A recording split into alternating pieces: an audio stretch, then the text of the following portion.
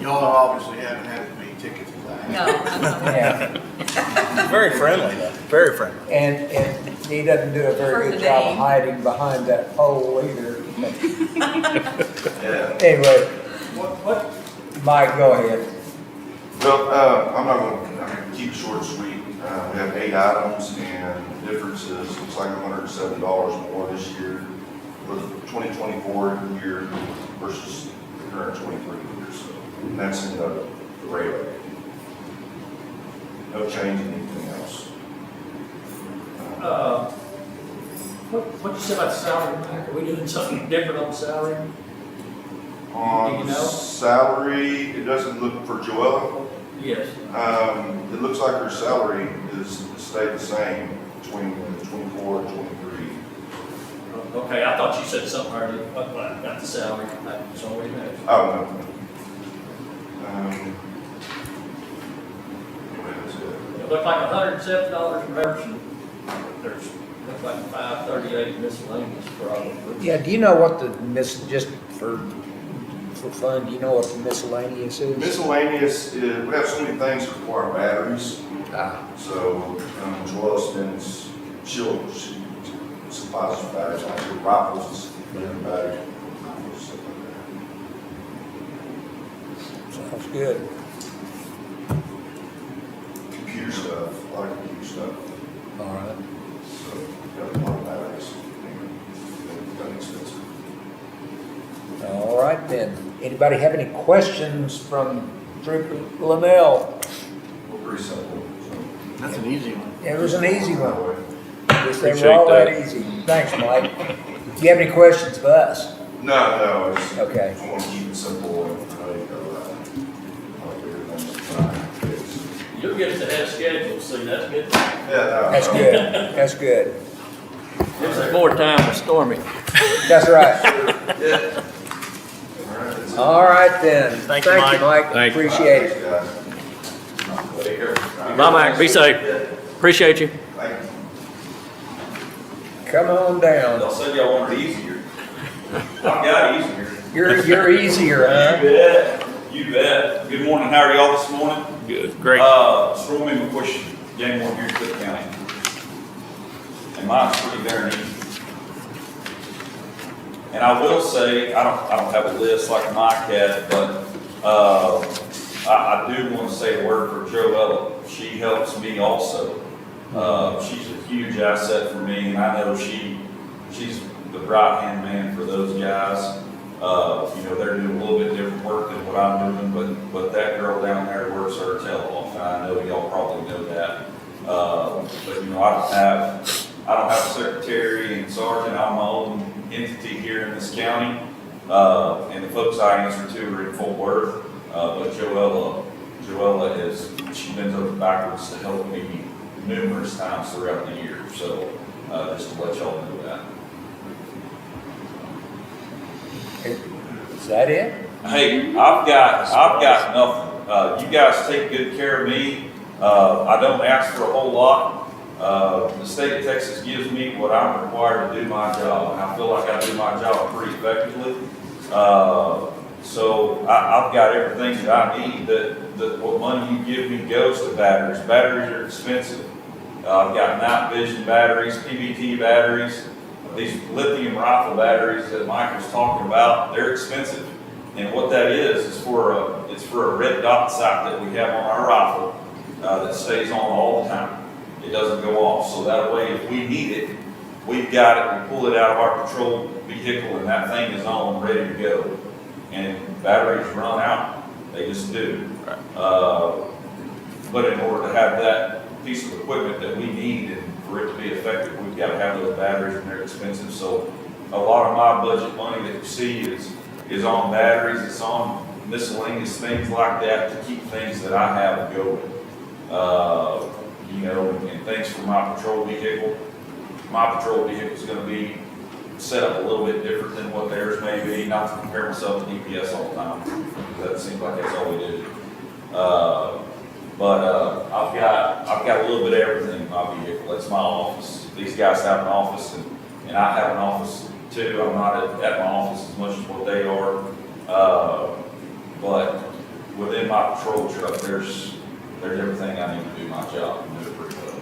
So, I don't ask for a whole lot, but what I do, it's used and effective.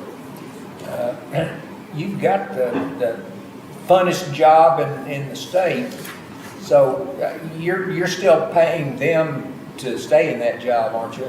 I need to be. Was 17 years old. If I can work another 10 or 12, I might go to paying them for working eventually. Yes. All right. So my job's pretty fun. They've been sending us to the border quite frequently. I've gone twice in the last. Matter of fact, when I saw you the other morning, Jason, that's where I was headed. I was headed to McAllen. So, I didn't know they were sending the word down there too. Yes, sir. I've Thank gone you. twice in the last month and a half, and these troopers, they're busting their tail when they're going to, and it's awful.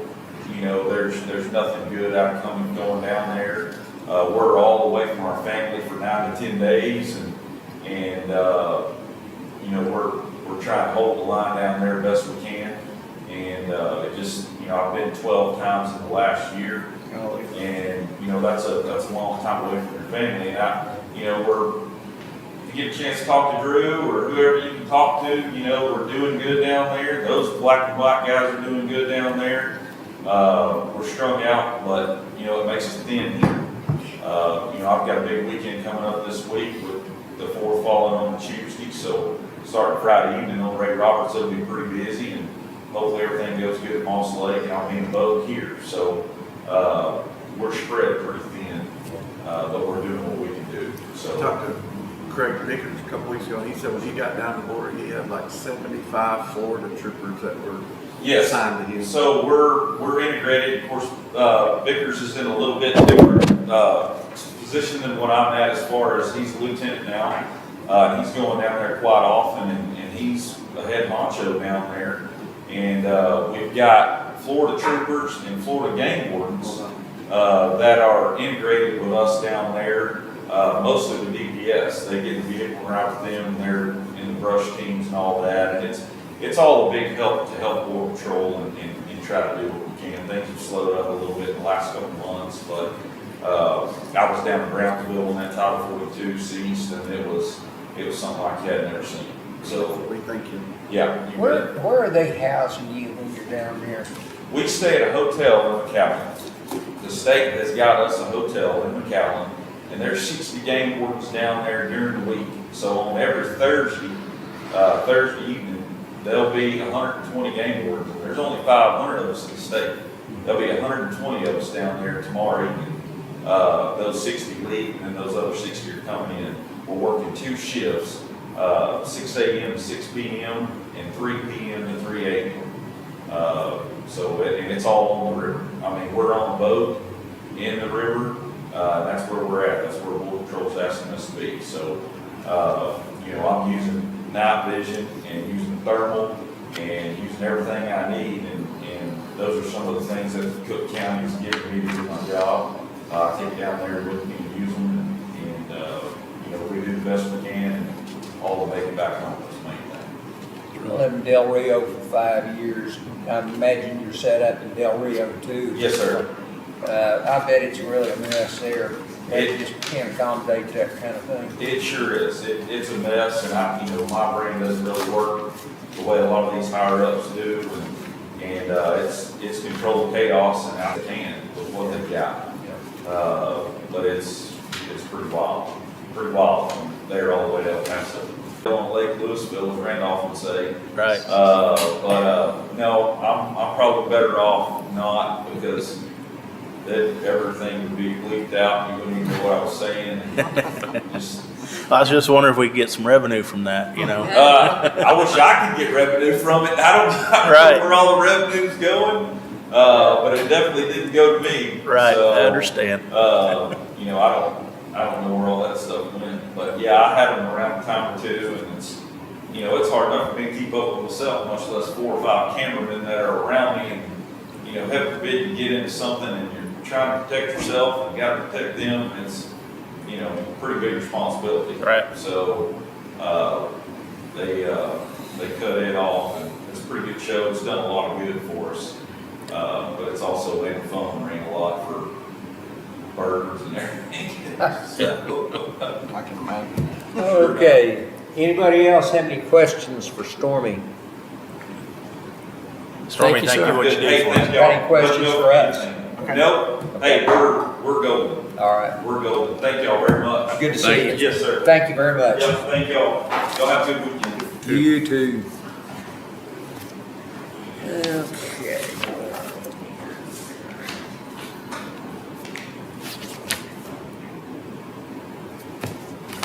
Okay, next we have,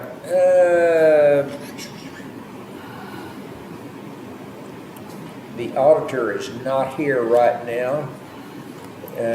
She will be here shortly, however, so we might as well go with the county judge then. We'll just kind of take me out of order here. And I believe I'll do it from right here if you don't have any objections. Mine's also pretty simple. About the only thing we're asking for is a pay raise for my new assistant right here. The actual pay level back in 2020 was $38,169.33, which is about where she is right now, $38,625. I would like to incrementally raise it up to where it is in the 23 budget, but I'll do that a little bit each year for a while. So what I'd like to do is raise her salary by $1,500.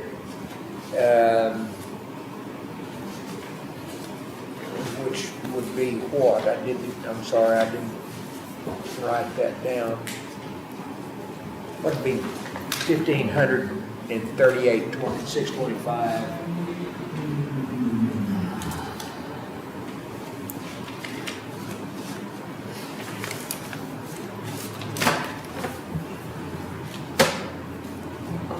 That's 40,125.25 is what that is. 40, 125.25 is what that is. 40, 125.25, okay.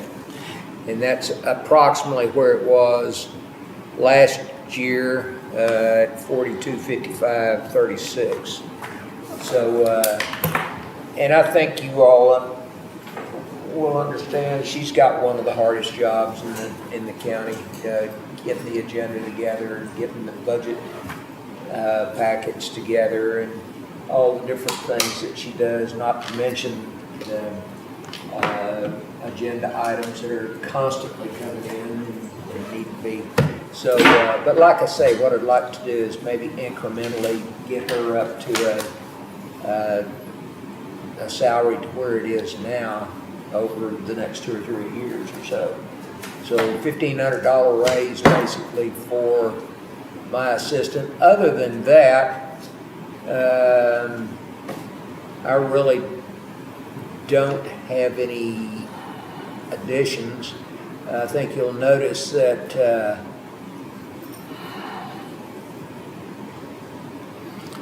health insurance is about half of what it was because I'm not on health insurance. Office supplies down to 300 from the 1,000 that were budgeted this year. Conference expense, I don't anticipate any conferences or anything like that, so therefore 1686 versus the 5,100 which was budgeted for this year. And with that, I'll entertain any questions that you might have. Judge, that 38,625, and maybe this is let me ask this to Sure. Elizabeth instead of you, because You bet.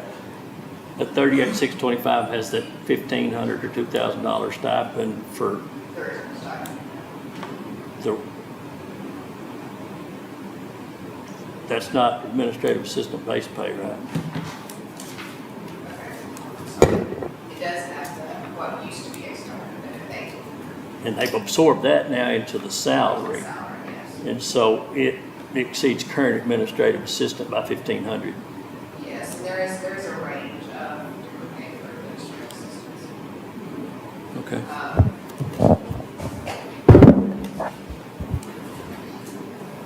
So the range is from the base of the 35,742, and the highest 47,759. 47, 759. yeah, and that's probably a discrepancy that slipped through the crack over years. Yeah, I think that comes from Somebody replacing maybe a jailer somebody. going into a administrative assistant type. Yeah. I don't really know the exact, Is that the sheriff's office? yeah. We've reduced some of those. We increased that, as I think everybody knows, whenever we added subdivisions and septics to it, is when we increased that. So an average of all of them would be like 40,247. Okay. All right. Okay. That gets, You have any other questions? no, sir. Any questions on this end down here? No. All right, with that, thank you, Judge, for your presentation, and now we'll go back to Ms. Auditor next.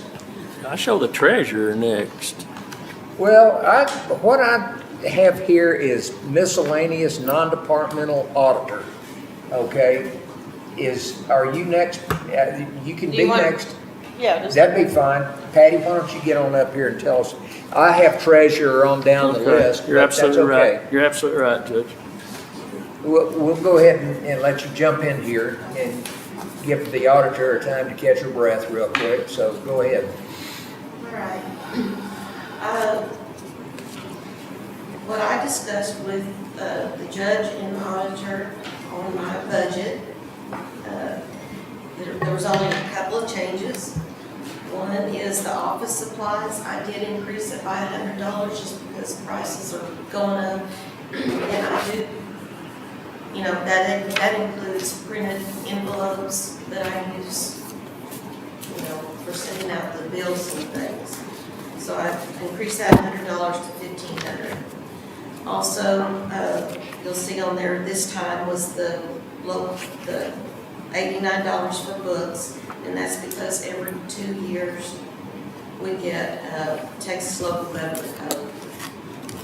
So those are the only two changes. Now, I do have something else to present.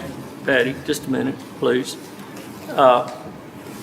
Line item 480. I show it going from 2750 to 504. Right. Let her tell you what she's gonna tell you. Okay. Every 4 years is when my bond is due. And so that amount was paid in #23 for me. But I dropped it down to 504 because I will pay for me until every 4 years. I'm sorry, I'm not doing very well. So Donna, her bond is $504, and that's why it's only $504 on here. So I don't have to pay it again, because I just paid it for me, the $27.50. So you'll see in 20 and 21, Yeah. 504 spent Okay. each year. Oh, and 22. So do you understand? I have to pay for Donna every year, $504. And yours is every 4 years Mine's when we every get 4 elected. years. Yeah, That's okay. why it's And hers is based on a percentage of total. receipts. So that's the reason it's so much higher than a commissioner's. Yes, okay. All right. Now, I do have one, are you finished? with Yeah, no, I any just had a question about that because it was such a huge change. I mean, Yeah. What, yeah, okay. Now, maybe not so. Now, I am planning on retiring 1 year from tomorrow, the 30th of June next year. That's my plan. I have a few health concerns, and I just think it's best. So, I have had Elizabeth this morning So first of all, that bond would go back up. That 480 will go back up because we will have to have somebody in that will be bonded to be a treasurer. So it will go back up to 2750. We possibly could get a small refund for hers. Yeah, because I think we do get refunds back. No, I mean, it's not.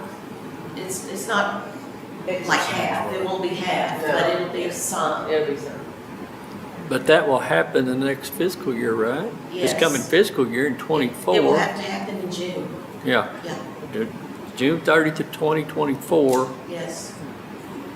Which then is we what have a this new budget is person. for. This budget gets us through next October, right? Starts in October. Starts in October through the following September. Right, so And they will be June will fall in that time period. Okay, but then she's gonna retire in June, we're gonna have to replace her. That person, are they not gonna need a $2,700? Yes, That's they what are, she's that's telling- what I'm that's saying. what she's saying. You will have to bring that. She's saying either you're gonna have to budget it now, or you're gonna have to budget it before next June 30. Yeah, so we gotta spend it, so it's gotta be budgeted, right? Yes, so the So why budget, reduce it, is what I'm asking. the budget, because I just made this decision. Okay, okay. Yeah, we paid $2,740.50 this year because she was reelected, sworn in, so she's got her 4-year bond. But if she does retire, then we'll have to pay that much, we'll have to pay, So we need to really, put it if in she's there. retiring in this 24 budget year, we're gonna need a bond for a treasurer that we appoint plus her employee bond, correct? yes. Yeah. So we need to add, we need to make that 30, It probably needs to be 32, $2,750 again.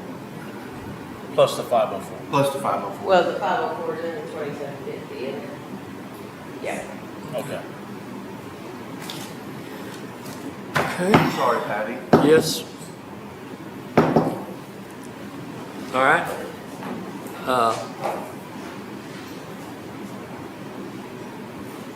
We done, Judge? Yes. Patty, are you done? You're not done, okay. I'm sorry. That's what I was asking. I mean, what do you? No, I understand. So I talked to. Shall I help you? Is that okay? Yeah, absolutely. So she's looking to add a full-time person for a month and a half before she retires to help train and get somebody in there. I don't know how this works on appointing somebody, if that's even possible or not.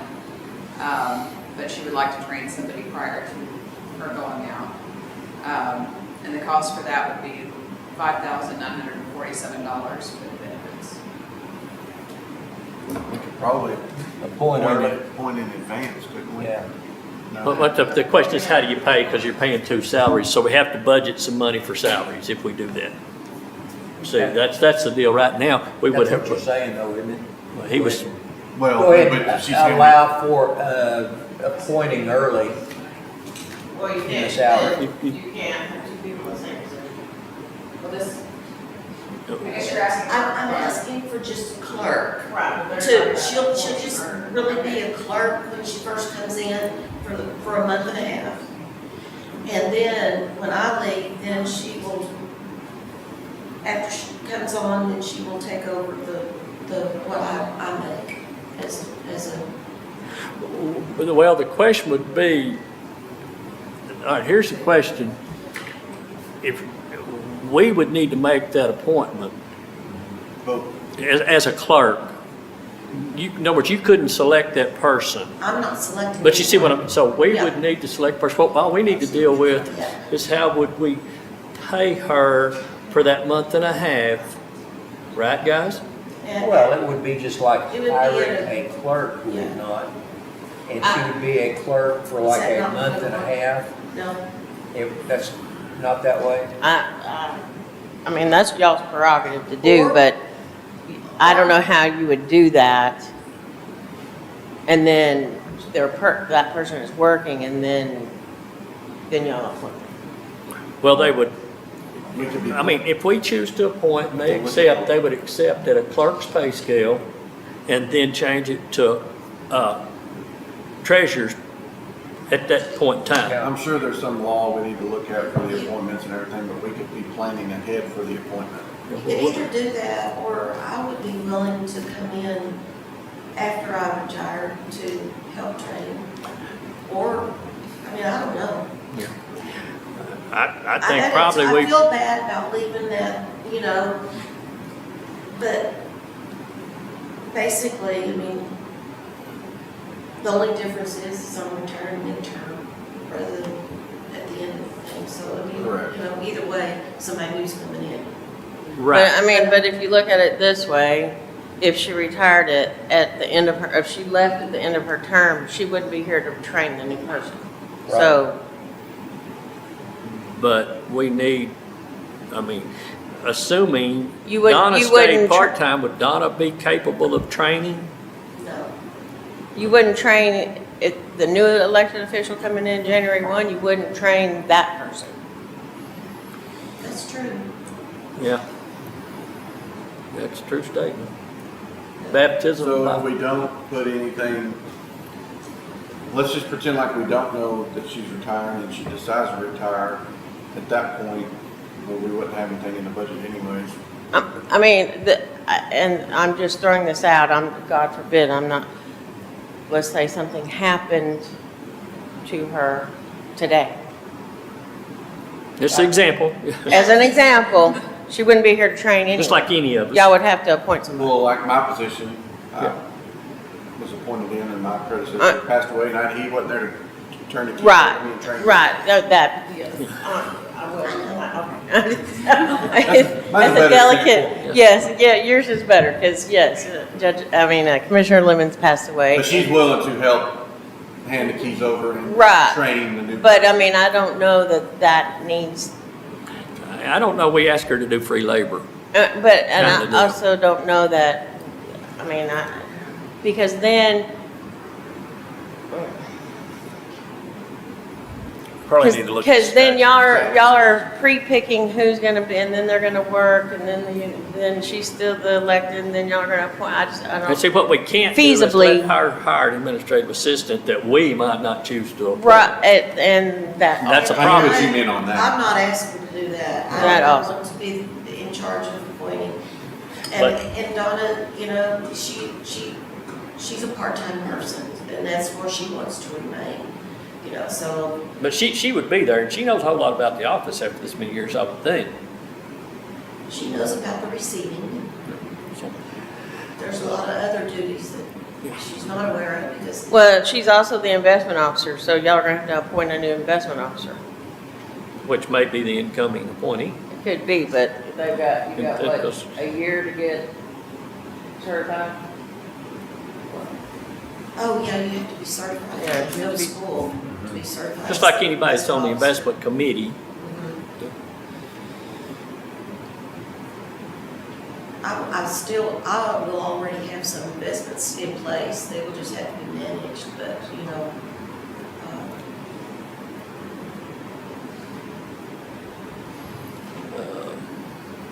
I just wanted to bring it to your attention ahead of time. I know I could have waited until June 1st, but I wanted you to be aware, and so however you need to prepare, you can do.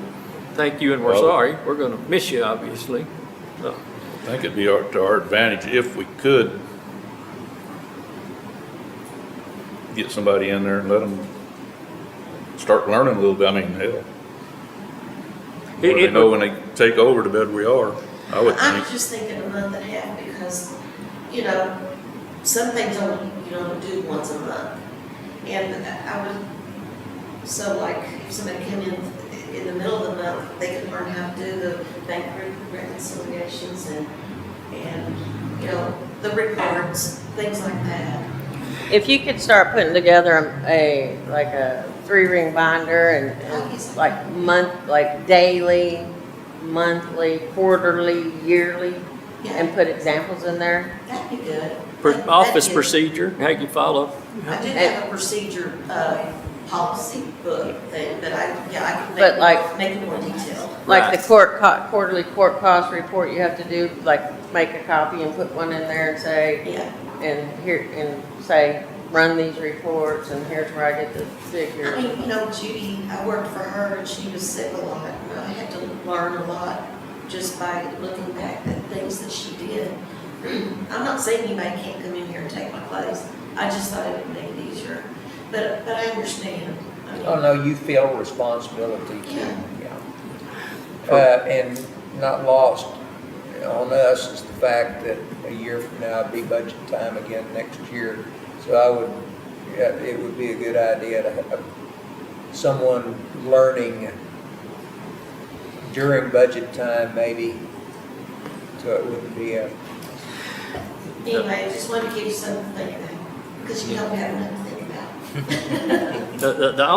The only issue if we wanted to appoint is whether or not the appointee would take admin pay for a month and a half before transitioning to elected official pay.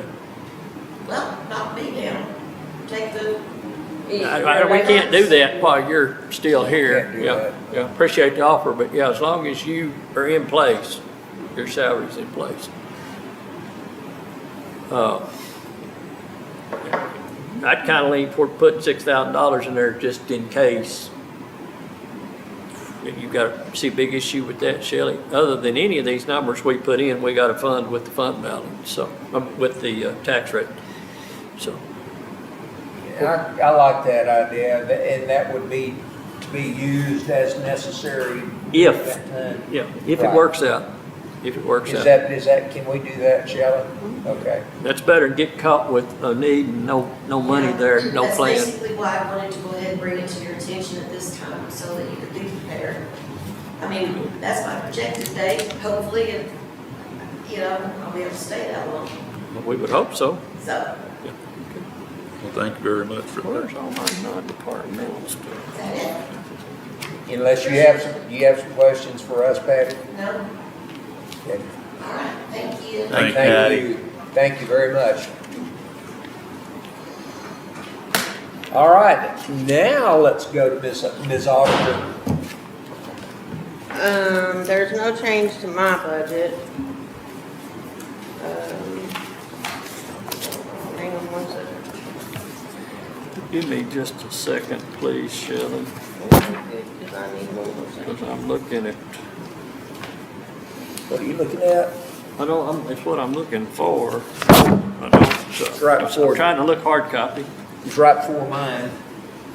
Just miscellaneous. Well, I heard. Most of it is under the 409 tab. Yeah. Is that miscellaneous non-departmental auditor? Yeah. See, am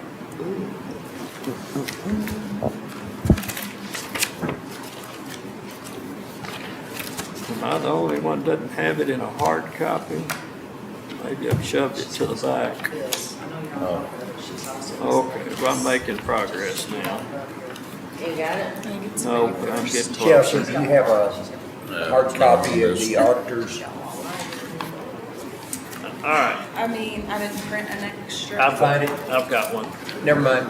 Got it. Good. I say I just printed yours. I just moved her to the bottom of the list. Uh-oh. Okay. I don't know what else you do. For non-departmental, I put in the 300,000 for retirement. I increased the unemployment insurance. We had a large payout in 2022, so, but I think our rate has dropped down to .0001 or something like that. For health insurance, at the time, I didn't know, which direction we were going with on, insurance. So, I need to add $54,494 in health insurance, and that's for the retirees that we pay. Is that in addition to that 72.5? That's 72.5 is this year's budget. Okay, and next year's is gonna decrease to 54? Yes. Okay. Workers' comp's the same. General liability, I increased by 5%. Same with public officials liability. Tax told me that all insurance is going up. And 5% is what you used. Yeah, property insurance has gone up 25% though. But that's in permanent improvement.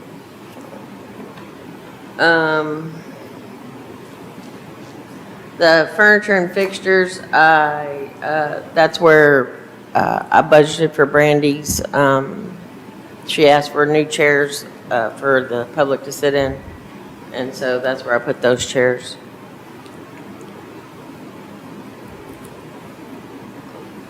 What line items you put in it, Joe?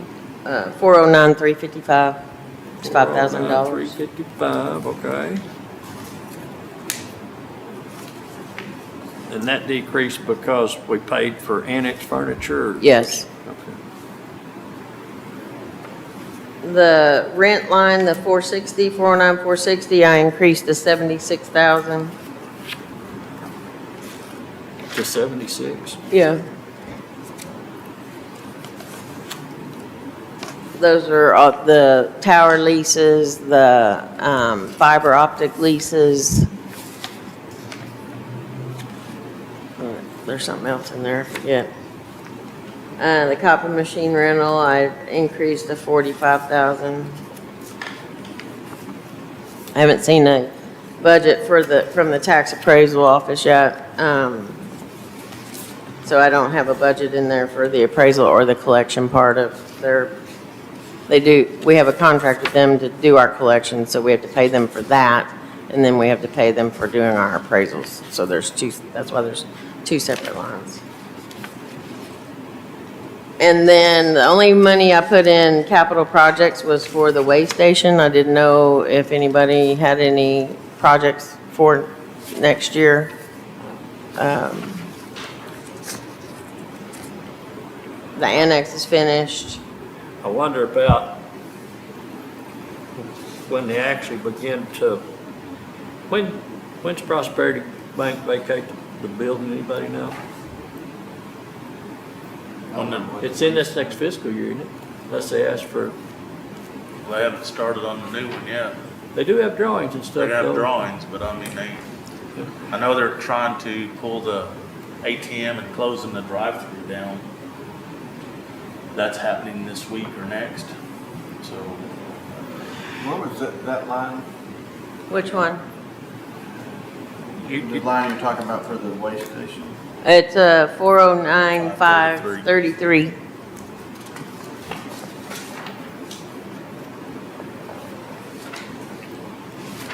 Oh, Oh, did you feel a pain? I went to the wrong second page.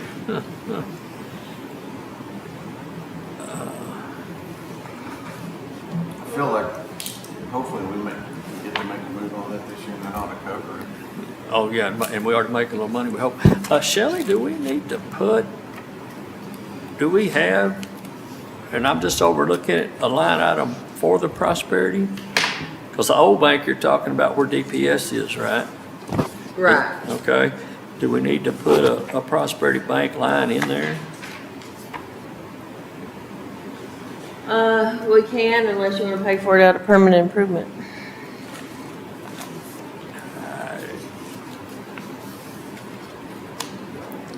And who knows if we will get to do anything, and I suspect we can begin to move without any real money when the second floor opens up. Shouldn't have to do a whole lot right there.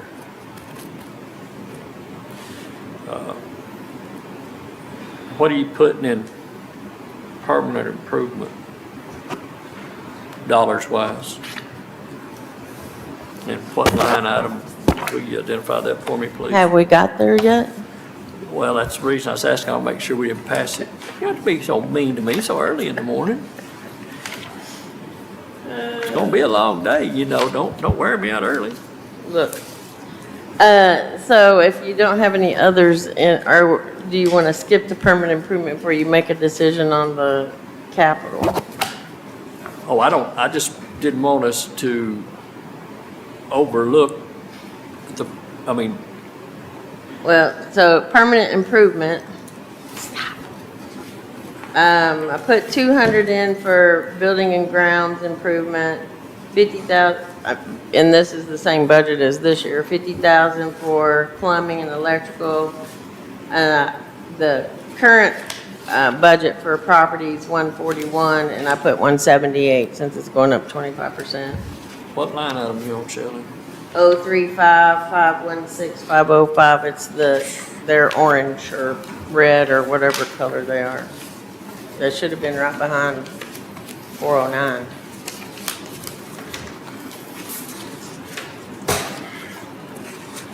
What about on radio communications? It looks like this. Till we find out what we're gonna do we need to put some money on that line item, even if it's one or the other? There's gonna be, if we go with the digital pagers, it's gonna be, say, That wouldn't go in this. they don't go into the capital outlay. This is for anything 5,000 or more. $5,000? This I'm is talking- all capital, I'm talking 200,000. but that's for individual radios. If you put up a tower and it costs 200,000, it would go in here. Okay. Radios would go in general fund. Okay. Let's see, I'm still not finding 309, but Prosperity Building is This one? showing under This one? 516. The bottom one is permanent improvement. That's FM lateral, okay, Evan laterals on top, okay. permanent improvements on the bottom. Okay, I'm with you. Now, what line item are you back on now? On air conditioners, 516, 506. I had 200,000, but with, the request from building maintenance, I bumped it to 228, 500. You know, we talked about air conditioners there yesterday and replacing 4 a year. Do we need to replace them before they go out? I mean, do we know 4 years is a life or is 20 years a life on some of them? I'd probably say 15, 10 or 15. Instead of every 4 years. Well, he's not replacing the same one every 4 years. He's replacing He's replacing. I know. 4 and then 4. And then 4, but what if the 4 that he's replacing this time are not 4 years old or 5 years old? The jail itself was built in '05, so the whole facility's 13 years old, or whatever the number is, 18 years old. I don't want to speak for him, but I don't think he's replacing ones that are only 4 years old. Y'all see my scenario? I see what you're saying. I mean, He was saying, as they've aged, he started replacing a few of them each year. And then eventually that Problem process won't ones. start until they age again. but it's reducing a huge expense at one time, but it was built in '05, '06, so in 2025 be 20 years old. So, but we've been replacing air conditioners some for the last 2 or 3 years. At the jail? Yeah, but you also understand that's a 24-hour run facility with the air down. You know, it's not like your house where you bump it up when you're not there and you bump it back down, you know. If y'all are good with the logic I am, I'm just saying, I wouldn't go replace my air conditioner. Well, but, and also I don't, on commercial, I mean, it's kind Commercials. of like computers. Yeah. We're doing the same thing. We're not necessarily letting them get to end of life. We're replacing them. asking for a work order report. See how much time he's spending on air conditioners. I think he's I see what you're saying, replacing but them as they age. Yeah, and when they become the problem. Problem child. Yeah. But that's not necessarily what I'm hearing. We're gonna replace 4 air conditioners on the jail every year. Well, I think what he did say is that the ones that are the problems of the 4 that he's gonna replace are the ones that are the worst, or that they're working or putting maintenance in, like a vehicle. And I don't disagree with that at all if that's what we're doing. But I'm good, guys. Y'all like it, I like it. I see what you're saying. They're just- Yeah, I mean, I don't think he's just going in and saying, well, this year it's 4, and then Right. these 4, and then we're gonna move to the next one. Well, That's it's kinda, I took alright. it as, like you said, when they start giving us problems, we got the money sitting there to to do for, but not necessarily that we're gonna actually do them if they're not giving us a problem. These are, and from what I understand, these are the smaller units. We've already replaced the two gigantic units, the Ion, and that's above my pay grade, because I don't know what the difference is. It would be all We right. already replaced the two gigantic Ion air conditioners at the jail. Those have already, Been replaced, yeah. well, they've already It end of life, I guess, or whatever that they cost. So now these are all the little smaller units that run, I guess, different zones and whatever. so they may or may not be working as hard. It's just ironic that 4 would go out every year. So, anyway, y'all like it, I like it. So, changing that amount on the air conditioner line changed the contingency line just to $2,093,100. And I budget all the money that we have for that fund every year, just in case, like you want to purchase a building or something. Back to, well, so did you want to add any projects to general fund capital, or I didn't know what to put in there. I don't know what the plans are. We can revisit it. We need to, before we decide what we need to budget for the prosperity building, we need to see when their vacation date, and the vacating date and all that is out there. I don't think it'll be next year. I don't think it'll be the next budget. I don't think it will be. Well, I just don't see that happening. We looked at What's your it. thinking on that, Jason? When they vacate, I mean, it's our responsibility regardless of whether they're Well, there or she's not, talking right? about permanent. Well, but, I mean, back in non-departmental or in permanent improvement. So whatever this prosperity bank line is in permanent improvement, I'll add it to general fund. So, we can talk about this line before I ask another question about a different line. It's a- Well, so in years past, some of the budgeting was done just a little bit different, which I like the way we're doing it, but Brinkley would, some of these departmentals that didn't need any decision from us, they were just kind of standard procedure. We didn't see them, they were just part of the overall budget. But on the FM and lateral, like it says gravel and road material. What, I don't even know what those mean. I know that the FM and lateral means if we need to purchase right away and stuff, but I don't understand what it means for gravel and road material on that line. Can you just educate me? You and I can't spend it. Well, I for the know, most but part. I'm just curious what it means. She's budgeted the FM lateral in case there's a need for, if we get a request from TxDOT to improve a road that joins a state Is that what highway, it means? Okay. then I we, figured, I just wanted to understand. Like, you see what I'm saying, in the last few years, those budget, we didn't see that in our meetings. We were Yeah, worried about if- big decisions. It was not a standard procedure. You've always seen these, because these are under me. So when I do Okay. mine, I guess I just never thought to ask that question.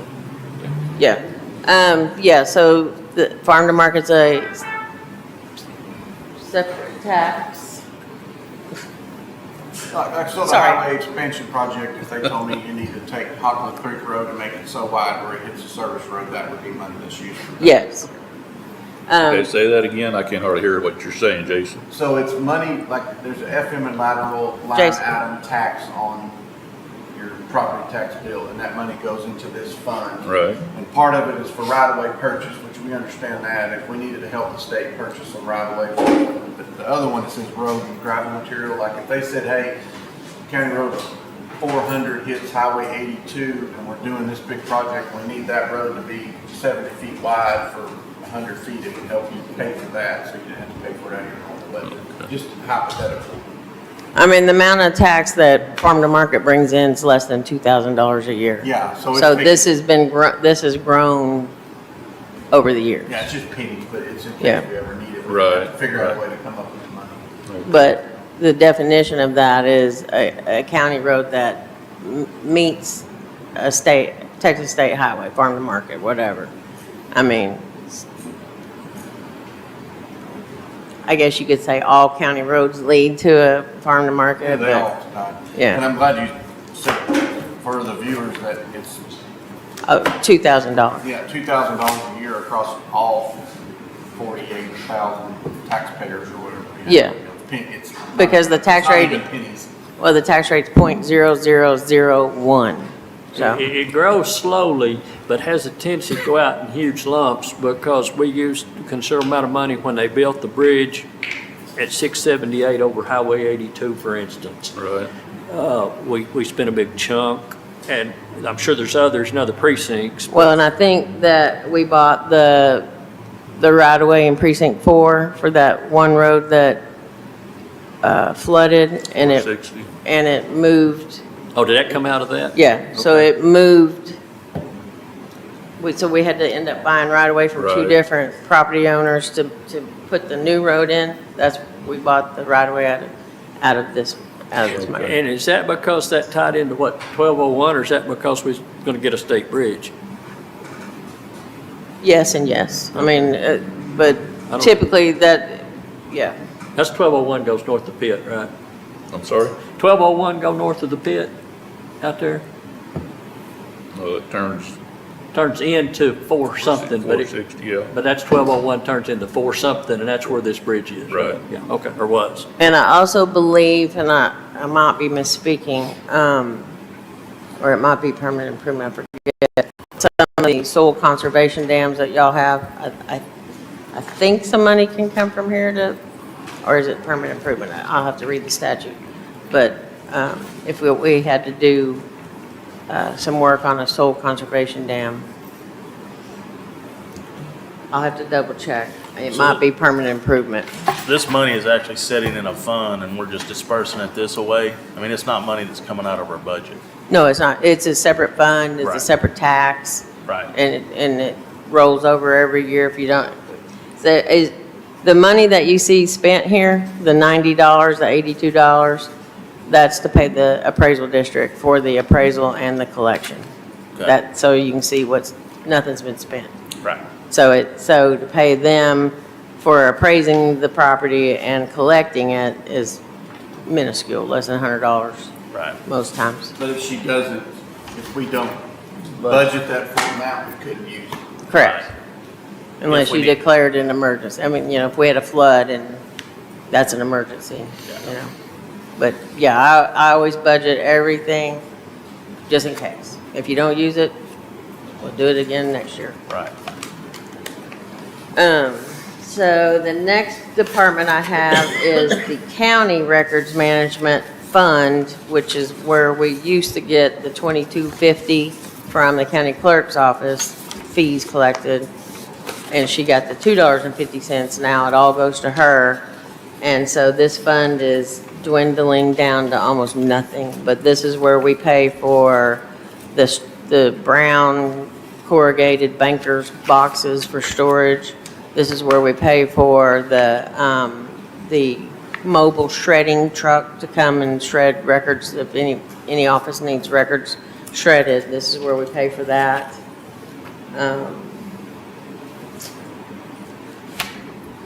And not much more. So I've got it slated to delete all the line items that haven't been used or aren't being used.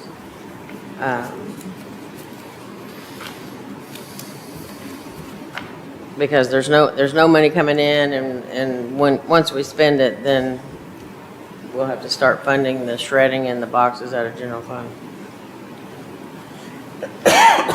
And I will tell you that the bond to build the jail and the EMS stations will be paid off next February.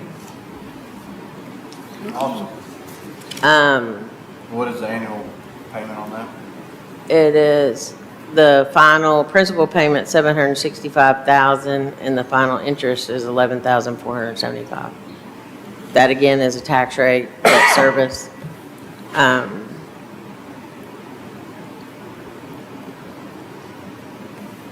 February next year. Yeah. And you're fixing to add those two numbers total our final payment. If you total that, those two numbers, what'd you?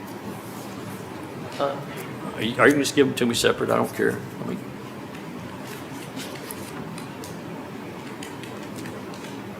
You should have a sheet. okay, Budgeted $777,475. okay. We will have to pay fiscal fees. The bank that holds the note will have to pay them. Usually it's gone up from $350 to $500, but I put $1,000 in just to be safe.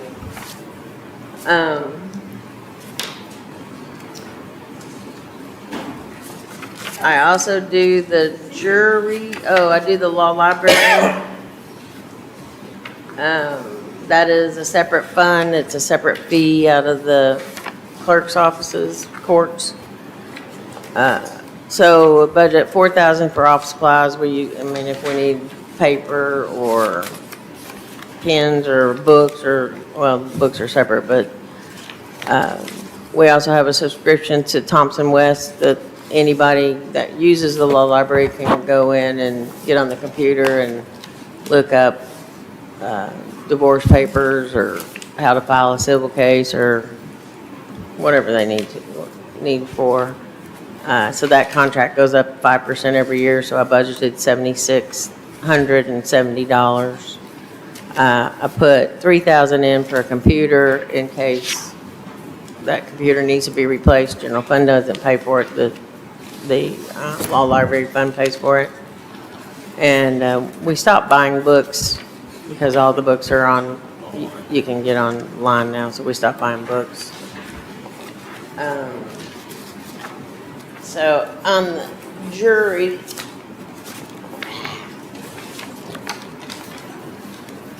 my book is falling apart. I just wanted to let the court know that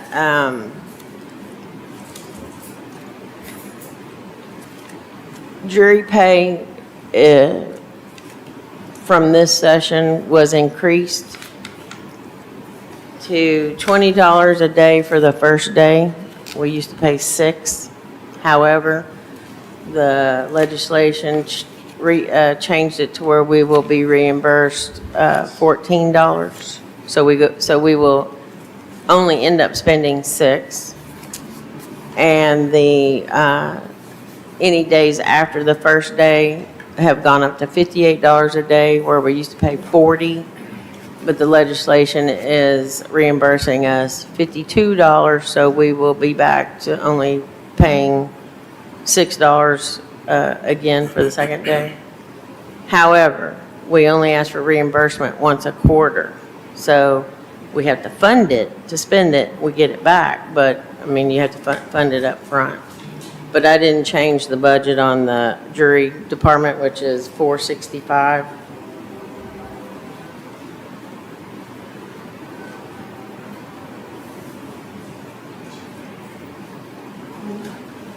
Each day it costs us $6 for the first day. And it has been the same way now, but I just wanted y'all to be aware that the payments are going up, but the reimbursements are going up also. But we still have to fund it up front before we get reimbursed.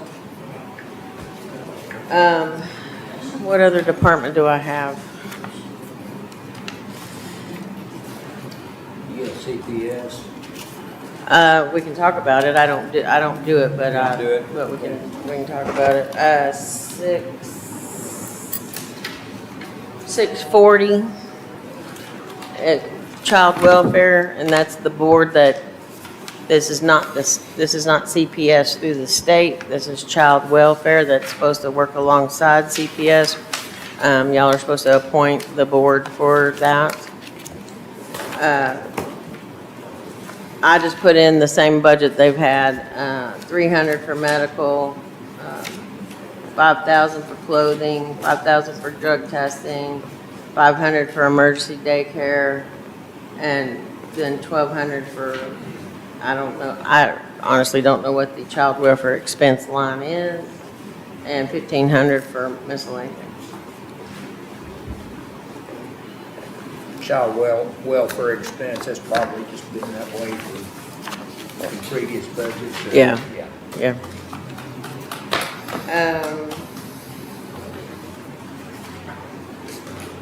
I think that's all my budgets. Do you do adult probation? No. There really is no budget for adult probation other than the utilities. And it's just pass through money, anything? And I do that, all the utilities are posted to building maintenance for the year just to make it easier to pay, except for the precincts, y'all pay for your own. And at the end of the year, I do a spreadsheet and move out juvenile, library, adult probation, juvenile probation, I already said that, EMS. That way, you know how much it costs to run that department or that activity. Who's talking to Lake Ray Roberts?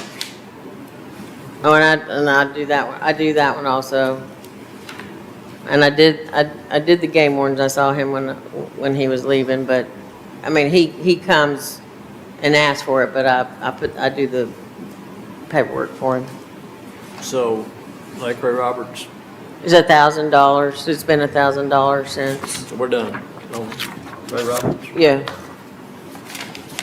And I just put that in supplies and miscellaneous and Did you want to put well, some training in postage. there? Huh? Did you want to put that training in there? Yeah, I was, They hadn't been using $1,000, right? No, we hadn't used it. And normally, like when you have to mail out a certified letter to the, however wide that is, the postage should be going through that department. okay. But they got to tell us when they come over, bring the mail, because we have a code. Okay. And I'll make then- sure that she does that from now on. Yeah, because we have a code, and then, like, at the end of the year with postage, I put out, I move to adult probation, juvenile probation, the jail for all of the letters that the inmates will mail out. They give them a plain white envelope with pre-stamped. So I move the jail, put the jail pays for their postage. But we have to know ahead of time to put the code in. If not, we just run it through regular and the county pays for it. The last few times it's been like 5 letters or whatever each time, so. pretty good. And especially if they're certified, because then that cost is much more than just a regular stamp, so. But you want to add a training line to, What I was thinking, and I don't know what that amount would be, but it'd be pretty, I mean, I was thinking $500 would probably get it done for, Maybe it was an online type deal they could watch. thinking about doing like a workshop. do you want it under training or you want it under contract services if you're having to hire somebody? Contract services. I talked about yesterday, having, like Brinkley or somebody who's good with zoning and statutes and stuff to go down there and just talk to them about some of the processes and train their brain to think about it on the state law, not on their wants and wishes.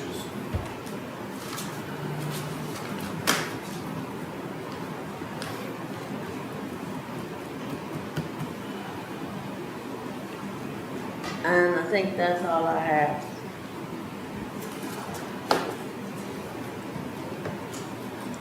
What did we forget to ask you about on all the capital stuff and insurance stuff? and-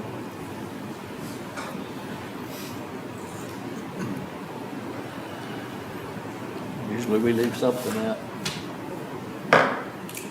Think of anything right offhand. Shelley, do you think of anything that else that needs to be thrown out there? It'll come to us before final budget. We'll have to think about our insurance options. Well, that's for sure. Yeah, we done that yesterday. Make a final decision. When is where is our break today in the schedule? Wouldn't that? I 11:15. thought I kept saying we're gonna push it. 11:15, if we get done by then. I mean, it's whenever, between 11:15 and 1:30. Okay. You need to add a break, but you can break any time. Oh, okay, so it, Yeah, you're We don't even have to say it, we can just. it's not in between two presenters, it's at a time. Yeah. Okay. You're running the show. I remember talking about all Oh, yeah? I mean, we You know, Leon, he used to go, it's right. that. Okay, that's, just can't vote on anything. Okay, let's see, who is next? And County attorney, county attorney but and, beautification is here. if we want to- yeah, why don't we do that? I'm Are sorry, you, the ag extension is here. also. Phyllis, are you ready to present too? I guess I could, yeah. Well, I'm here. Flower man's here too. whichever one of you wants to go next, go for it. It is pretty quick. His is hot tub stuff, isn't it? Thank you, Johnny, appreciate it. She was kind enough, she's, you know, ladies and gentlemen, there's something about her respective age, and I think she probably, I pulled my rank on it for his age, and Phyllis is very kind and gracious, I appreciate that. Thank you, Court, very much for letting me, make my comments. I think probably you have, the request before you, it's the same request as in the last, I believe, 2 years, the $5,600, and, I think you can see it, and see where it goes. We've He had did a not little bit identify of himself. difficulty this year with our, He did not identify himself. shall we say, planting of flowers. We tried to get all this done as much as we could in April because of the Medal of Honor parade. A lot of people in town wanted to look as good. I guess an honest mistake is good, but anyway, we made a little mistake, caused little problems, had to go back and redo. That's okay, we've done that, it looks like we're on the right track now. Of course, the heat, we've got some plants that will survive the heat a little better now. Hopefully, we should be good now for us planting, which anyway, until the fall or maybe the first of the fall freeze. But anyway, things are looking pretty good. Issues with planting some stuff almost as we speak. But anyway, that's my case, you know, the $5,600. And some of you may or may not know, that goes directly to the chamber and the DDA, which is the Water Association. And that's where the funds come from. Where the funds are paid out, but that way, if you ever want to see that, of course, they have to consult with our committee on our receipts and what have you. One other thing, because some of you are relatively new, the young man that does the work on the streets and the planning and that kind of thing, wondering, he's my employee, so he is covered under my insurance. I know that's pretty important to get it to government entities, whatever, if he falls off the curb, I mean, he's still our responsibility, so that's something we'll have to work out. If there's any questions, I'll be happy to answer them. Johnny, we all know you, but will you identify yourself for the camera? I'm sorry. My name is John Lefkovich, I'm sorry. Local resident, live right downtown here. Been around for a few years. And Matt, Your organization is, that you're representing today. It's the DDA, Downtown Development Association, yes, I'm sorry. Thank you. Out of the hot fund. Out of the hot fund. Right. this $5,700, talking about they plant the flowers and they water them every day. I don't know if you've seen that, like they do. It's Very Every single day produces, I've seen them get watered. Well, yeah, he's out there today, I was out, but anyway, because he's young, but anyway, very little, occasion will have a little bit of vandalism, but not very much. We got out real good this year. Last year, some youngsters got carried away and put some, but anyway, when you're in a public place and see that, you have things that happen in mind. We've had very little this year, which is good, very good. I really thank you for this program, or whatever you want to call it. I think it's been really good. Well, thank you. We tried down through the years, but we just had to get hold of it a little better. You know, some people want to feel like it, but, you know, go see it and get some stuff. Do you have any questions for us? No, the only other thing I'd like to comment and thank somebody that removed those 2 trees over there on that bank property. That was a natural expense on that sidewalk for the last 25 years. And I'm so thankful about anybody from over there. That's great. Whoever jurisdiction that comes under. But thank you so much. It's that's all you need from me. Thank you, Mr. Leftwich. Thank you. Appreciate it. Thank you. All right, next on our schedule, believe it or not, see Phyllis, you lost out here, is County Attorney.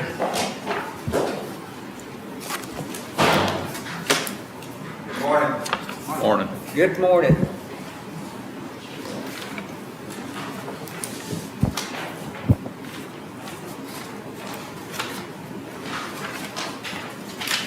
I think the only thing that may be questioned there is our conference and subscription lines. The organization that we go through, the TDCAA, has raised their prices. Those haven't been done in 20 years, so I guess it's about time for them to do that. And LexisNexis has a price increase coming up as well. So that's under, I think, subscription. Yes. And then the conference expenses at 8%. And then everything else we did based on 3%. I'm basing that on what I estimate for those increases are going to be. Look at where inflation is and looking how prices are rising. There were two things that are not in my budget that I wanted to express about. The first is Daryl is wanting to put in a different phone system, and I think that would be a great asset if we could have that, particularly the functions that he says that we have. And the second thing I was wondering about, at one time it was addressed whether or not my investigator would be getting radio that could communicate with other law enforcement. And I don't know where that is in the process, but I don't have a budget line for that equipment. So that's all I've got. Ed, you, I'm sorry.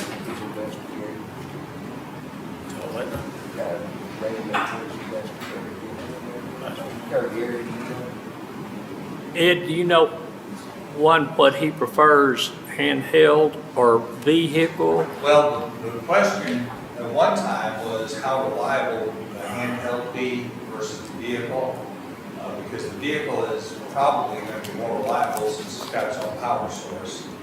But ideally, he need, I'm thinking about it from the standpoint of courthouse security as well. Everybody can communicate here. Oftentimes, he'll have to go out and talk to people and whatnot. It'd probably be a good idea if he had that. I don't know what the range on those handhelds are. Well, I think what some of the logic was is,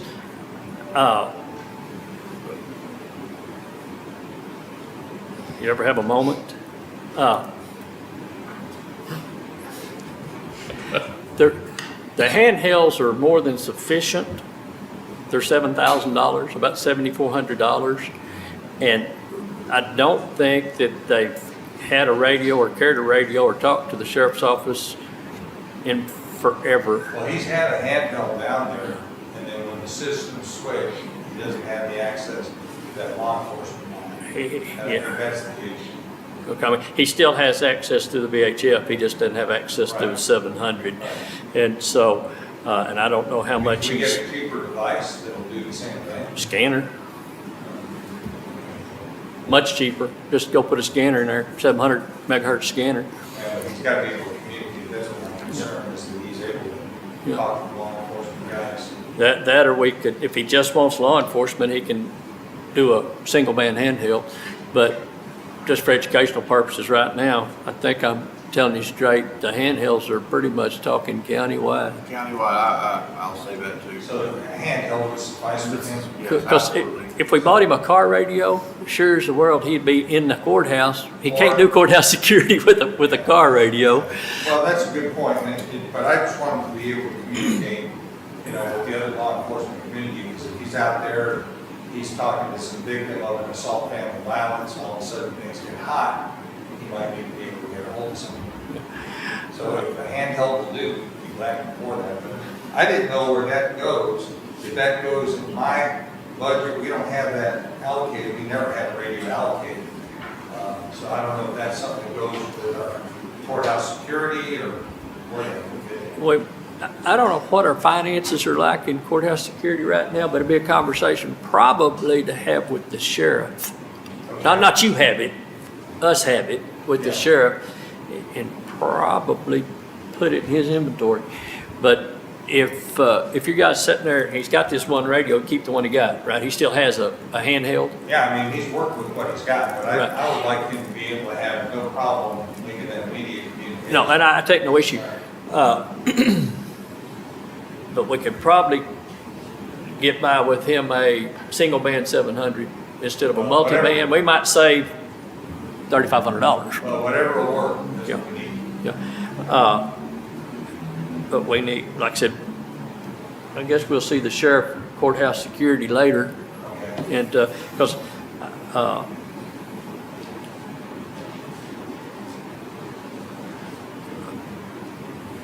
somebody remind me, because,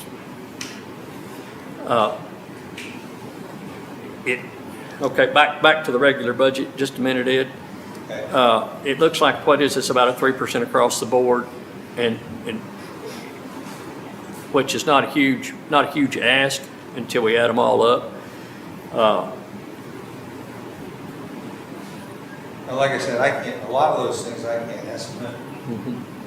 But I know that our costs have risen. And I know that recently, just talking, for example, in trial expense, when you have to bring somebody in as an expert witness, you're dealing with the transportation, that sort of thing. And I'm thinking that if we're looking at the core inflation right now, it's about 3.1%. And then if you add up all the inflation figures, it's like 5, so I thought I'd run it with 3. And my concern, if we'd done that across the board for the county, Yeah. we'd have a 3% increase across the county, and the legislator says we can't have it 3.5.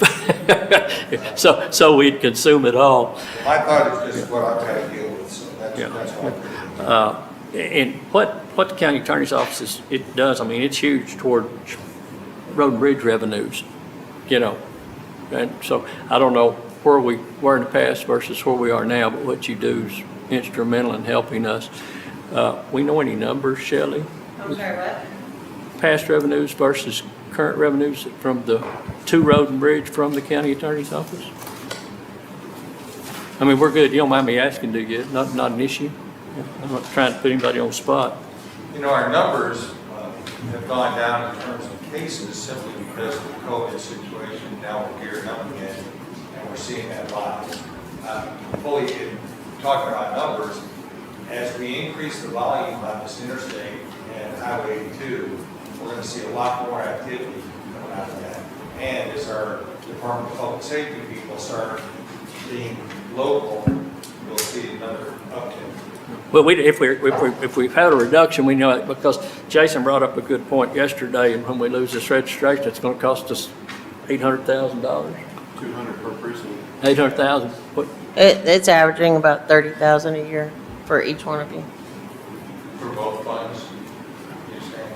For the fines go to their, Right. Yeah. I'm saying it's 30,000 per. all four of So them. he's each. generating right now 120. Historically, has that been pretty consistent for planning purposes? From what I have in front of me, I can't speak. Okay, but that gives us some idea. Yeah. Okay. But, okay, so on the handheld, you absolutely think it warrants the expense? You're good with that? Yeah, I think as long as my big concern is that he can immediately reach out onto that law enforcement network. So if that'll do it, that'll be fine with me. Yeah. Okay.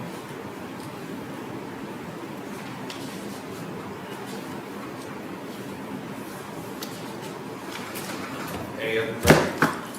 Any other questions for county attorney? And once Any again, questions? I think Daryl's idea about getting rid of phones is good. What we need. Well, I do have a question about that. Does that come out of No, your county attorney budget or is No. that? Isn't it? Joe? But general IT. fund is bottom That line. comes out of IT? Yeah. yeah. But he asked me what my thoughts were about that, and I told him I'd express it to you guys. Okay.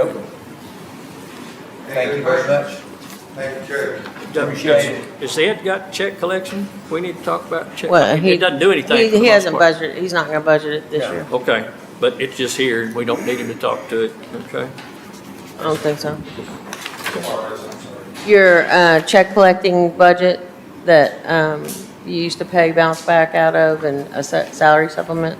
Yeah, we don't do that anymore, Yeah. we're just kind of, a lot of us are there. Yeah, because, I mean, Most people are licensed, not to be taking checks on their clients. Do we need to eliminate this out of the budget so we don't have a page, or we no, can't? because you also got his Leosi, What we've done with that is we've used that for training until that's completed. yeah. Right. Oh, and it also has your Leosi budget on there too. Yeah, yeah, and that's also training. That's for the investigator. If we wasn't here, I was just trying to eliminate page. Don't be eliminating pages. Okay, anything else? Good, thank you very much. Thank you. Thank you. Thank you, Ed. Next, we have Veteran Services. Morning, gentlemen, Judge Ron, Commissioners. For the record, my name is Tim Cortez. I'm the Cooke County, Texas Veteran Services Officer. Additionally, for the record, I want to annotate before we start that Veteran Services of Cooke County has brought in $25,088,000 fiscal year 2023 in direct and indirect compensation to the veterans of the county. Wow. So Just this 1 year? that's just 1 year. Wow. So we've gone up about $2.5 million from last year. And the increase is annual. I've asked for nothing additional to or made any changes to my budget. Pending, I have, naturally, the state of Texas waits until the end of the year to do their fiscal year annual required training, which is upcoming, so you'll see that still holding in the budget. Along with mileage, which we never really know when we're going to be using. There are veterans that are of age that don't get necessarily, they can't drive, so we tend to drive them down to their appointments and or mandatory required VA compensation and pension examinations. Other than that, my budget does remain the same. That's an easy one, Jim. That's an easy one for us, Tim.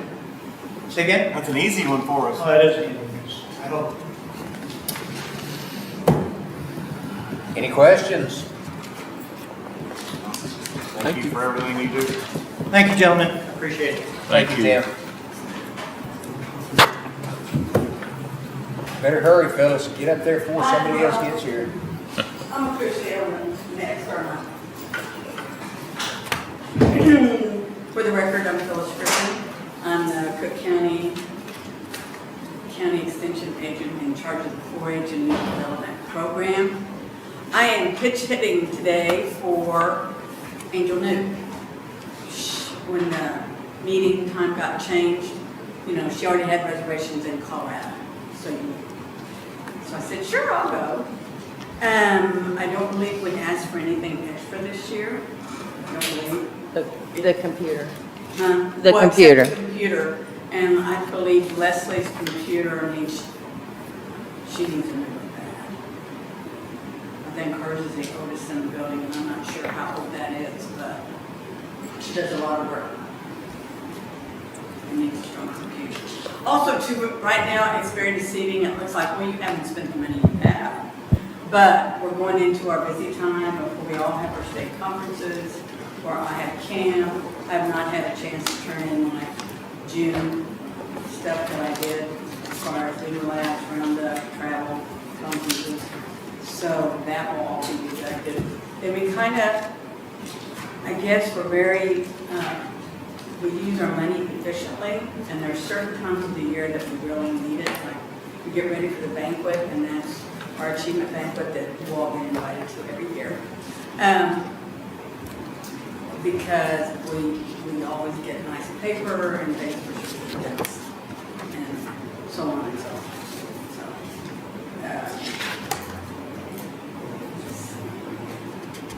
Are there any questions? The computer is budgeted in their department because they do a cost sharing with Texas A&M. They supply the computer, we pay a portion of it, so that's why it's not in Daryl's budget. Okay, thank you. Yes, and it comes loaded with what we need in our office. Because their email address is through Texas A&M, and all the work they do is considered Texas A&M Right. work. And our health insurance is through Texas A&M. Yeah. So, So they, A&M loads the programs on there that they can use and, Have a retirement coming up over there. Who is, no, Tana's leaving yeah, tomorrow. Her last day's tomorrow. is there gonna be a replacement or? I don't know, they haven't even posted it yet. but it's- Okay. A&M, would be the, A&M okay, does it, yeah. okay, so I guess if they have any recommendations, they can, Yeah, well, they'll open it internally first to see if there's any other extension agent in the state that wants to move to Cooke County. and there's no budgetary, we don't pay, no. okay, We give them a supplement, but A&M pays their salary too. okay. And you do our conference and our mileage, which we're very, And the admin. and our admin, which bless you. So. Okay. Does anybody have any questions for Phyllis? So you said Yeah, no, and everybody- no health insurance, but it's showing health insurance on here. They have an admin, Okay, a county Yes. secretary. okay. So. Cool. Yeah. Anybody else? Yeah, Wasn't that easy? it was. Yeah, how long Nice you had to meeting. wait for that? Well, I was taking care of, let's see, we had heifer steer validation yesterday. Yeah. You know, I'm county chair, and our numbers are up, so just want you to know that the steer show will be bigger this year. I don't know if any of you went to the Cooke County Junior Livestock Show. I know this is off topic, but it's what we do. One thing I do. I think we did like 28 head, and we're supposed to do like 8 or 9 more Thursday night. But it doubled, tripled the number of kids, which I think is more important. There's more kids at the high school and in 4-H that are doing steers again. Thank you. Thank you. Let's see. All right. We should be getting close to a break, I would think. You think? What do we got after compliance? Let little Shannon go, cause Yeah. Yeah, Then we're done. little Shannon's easy. yeah. We better let Shannon go. She's here. I don't have any changes this year. Need to No introduce changes. yourself and who you are. I'm sorry. Introduce yourself and who you are. Oh, I'm Shannon, the court compliance officer. There you go. How'd you do on numbers? You see a pretty good increase in revenues? Well, not revenue, well, Right, yes. Increase in numbers, yes. With compliance. Yes, with compliance, thank you. There you go. Do you have any questions of us? Not, Okay. Well, I don't have anything. How is it, now that you have another full-time employee, how is that helping, or how's it going, or? it's going great. that's kind of what's asking percentage-wise. Do you have any idea how much increase you had with your additional half person? I don't have any numbers, but we are currently up to date on, once they are transferred to TDC, we are current with the orders to withdraw their funds, which in the past we haven't been able to stay up to date, but we are now. And we've even went back and done a lot of collections for the older cases that haven't been collected as to this date for the district court. Through TDC, or, No, oh, just going collect? through the old cases. Oh, okay. Yeah, when I look at the restitution report every month, I go down there and look to see what's the oldest one that's been collected, or even the collection report, to see what's the oldest one that's collected. Is this part of something else? I guess it's part of this. We throw that away when we get done. Good. Shannon, thank you. Thank you. Thank you. Thank you. All right.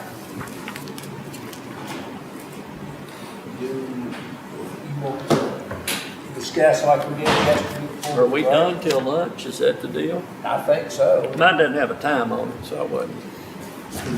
Well, I'll print you all one of 11:15 these so is y'all our have break notes. time, so that gives us We sent this to y'all. What, oh, the We time. sent this to y'all, just to show y'all, I know y'all not sure about times, but I'll print, Buried in an email somebody. yeah, I'll print one out, because it does kind of help where we are, making sure everybody's here. I printed it yesterday. I don't know what I did with it.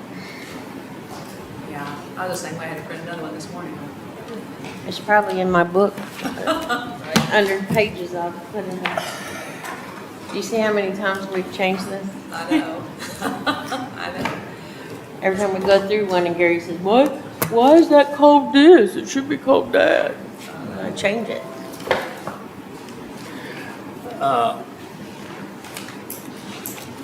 If somebody wants to walk through that, I kind of led the pack yesterday.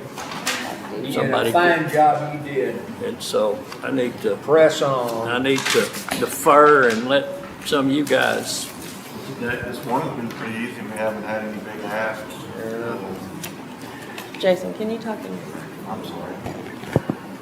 Because I can't hear you. This morning's been easy. We haven't had any big asks, so, other than your assistant pay. Well, in your county attorney's 3% across the board, that's the reason I was asking. And there's some recommendations there after the judge's meeting with them. So there's been some reductions in request there. And I would hope maybe the sheriff's office has some courthouse security money as far as that radio. But I mean. Well, the DA is going to ask for one also. Finally, I get it, I understand. A radio. I was naive enough to not think they'd had any communications with law enforcement via radio in some period of time. So that was on me, I guess. I don't,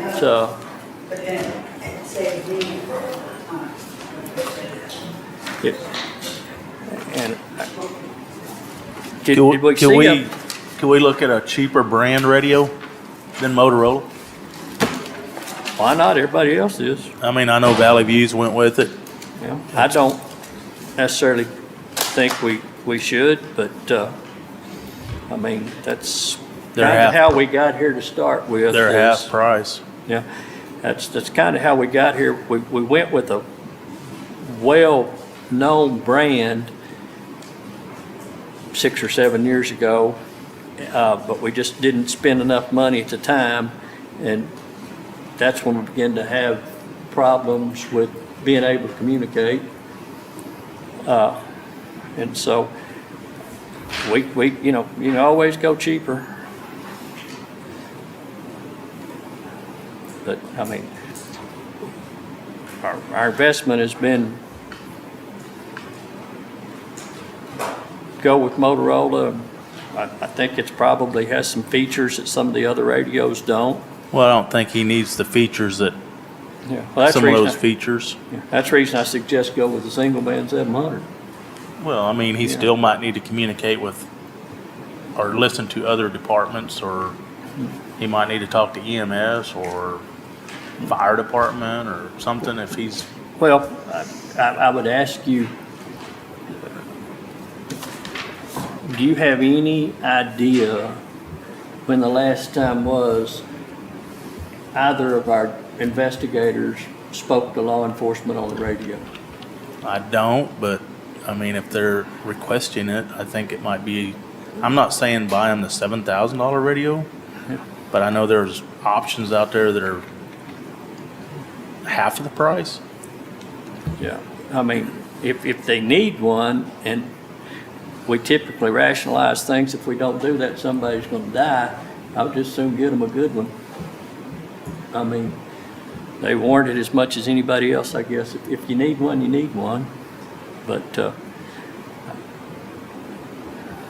and it depends on, or I would think, whether you're buying it out of courthouse security funds or whether you're buying it out of general fund money. Does that make sense? Oh, I mean, I'm just looking at Yeah. dollars price. Yeah. I mean, some people have a Samsung phone, some people have a Motorola. I got an Apple. I mean, it's 700, 700. I mean, it don't matter what. I mean, some people like Motorola. I like Kenwood or Tate or whoever it is. They're all good products if you buy if you spend the appropriate amount of money. You know, Kenwood's a good product, but we bought an entry-level Kenwood, I think, versus But they're public working fine safety. on the digital side now that it's simulcast. Yeah, I mean, well, there's different theories and all that. Yeah. I mean, I'm just saying for what they would need it maybe for, the yeah. other radios might do exactly what they need them to do, like Valley View Fire or PD's doing. Shelley, do we know if professional liability went up?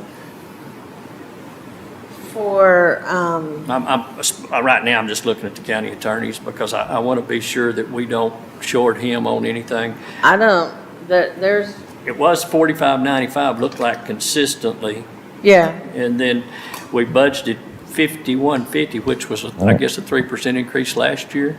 yes, yeah. And then this time we're doing $53.05, which appears to be a 3% increase, which is what we were discussing there.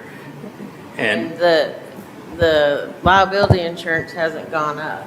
And so, $4,600, in other words, we shouldn't anticipate a 3% increase.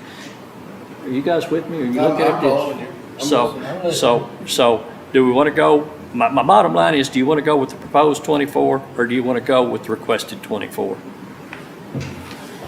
And I see, their 8% increase in conference, the request was for $12,024, and the proposed is $12,000. I don't think $24 is going to break the bank. They've spent $6,021.72 so far this year. Yeah, that's what I was gonna say, they've never spent that much on the conference. The Yeah. most was 4 years ago at 9,300. And like I said, where I don't disagree with the logic at a 3% every year across the board. If everybody done that, like I said, we couldn't get anything done. I mean, we couldn't fund things. So I don't have any disagreement there with Ed in the way he's doing that. But we have to hope that 3% across the board is not what happens. So.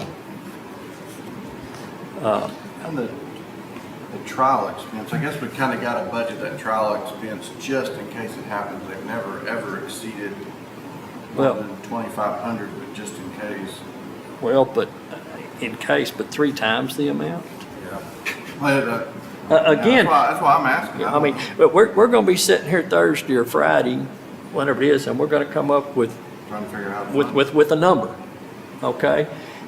And the more accurate that is, we done a really good job yesterday of going back through things, but, and we think we resolved some stuff till we get to that total number, and then we may have to back up and look at conference expenses and stuff of that nature.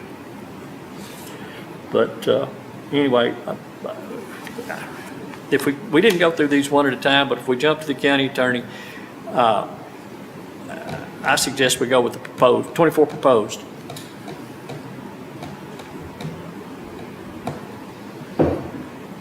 With the what?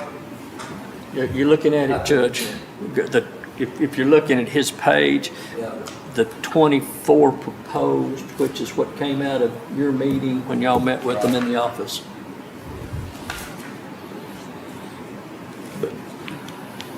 I think for now, that sounds like a reasonable, I think we can cut the conference. Well, probably can, but just for grins, guys, let's go back to Highway Patrol. This is pretty easy. No changes in Highway Patrol. Nobody got any issues with Highway Patrol budget, right? no. Okay. Game Warden, same thing. Right. Okay. Then we get to the county judge. We probably discuss the raise there. Right. Probably with other raises. My only concern is if we give nobody else a raise and we single somebody out and give them a raise, what's it do to morale? And again, I'm not taking issue, Judge. I'm Yeah, I just, know, and my comeback to that was, I believe the volume of work that is expected there is probably considerable, and I think it's a unique position, first of all. So I don't think you can compare it to all the other positions as far as that goes. But she took the job at the rate that was there, I mean, immediately gonna bump it. Well, of course, that was already, we had already considered, or I had already considered that before this particular clerk was here, okay? And before, And I made the comment before that I thought that position was underpaid. I agree, and before, I will say this, before January 1st, that position handled Lake Ray Roberts, subdivisions, septics, and the judge's duties, Right. all for that pay. Well, So, I believe there was an additional stipend that was given for those additional duties, if I'm not mistaken. which was very, that's which what was very low. included in that number. It was $5,000, Judge. $5,000 less than it is today. Or Understand? 42 or whatever it is. Understand. It was $5,000. And of course, I'm not so much worried about the quality of work that she does or the increase as I am the quality. The what? Her quality is more important than her quantity coming out of your office. These agendas That's right. all need to be accurate.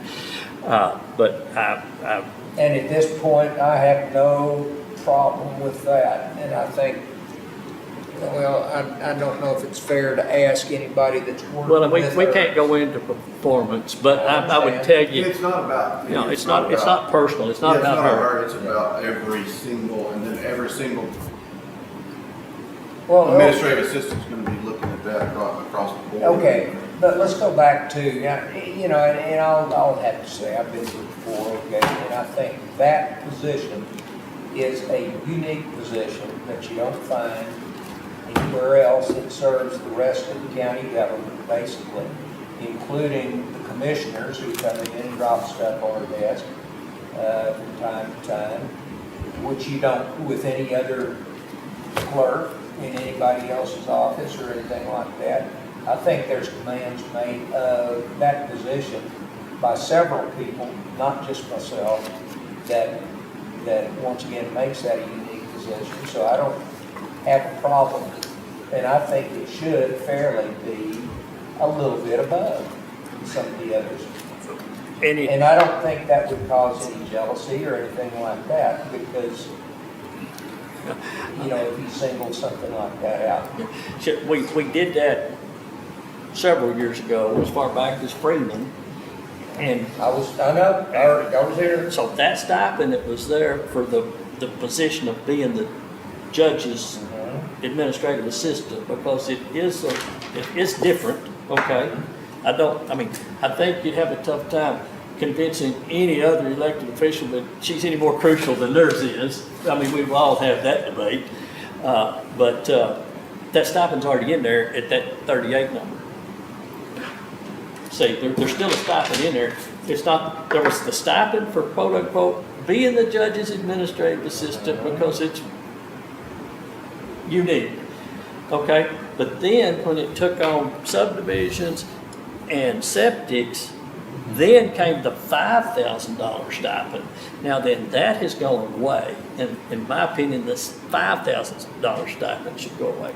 What you're asking for is $1,500 on top of $1,500, which is a $3,000 stipend, basically for being, and it's not called a stipend, I guess, anymore, but it would be a $3,000 stipend for being the judge's secretary, or administrative assistant. Well, but it's not being just the judge's secretary, first of all. And I would guess that at some point in time, each and every one of you guys, at some point in time, is going to come in with some kind of project that either your secretary is not there or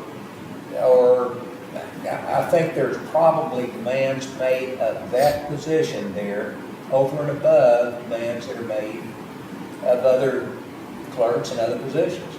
And I do believe that.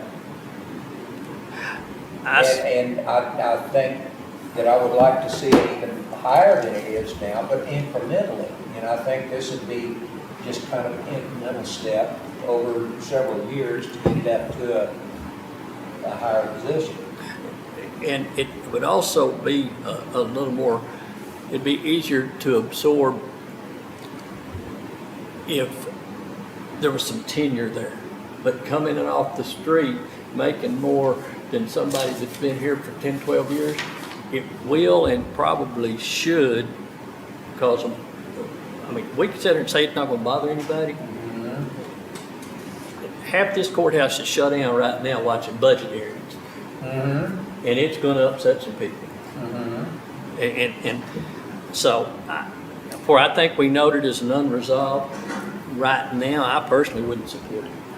Okay, then would you support taking your extra work when your secretary is gone to some other office and having that person do it?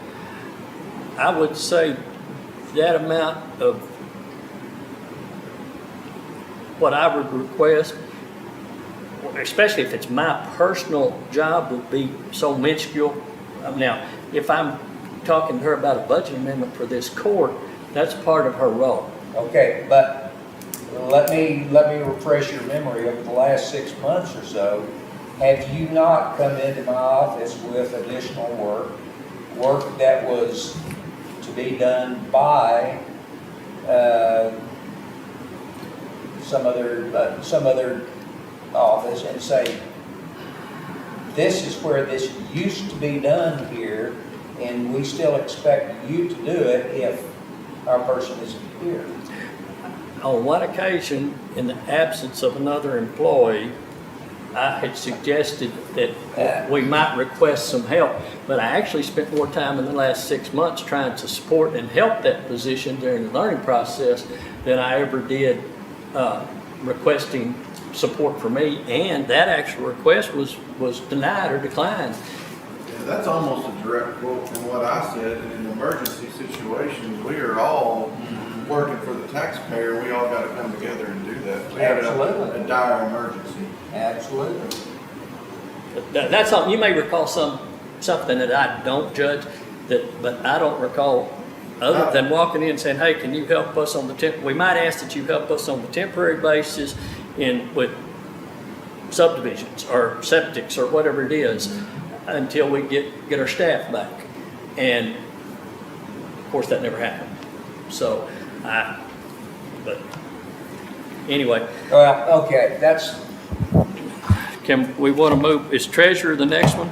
That's one noted as unresolved as far as well, are we gonna just leave it at that, or what are we gonna do? I've made the request. Okay, if you were asking me right now, I mean, you can poll the court, but we haven't voted on anything else at this point. So, how you want to handle it? Well, I'd like for at least to be entered, okay, and if we can't afford it at the end of the time, when we all get together in the final, well, so be it. But if it can be afforded, I would like for it to be done, because this is something I've felt strongly about since before I got here, actually. In all due respect, if the money was sitting there, under today's circumstances, with that being a new employee that to this day I'm impressed with, but her being a new employee, and we've got folks out there that have been out here providing us great performance for years. And I don't deny that. So if the money were there today, I would not support it. One thing we need to think about, he is the head, that is the head of the county. A lot of stuff comes in and out of that office. She's got to keep it straight. I mean, But she's getting a stipend above and beyond right now. What everybody, in any office you go into, and I perceive this and I expect that they're all performing, they're doing their jobs. So what do you tell those folks that's been doing that job for years? are we sending a message that, hey, we don't appreciate you as much as we do somebody just walked in off the street? Yeah. County judge's office is kind of the lifeline of the county. Is that right? Is it like what? Kind of the lifeline? I mean, that's, Oh, yeah. it's the head of the county, right? I mean, correct me, I mean, I'm not just telling. Just about everything that happens in this county either goes into Shelley's office or into my office to start with. If there's something we need to do, what do you do with it? How do you handle it? And right now, because of the inexperience, that won't be the most efficient process. If, like I said, I'm not talking about raises until we get the rest of the asks, Yeah. so that's where I'm gonna stand with it. Okay. Nothing against your position. yeah, and if nobody We else haven't- gets we- one, We haven't even seen the big ones coming yet. We got the three biggest departments are coming up. Okay, let's go to a different topic here. Yesterday, we briefly touched upon cell phones. And there's 4 people in the county that don't have cell phones, if I remember right. Did we ever determine, are we gonna add those in or not add those in, or are we going? Well, only 2 have asked. Okay, but if we do it on the basis of everybody else has got one, Gotta do everything. you got to do everybody. You know, this is a unusual thought process, but I don't know why we just don't bump everybody's, not everybody's. The elected officials bump their salaries $75 a year and forget this, a month, and quit calling it a cell phone stipend. Now, that doesn't affect, let's be sure that we got several deputies out there, we got some, road supervisors out there. Not talking about those guys, they continue to get their stipend.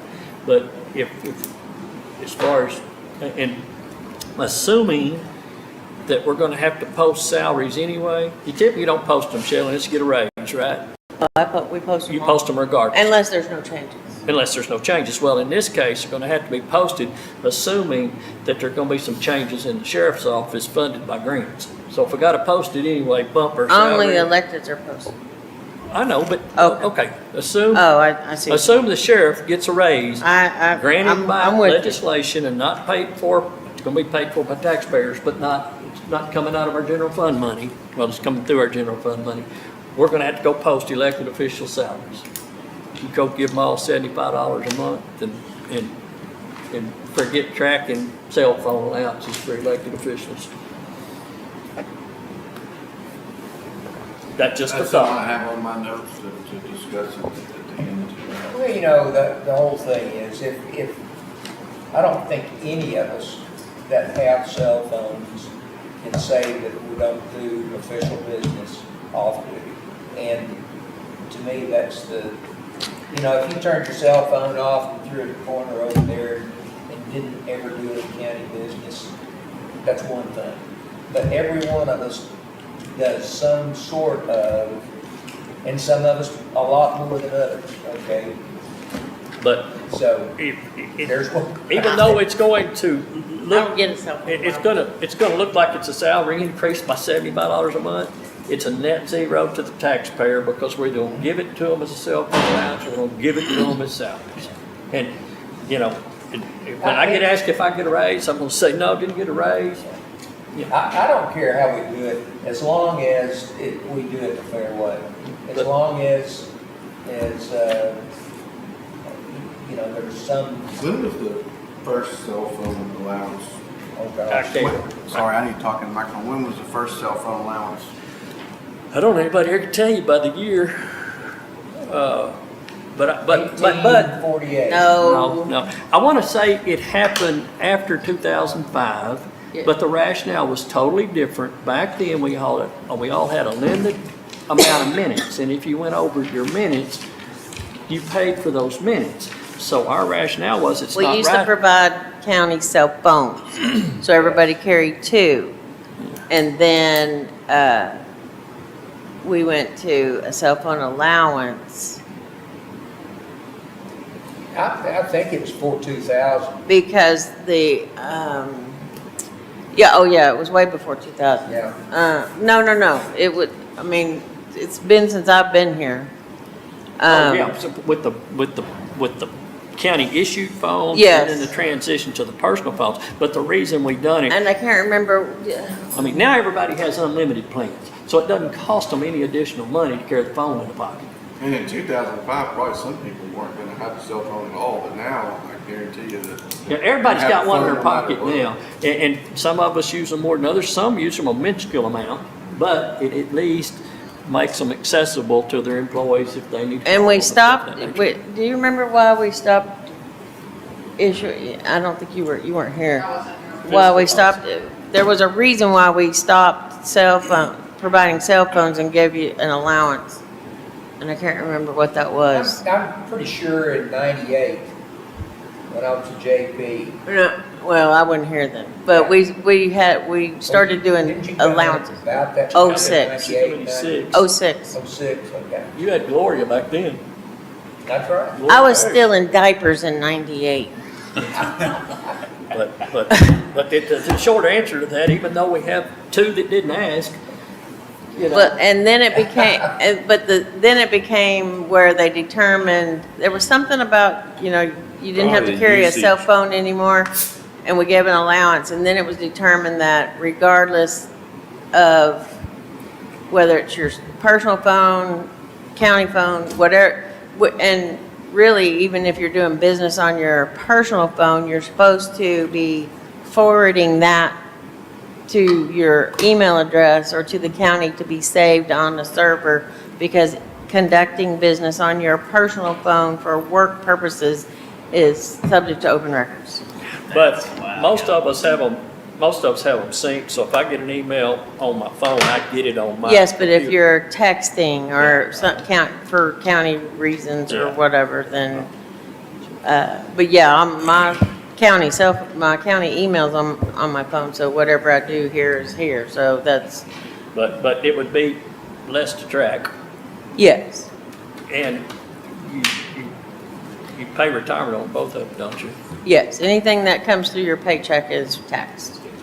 It's taxed in retirement, pay 7% on it. Fringe benefits. But anyway, that would just be a thought. It makes less of a paper trail, and $75, taxpayer should get a raise. No, we just transition the cost. Well, like I said, as long as everybody's treated equally, I think that's fair. Back to my previous thing too. Every time you turn in a budget amendment, every time you turn in an agenda item or anything like that, she is working for you, getting the agenda together. Granted, so far, she's in the process of learning, but before you know it, that agenda is going to be hers entirely to create. And she sits right here and keeps track of it during the court and everything else. So these are things that are above and beyond. That's the job. Okay, but I'm saying that's above and beyond the normal, okay? No, see, if we took that away from her, John, what would she do? Answer the phone and greet people? She would do the same thing that, Well, maybe that's the job. okay, You act like she's doing the agenda, she's going above and beyond, that's the no, job. I'm saying that the And job I'm is not hard. I'm not All I'm arguing, I'm saying just is saying. the job is hard, okay, just plain and simple. All right, Okay. you disagree. I mean, it's the job. That's the job that you're supposed to. Okay. Treasurer, I didn't see anything on the treasurer. I didn't. Auditor, there's so As much long as there. Did we decide what we're gonna do though with? Talk about it at raise time. Okay, I mean, with an extra person coming in 6 weeks earlier, We're gonna talk about that. we're gonna talk about that another time? Oh. I Okay. think so. Yeah, but I think what I heard us all lean toward is money provided, we put $6,000 in here. That's right. Did I mishear any of that? No, that's right. Did I mishear him? He said, yes, I misheard, but he don't mean it. When saying see yes, the- we did. When we see the revenues, when we see the revenues and the expenses and everything, I think everybody's gonna sing a different tune on what we can spend. Oh, I agree with you. No. I think when we See, started that's set that what tax we- rate. I'm just we saying, all- right now, Like, there's not enough money if for what we we don't, got. if we don't put it out there right now before we get down to the number crunching and everything else. Well, it's I not know gonna that's get why right. But we have to rule some stuff out, just like we have ruled out some stuff. We have. Because, That's fair. I mean, we come back and rehash, this won't be fresh on our mind. And if we hadn't have already We'll get down, reduced it by $400,000 or we'll get down to $500,000. fine points and fine tune what we're, I agree. I saw this in the paper, Lamar County, which is Paris, has proposed a 6% raise for elected officials and a $2,500 across-the-board increase for county employees. That's, I mean, Yeah. I that's don't- just FYI. That's, I saw that in the paper. I mean, at some That's point in proposed, I time. don't know that that's well, voted. I mean, at some point in time, we've got to hope that our benefit package and our salaries. Well, but I mean, you've got departments coming to you saying we're losing people. I mean, I know you can't throw money, money's not the answer. Money's not a motivator. No, but I mean, you're hearing them say we're training them to go somewhere else. Every study out there says it's not a motivator. No, and Anybody I, that's ever done any business training in school said it's been proven years ago, money's not a motivator. it'll make them happy for a little bit, but if they're really unhappy, they'll leave. But at our admin levels, to the best of my knowledge, we're not having any trouble filling admin positions. You know, but I mean, the more, it's a pretty broad statement, but a lot of times you give people money, they immediately absorb it into their budget, they spend it, and they're right back in the same need for more money. It's not what you make, it's what you spend. But I think, as much as insurance is going up and inflation and something, the employees need something. well, it goes back to what we was talking about yesterday, in insurance. The insurance is going up $270,000. Yeah. And we absolutely don't want to go say, okay, we're not going to give you a raise, but we're going to increase your deductible on your insurance. So, I You mean, mean the 2,000? No, I think start changing plans. if we change our plans and we start saying, hey, we're not going to give you, to save the $270,000, I think his logic is, correct me if I'm wrong, if you change plans, you're taking money away from them because they're paying co-pays and they're paying a higher deductible. that they're not paying right now. Raise, they're losing money that way. Am I wrong? So, I mean, yeah, and in all honesty, I don't know how we fundraise. Now, we're gonna look at COLA, and COLA's something, we've got retirees that ain't had a change. I got people that retired whenever I came in that made $13, $14 an hour, and they paid 7% on a lesser amount of money than what we are today, so they accumulated less, and they haven't seen a cost of living raise in 19 years. In our retirement practice, if the young people understood, or people understood, we do have a good retirement plan. And we need I to. got 39 years in, I benefited from it. Yeah, yeah, I mean, but, I mean, I get it, everybody needs the money Maybe now. I should they start want that it now. today. And I'm not gonna get involved in that since I am a retiree. Well, but Judge, you can't not get involved. You're the judge, you're the chief financial officer, you know, you can't. Okay, then I think we need a huge increase then for COLA. Well, you could say that. You see what I'm saying? Well, but to say, How hey, can I get involved and be a retiree? if you set the chair, and what decisions are you responsible for then? The employees. for I mean, one. whether it's pay raises or anything else, you've got to be a decision maker. And Okay. Retire here, you're back here. Okay. That's the job. After you all set up, it's either this way or this way, I'll say yes or no, okay? But I'm not gonna get involved, is what I'm saying, in the.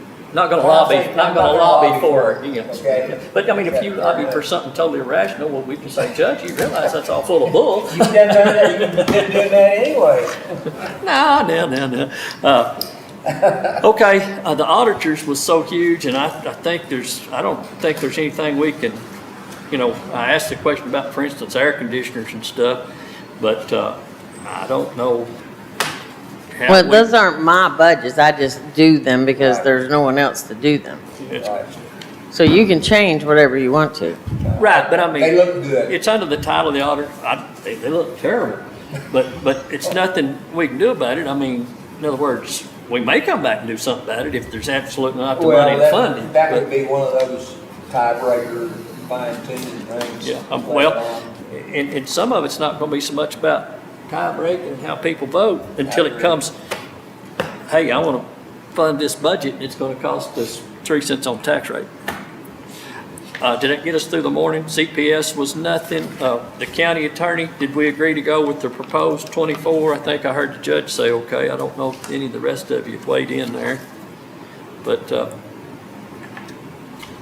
I mean, it'd probably be fine. I made a couple of notes on several different departments on conference stuff that might be a way to kind of weed out a little fluff here and there. but that will be, but right now, That's. Right now, I'm good with that. but you're good with the proposed, which doesn't actually match the 3% across the board request. Correct, correct.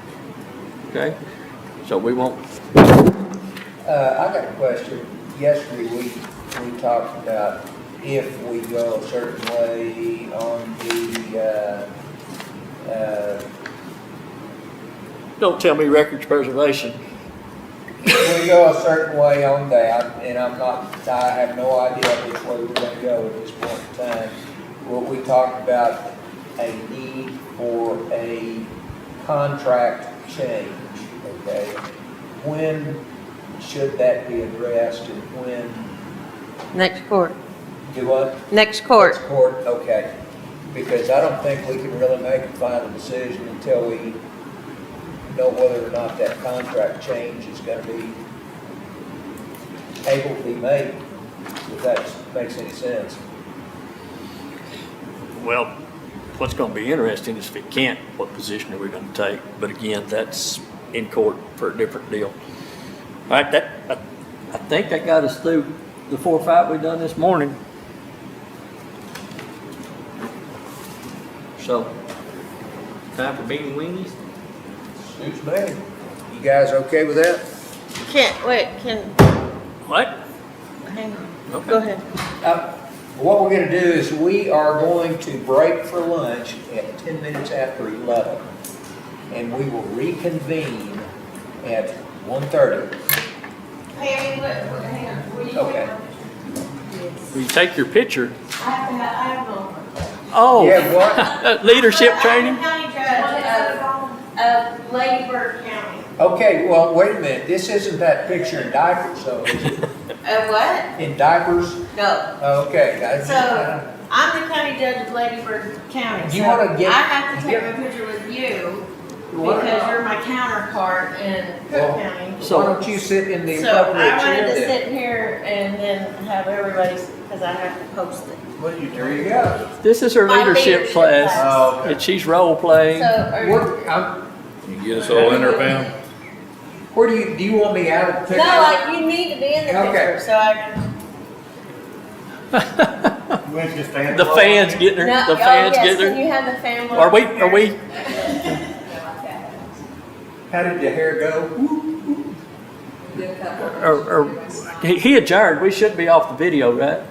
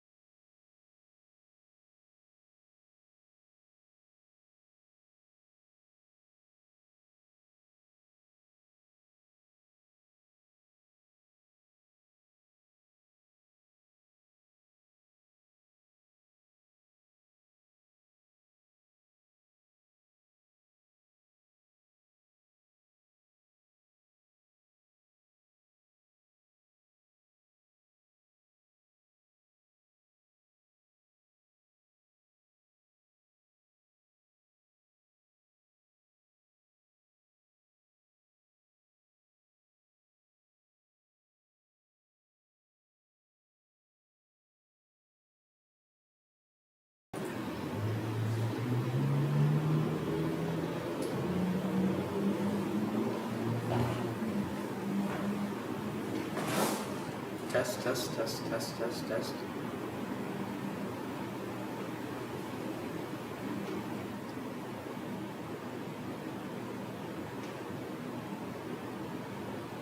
Test, test, test, test, test.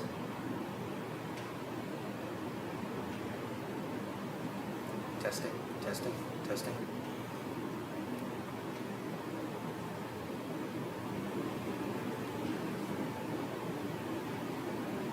Testing, testing, testing.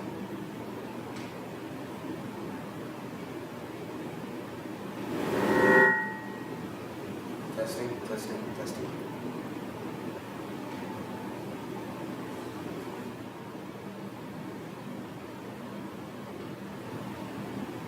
Testing, testing, testing.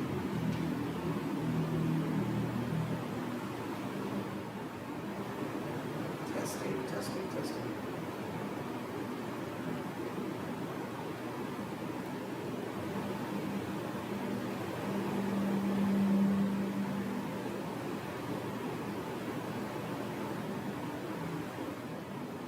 Testing, testing, testing.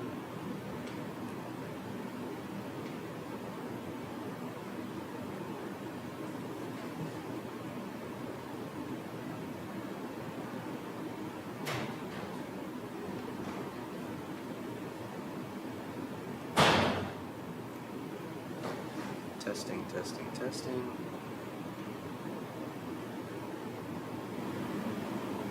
Test, test, test, test.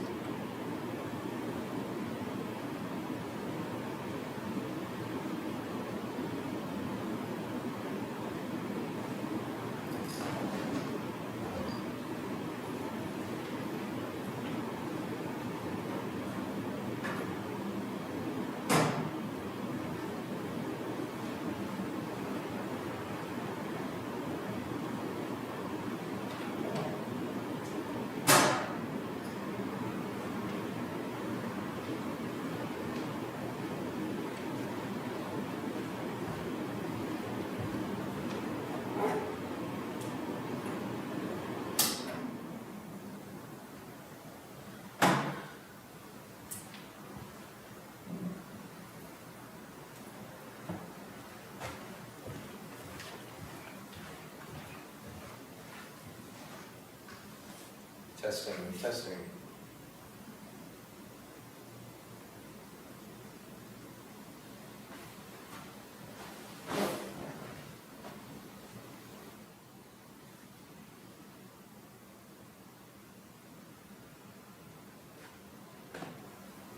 Testing, testing.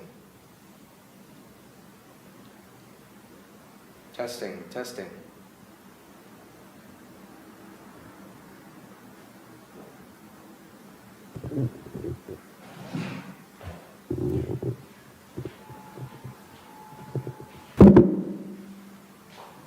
Test, test, test, test.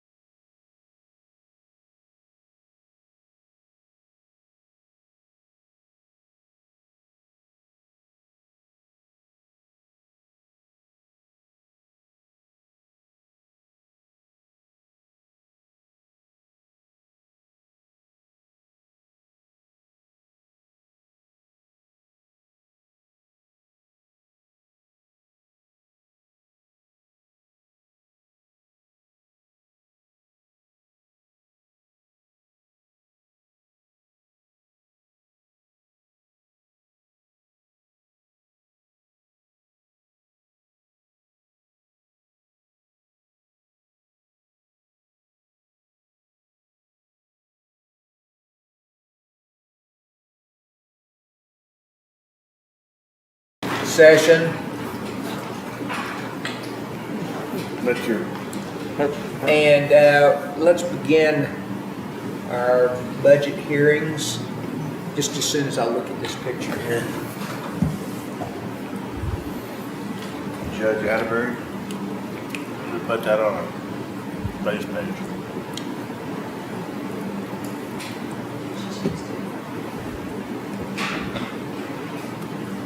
Yeah, show everybody, show It it. doesn't say Judge It's not pretty. Shelley. You ought to see who's in it. Okay. Very impressive and very good. And what is this for? This is a For leadership. leadership. Okay. They want it. No, I just said you gotta show it to everybody, so you can hold it in front of the camera. Oh, There you go. All right, folks. Before we get started, I have an announcement to make. Are we streaming here? Christian? We're on. All right, I would like to say that I'm going to come off with what I requested this morning. When I discussed my topic with individuals, it sounded like a wonderful thing to do. And I still think that everybody ought to stick up for their employees to the best of their ability, which is really all I was trying to do. However, when I addressed the group of people and I came to the realization of the fact that that could have sounded like I did not appreciate the other employees of this county, I had to come back off of it because I do appreciate the other employees of this county, and I hope that some way or another we can reward everyone's efforts instead of just one individual's. We'll come back and revisit this issue sometime in years to come. However, at this time, good luck to all of the employees of Cooke County, all right? And I apologize for the way I must have sounded this morning. All right then, back to our schedule at hand. It is time for IT. And Daryl, would you please get up and present for IT? You're probably just going to take about 2 or 3 minutes, right? Very brief. Okay, very brief.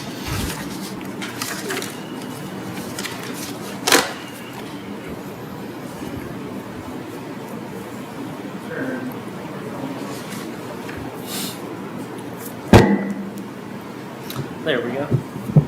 What's your name? I'm Daryl Hover, IT Director for Cooke County, Texas, sir. Been working here almost 10 years, hope to continue for 10 more. And with your funding, we will be able to do that. You hope to be here another 10 years, huh? I'd like to. All right, we're going to be keeping that in mind here during this presentation. Yep, I've always had great support from this court, and hopefully my department has been doing a good job. We always try to. That's a good start. Okay. So before I get into the meat of it, I just want to thank you for giving me time to speak to you, and along with the rest of the folks that have stood here, wanted to request the cost of living raise for the county employees. That would certainly help my department out. But really what I want to talk about is IT projects. I have a few projects to tell you about, see if you would like to approve some or all of them, and talk about my budget. So I did not... You realize we're not approving anything today? Yes, sir. Yes, sir. So I only had a few budget lines that I requested increases on. Okay. It's squealing. Get some tech support on I that. thought that was Gary's hearing aid. a pacemaker. Is that any better? All righty. Thank you very much. So requested increases on just a few of my budget lines. I added $3,000 on the contract services line because this current fiscal year we'll be replacing servers at the sheriff's office and the courthouse, and I'm just kind of just in case I need an extra hand with that or something that's happened as we go into the next fiscal year, added a little bit. We don't always spend all of that money in the contract services line. Last year, we only spent 5,000 of it, and just don't look at the previous 2 years. So, a small increase for contract services. Moving down to the telephone line, a small increase also. That line pays for things like hotspots for a few different of the offices here in the courthouse, and as well as our other telephone stuff. Conference expense I increased by 500. Unfortunately, the price of rooms has been going up and up, and each of our IT employees goes to just one conference a year. That's kind of our training. We don't do a lot of other training things, but we go to those conferences to be around other IT folks and learn about the latest and greatest scary things that the bad guys are doing. Hopefully we can head those things off. And so that's the only changes. That's it? Yep, the only increase request for the budget lines. What's the strange appearance of the 390,000 in 2023? I'm looking at 503,455, Darrell. I think that the money for the server replacement this year is in that budget line. I haven't actually done those purchases yet, so I think that's what that is. But you're reducing, it looks like it's going from 390 to 210. Yeah, that's correct. That is correct, from 390 to 210 Yes. for 24, okay. And part of that 210 is the yearly cost of our net data service, which is pretty significant. And then, let's see, other computer maintenance things are your support renewals, things like that. Office 365 license. Yeah, Office 365, our email system costs several $1,000s a year. So that money is also in there, in line, 455. I will tell you, I think in yours, the increase is to pay for the new software at the sheriff's office. I see. Say again, Shelley. The increase in his line is to pay for the new software in the sheriff's office. Oh, the 14,000 from 210 to 224? No, it's like 150,000. What line item are you looking at? 455. Oh, so you're saying from the 129 to the 224 is where you're getting that number. What's the savings in the middle, that 390,000? Yes. So you're saying the 150 is the 120, or that's not, what is that? The difference. Not really 150, but yeah, okay. Sorry, Darryl. Not a problem. I appreciate your help. You got any questions of us? No, he's not done. No, not right now. I have a list of projects that I'd like to propose to you, and I want to talk through each of those. If you have questions about it, please ask questions. So right now I'm looking at the grid. I assume you guys have this in your packet. It's 14 items. Each one's a project that I'd like to do for the county in this upcoming fiscal year.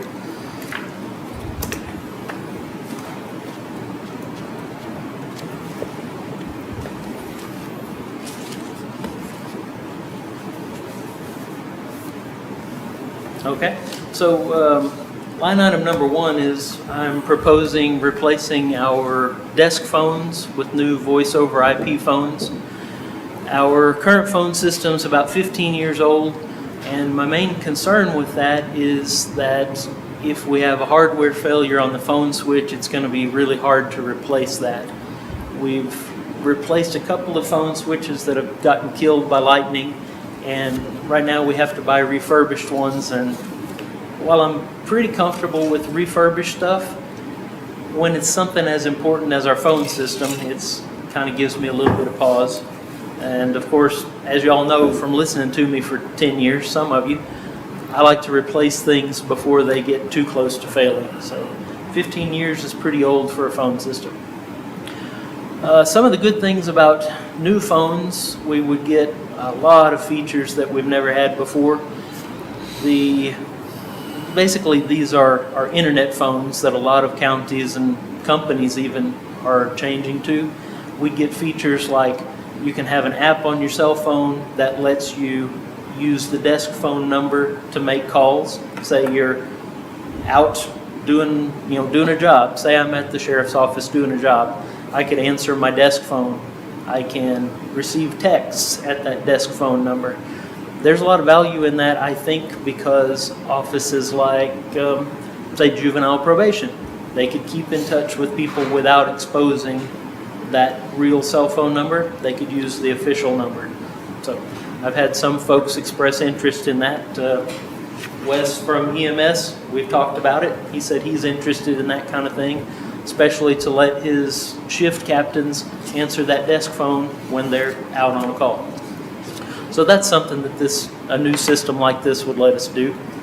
You'd also be able to get voicemails translated to email, so you can just have that one inbox to check. You want to get those voicemails as email messages. You can forward that to somebody else if it's not for you. It kind of makes it easier to serve the public that way. What about the recording of calls? I'm so glad you asked. I was just going to mention that. You'd also have the option to record calls on every line at your choice. Not like you would record a call. You would hit a button if you needed to record that call. So that's valuable. But So that means any call, if we called inside to each other, somebody could record the call? That's an excellent question. I only was thinking of that with external calls. I need to answer that question. I don't know that answer. It would be so helpful, like today, I had to call DPS, and he's trying to explain to me really fast this new guardianship thing. And I'm trying to write it down, but if I could re-listen to what he said, it would be so helpful. That and my elections, when I have to go across the street and my office is closed, but I have to answer the phone calls for elections, I could answer them across the street. Well, you can still do that by transferring the Right. Yeah. call to your cell phone or right now with what we have. With our current system, you can forward a desk phone to a cell phone. Sometimes I run over there and forget. So, yep. But I think that would be a good thing for us to do before we have a failure with the current phone system. If, say, our phone switch in the courthouse died, we would be out of phones for all the downtown buildings for as long as it took us to get that replacement switch. So that worries me. We could possibly buy a phone switch now and put it on a shelf, but I don't know, that wouldn't be the solution that I'd recommend. So we got a proposal just while I was trying to figure out what the cost would be. We got a proposal from Nortex, and their projected cost would be $46,000 for the hardware plus installation, and then a monthly cost of $3,300. There are many different voice over IP vendors, so we wouldn't necessarily have to go with them, but they're our current provider, so that's who I talked to. So that's the proposal for phones. What's our annual cost to use phones that we have currently? We pay about $1,700 a month for service, and when What we kind of service? whatever our service with Nortex is, at least For that's just what phones? yes, that's what they told me. Was that what you're talking about, or are you Yeah. talking about maintenance? No, I'm talking about, sounds Phone like, bill. The phone bill? well, what I heard is if we transition this, it'd be $3,300 a month That's a, fee. That's a fee, right? That would increase our monthly cost. So if we have a monthly fee now, what is it? well, I don't know, because everybody's it's like paying AT&T, we transferred over to Nortex, so is this $33.25 a payout of this $46,300 No, that's the monthly cost for phone service. for phone service. Whereas according to Nortex, we pay about $1,700 now. I haven't verified those numbers with your office. Yeah. What happens if we lose internet? We also lose phone. So one interesting thing about their proposal is they are offering to give us a credit for the sheriff's office phone system that's only 2 years old. They offered us $16,500 in credit to return all that hardware. We would not get that with a different vendor. So, How do you know? well, I don't know. I presume we wouldn't get that with a different vendor, but we could negotiate with a different vendor. So the proposal from Nortex should also be in your packet. So their proposal includes desk phones similar to the ones that I have over here on the side of your bench. Both of those are on if any of you wanted to go look at them. And they've loaned them to us just as examples. They have two different options that they're showing us. One is a touch screen and one is not, but they're both color screens. There's also a non-color screen model that we could put in, I guess the nice way to say it is places that might be a little more rough than a courthouse office. You know, you want to put a less expensive phone somewhere that it might possibly get torn up. So they gave us some options to take a look at, but there are tons of different vendors, like I said, also tons of different phone options if we wanted to explore that. Any other questions about that one before I go on to the next one?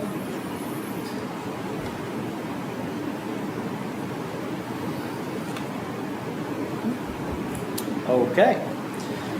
So project number 2 is I am requesting that we replace the security cameras and the recorder in EMS 1. That recorder is 10 years old because it came in with the building. And a recent tech support call, the vendor said, this is out of date, we don't support it anymore. And I thought they were going to go and essentially tell me to go fly a kite. But the guy said, tell me what you need, and I'll tell you if we can help you. And it turned out to be something simple, thankfully. But I'm worried about having an important system that doesn't have tech support on it. So we have a very reliable vendor that does all of our cameras for around the courthouse and in the sheriff's office. So I got the quote from them, which comes out to $83.46. That's including installation. So I think it's very important for us to do that kind of replacement before that system fails. What's the consequences to that failing? No video of the exterior of the building. We have a camera on the air conditioners because apparently at some point there was an issue with people around town, you know, damaging or stealing air conditioning units. Stealing copper. Is that what it is? Probably. So we wouldn't have any visibility around the building. Director wouldn't have any visibility to when somebody came in through the hallway at 3 a.m. and, you know, that's staffed 24 hours. So occasionally he wants to see what happened. So we could say we're going to just choose to run this system until it stops working and then replace it. That's not my preferred way, but we could do that. We might get another 5 years out of it. It's been working fine so far. We added one camera to it about, let's say, 4 years ago, and so it's been working fine.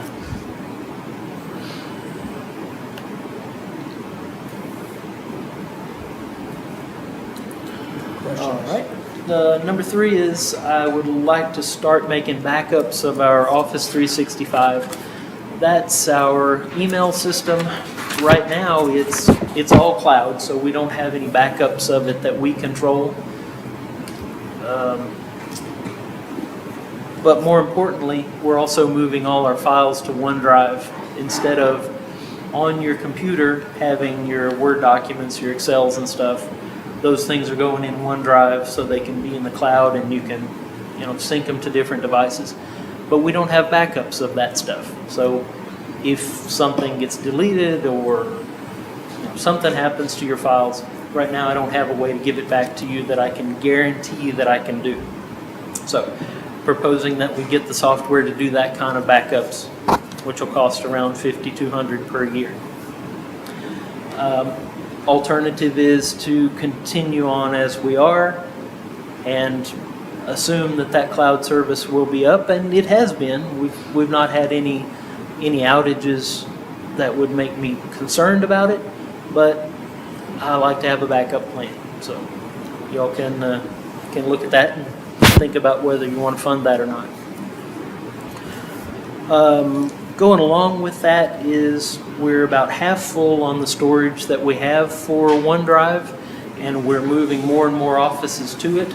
So I think we're going to fill up before maybe another 9 months. So I've put in a budget request to get more storage space on that.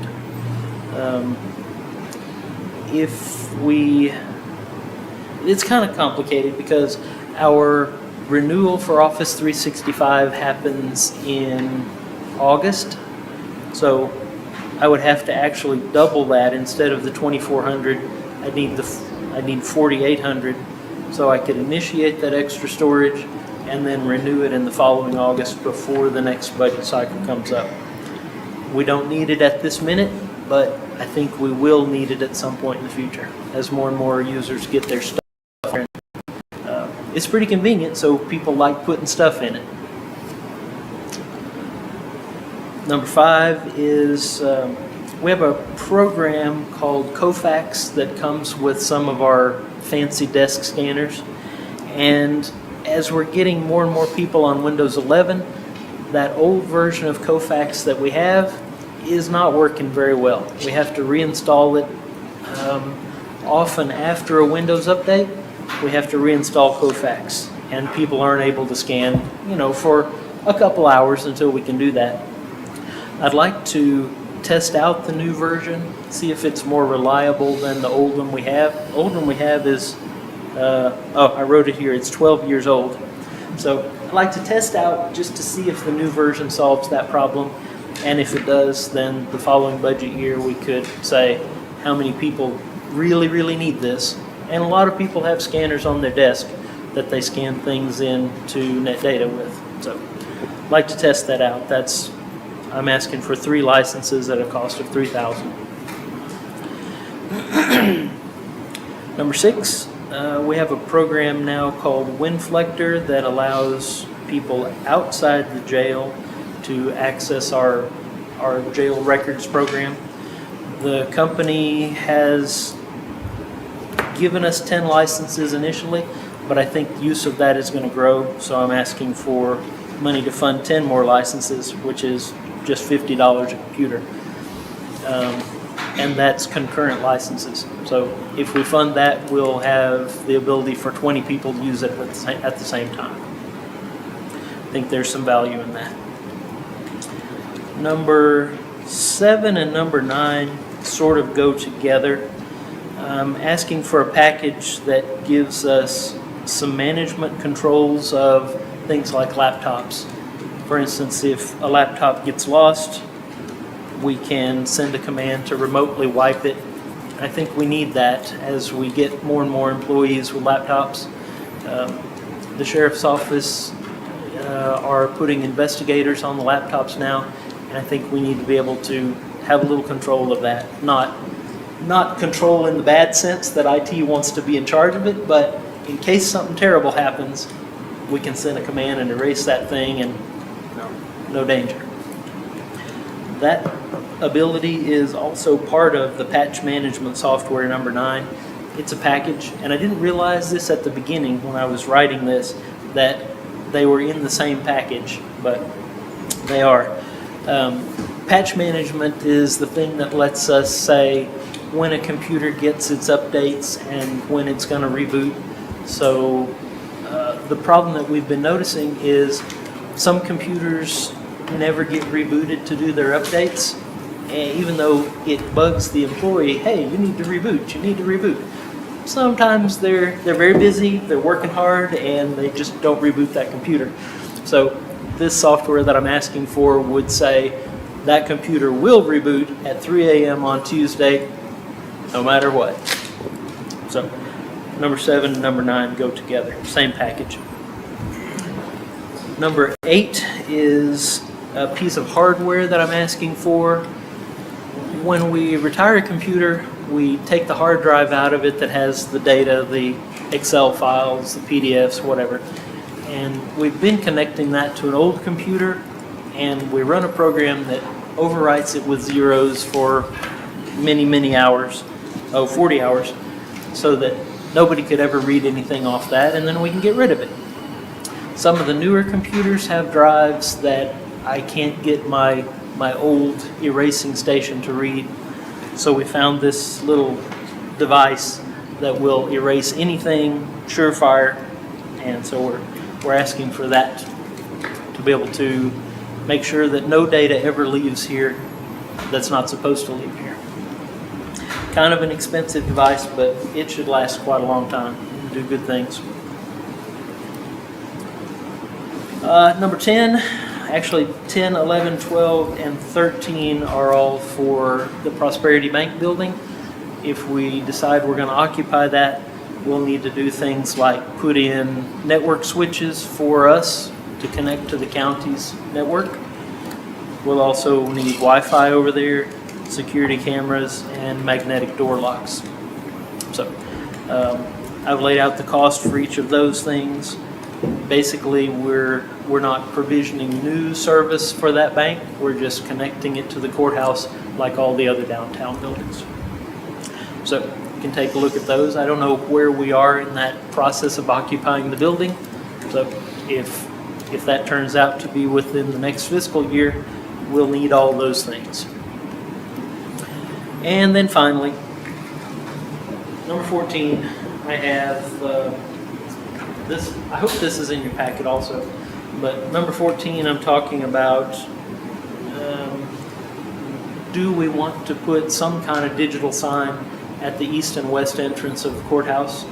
We used to have iPads, which worked great, I thought, because it had a map and it had an employee directory.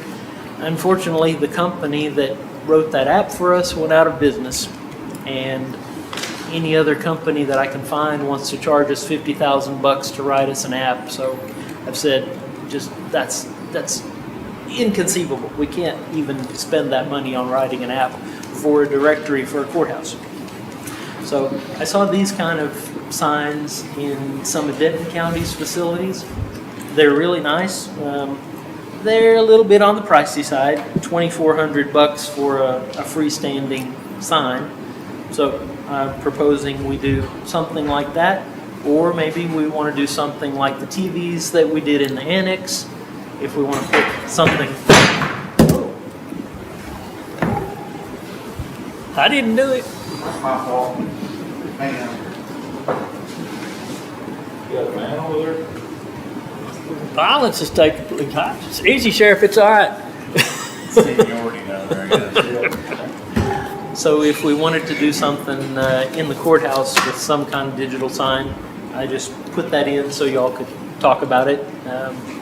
We have paper signs on stands right now, and I guess they're okay, but here's an option if you wanted to do something else. Those are a little more affordable each than I would have guessed by looking at that photo.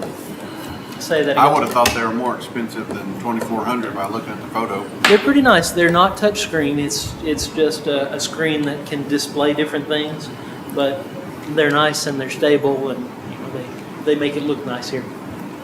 So that's an option. I'm sure there are many other options for digital signs that we could go with.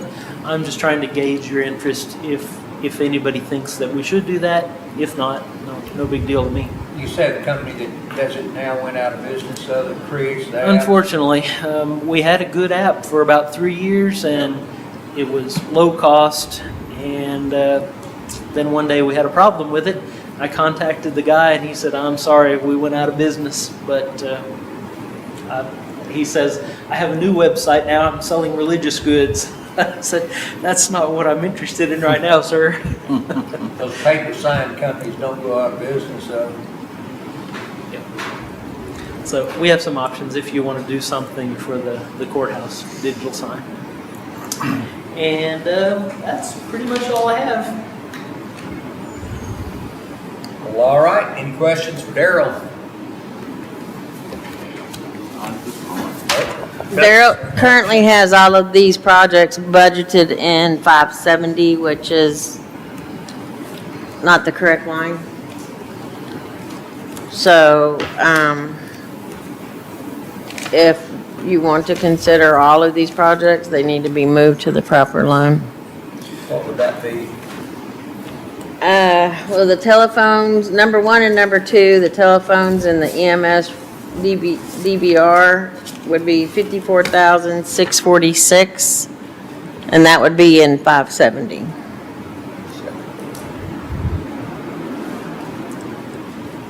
Items 3, 4, 5, 6, 7, and 9 all involve license or software, and that would go in 455.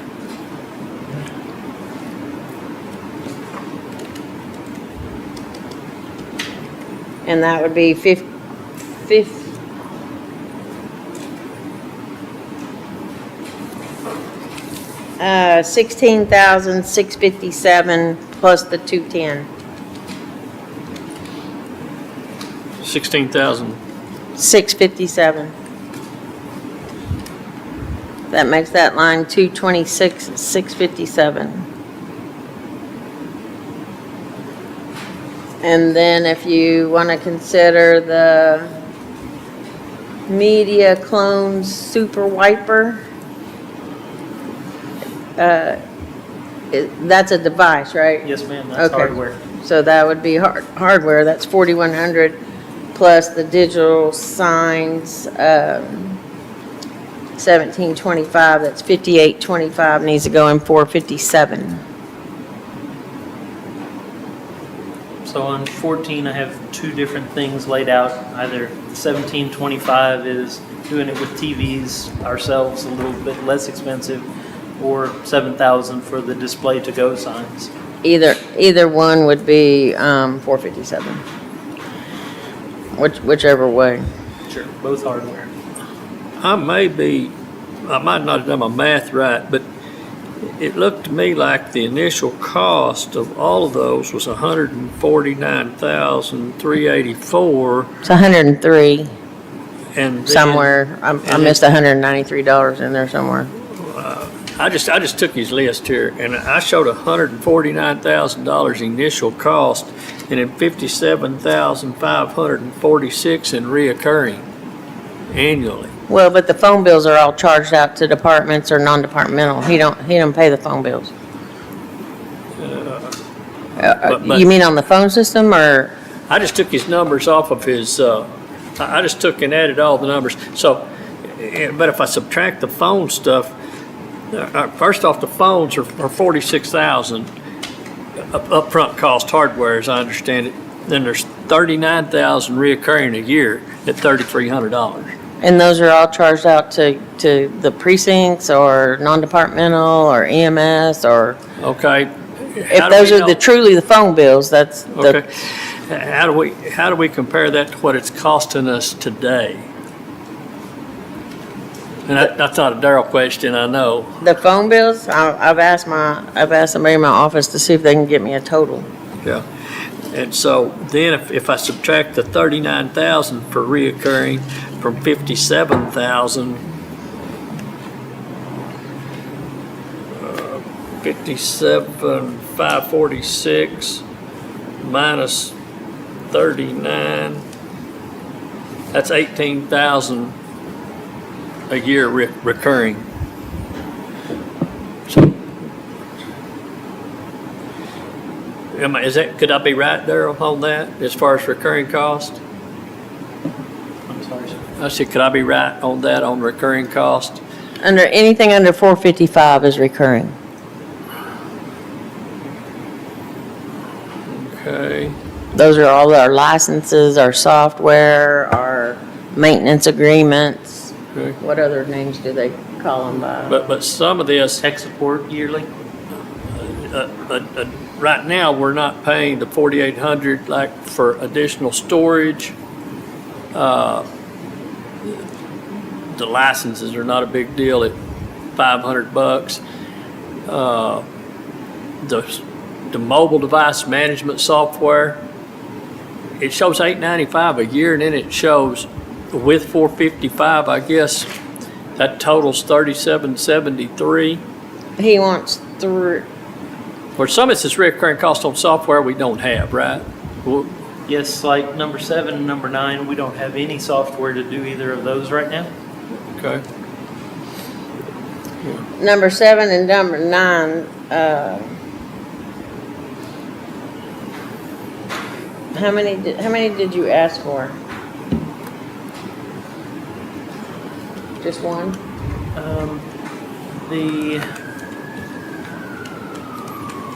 Say for number 7, I asked for 25, enough licenses to cover 25 laptops. And is the 895 those all 25? Yes, it is. Okay. And then for number 9, I asked for enough to cover 240 computers, which is computers and or laptops. It doesn't matter which.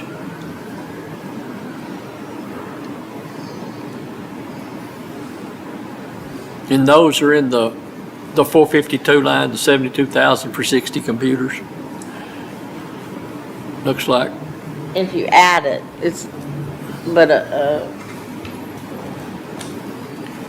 don't know where I got the 3773 from. Which is a very odd amount for everything ending in 5s. Right. I probably rounded it.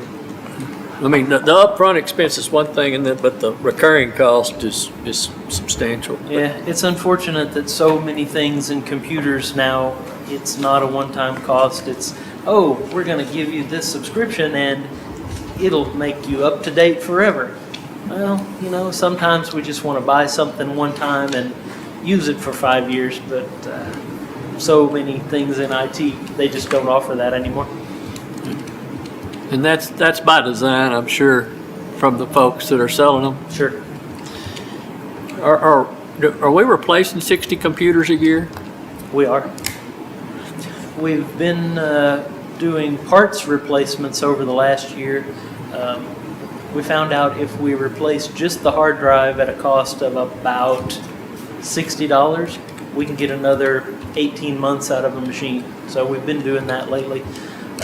Deanne really was the pioneer with that. She said, if we do this, we can save the county money.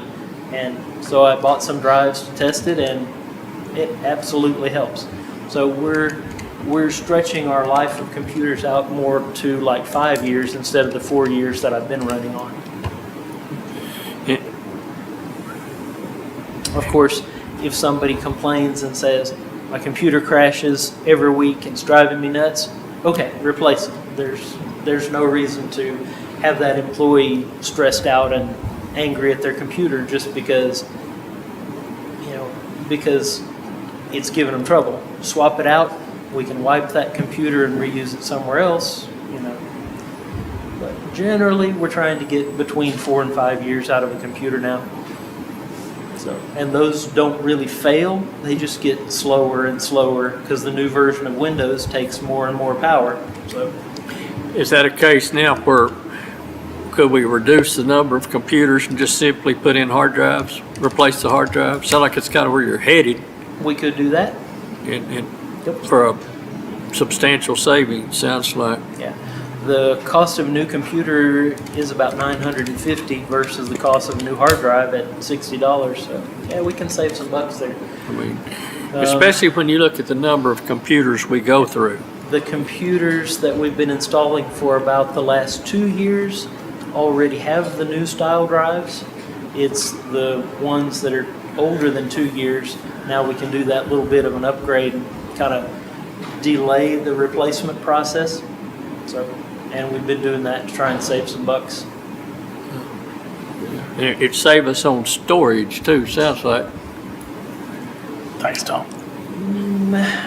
considerable amount of storage, instead of storing all the computers we're storing, I'm considering. Oh, storage of the physical stuff. Yeah, I thought you physical meant stuff. like data storage. No, I'm thinking of the room that we're occupying, storing, 50 and 60 computers at Yeah. a time. Yeah, I used to buy a big batch of computers for that fiscal year, but I don't do it that way anymore just because of lack of storage. So now I buy 6 or 8 at a time. We use those up and I buy some more. So I'm trying to reduce that storage footprint. Is this similar to when I, as an individual, go buy a computer, I buy it in about 90 days, it's out of warranty? These all have 3-year warranty on them. So if something really goes bad, like we need a motherboard replaced, Dell will send a technician to us. So, My concern is we keep them in a box for 6 months, and when we actually put them out, deploy them, for lack of a better term, that, warranty's shot. you are correct. So we're not doing that anymore. We just buy a few, use them up, and then buy some more. And maybe now we buy fewer and just replace hard drives. I think Hope that's so. a good move. Yep.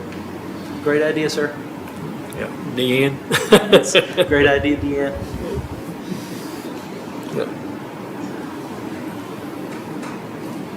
And if we done that, how much could we reduce that 103,000?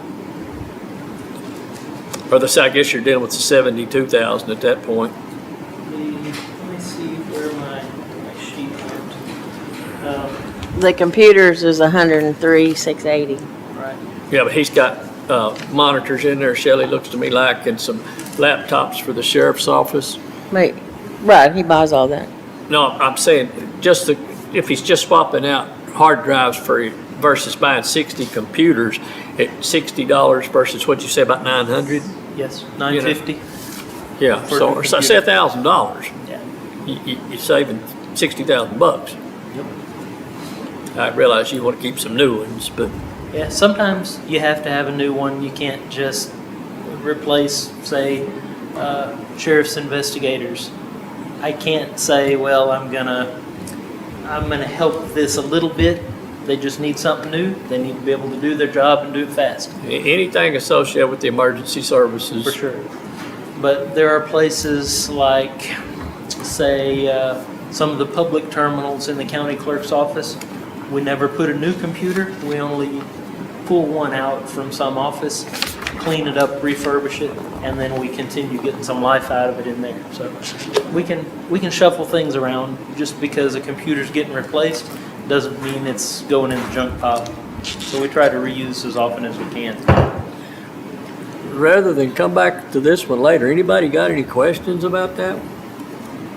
I mean, that's kind of a tough one, but he walks Me not. away and we have to ask a question where I look. I know. We probably need to discuss it a little bit later on some of this. Just, I mean, there's the phone system right now. I mean, it's $79,000. What happens what's the downfall if we don't? Somebody loses a desk phone for a period of time. Personally, if I was at the sheriff's office, some of these offices, I'd like to be able to push a button and hit record if I'm talking to somebody. At the same time, every time I pick up the phone and call one of these guys, I don't want to get recorded. And I need to answer Shelley's question about whether internal recording is an option or not, and I don't know the answer to that. I mean, that's just, to me, that would be somewhat of an issue because you never know. It's legal as long as one party knows. Yes, sir. And then, Do we have a switch on hand? You were saying earlier, switch failed, whatever, would be down? We don't right now, but that would be an option to buy one and put it on a shelf. In talking over with our Nortex techs, they say even if we buy a refurbished one, they're not sure they can make it work. I would hope that they can, but that's a bridge we kind of have to cross when we get there. So the switch goes out, everything's down, right? Yeah. We have one main phone switch in the courthouse somewhere, and if if we had a lightning strike or something that killed that guy, that would terminate phone service for all of the downtown buildings, because they all kind of work off the hub that's the courthouse. The same thing would happen with these phones if the server got whacked, right? Each of these phones is its own kind of internet capable thing. You could literally take your phone out of your office, plug it in at your house, and be able to make phone calls on that office line. As long as it can be plugged into internet, you're good to go. Yeah, but if internet goes down, I mean, because we got voice over IP at the barn. Sure. And when the internet goes down, or there's atmospheric conditions that are amiss, then it affects the quality of the audio. Yeah, we've had pretty reliable internet over the last several years. We have Nortex fiber to all our buildings, and so the thought of our internet is going out, that's happening less and less. So, Yeah. but you're right, it's not impossible for that to go out. And, do we know, what's the life expectancy of a switch? I mean, it's an electronic device, right? Hard to say. 8 to 10 years, I would say, and But- we're already at 15. Yeah, so, let's say we won't make it 20? Yeah, the last 3 that we've lost have all been due to lightning strikes. We had to replace the one in the ag extension and the library within the last 5 years. So What about surge protection? we have that on every single one. It's still, Yeah, because there's so many cables that goes into it. Yeah, it's kind of hit or miss. So, try to do everything I can to protect that hardware though, because I know it's expensive, and I sure don't want to pay for it out of my own pocket.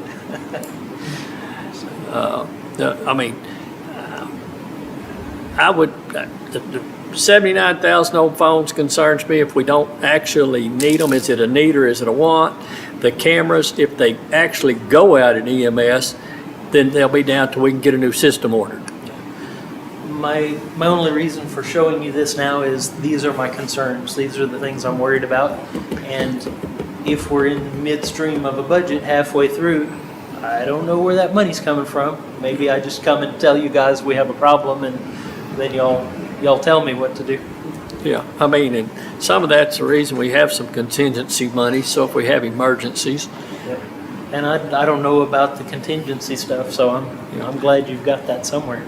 But, I mean, it's always good to have a plan. At least you have some goals. Yeah. But these are my worries, and Guys, my position on this is like Jason said several times, let's wait and see what we got at the end. That's what I was gonna say about all these assets. Yeah, these are big. Okay. thank you very much. Thanks, sir. I appreciate the opportunity to talk to y'all. Thank you. You did good.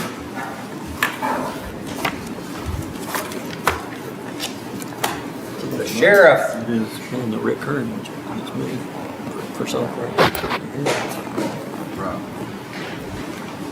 Sheriff Ray Sappy, do I have to do that for the camera?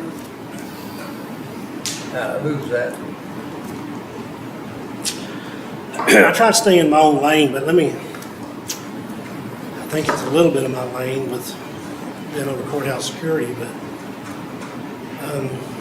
I think there's ways we can skimp, we can save, we can buy great value instead of Hines or whatever, but you all are playing with old phones on here. And you're playing with something that one thing's gonna break and it's gonna cause the whole system to go down. We have 2-year-old phones and they have many of the features that these phones have. So I just highly recommend it. And I brought in Monday, y'all saw me carry in some paper over here, and I handed Shelley 3 checks, $67,000. That's just for 1 month. So my humble opinion, use that money, upgrade your phone system.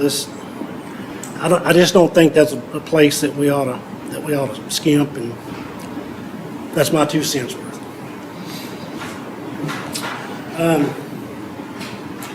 Johnny Green with the Lost team was going to be here Well, you remember the budget was really set for last week, and Jonna had planned on attending, and so she had a vacation out of state that she couldn't miss. So I'm going to talk for just a couple of minutes about the lost team. I know Commissioner Sicking was in there, and the judge, and Shelley, and heard Jonna. Jonna is a local pastor here. She experienced a suicide in her family. Her daughter was an RN at Parkland, very successful, and her daughter committed suicide. Denton County's lost team responded and to Jonna's house and made such an impact in her life that as time went on, she felt like that we could do that in Cooke County. And so I think about 20 months ago, she came out and visited with me, and it kind of started from there. In the first time the lost team was used, I don't want to use any names, but I would just say to you that it did involve a family member of a county employee. And I was on scene at that suicide, and some of the survivors there were asking questions that it's hard for anyone else to answer. And Jonna and her team are all suicide survivors. They've walked in those shoes. They know some of those answers that those survivors have, or questions that they have. So they've responded several times out to these suicides with us. We call them early on. As soon as we know it's a suicide, confirmed suicide, we call them and have them come. Now, the benefit for us is that you can imagine the emotion that family is going through. And we as law enforcement officers still have a job to do. We still have to go through that scene and investigate that scene as we would any other scene. But it's hard to do that when you're still trying to help the family.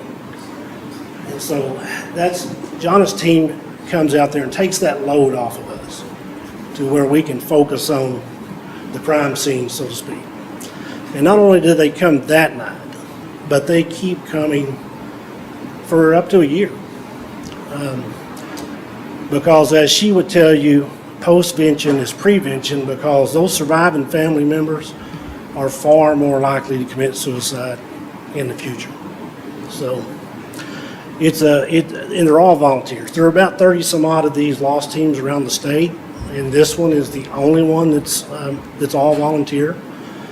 And so I'm kind of if you want to blame, so to speak, someone about the request for $5,000, that's from me, because I was attending one of their meetings, and they had got a $5,000 grant from United Way. And I said, well, maybe that's something that the county could do as well. If you looked at kind of an expense sheet that they provided, but they do have expenses, and so up until the United Way, well, it's all been donations, right? It's all donations. But these are wonderful people. And you can imagine these things don't happen oftentimes from 8 to 5 Monday through Friday, right? They're 2, 3 o'clock in the mornings. Sometimes the weather's not too pleasant, and they're volunteers. They get up out of their beds and come out there to provide a service that no one else in this county up to this date can provide. So that is my info about the lost team, and from us, I would request that the county make a $5,000 contribution to that organization.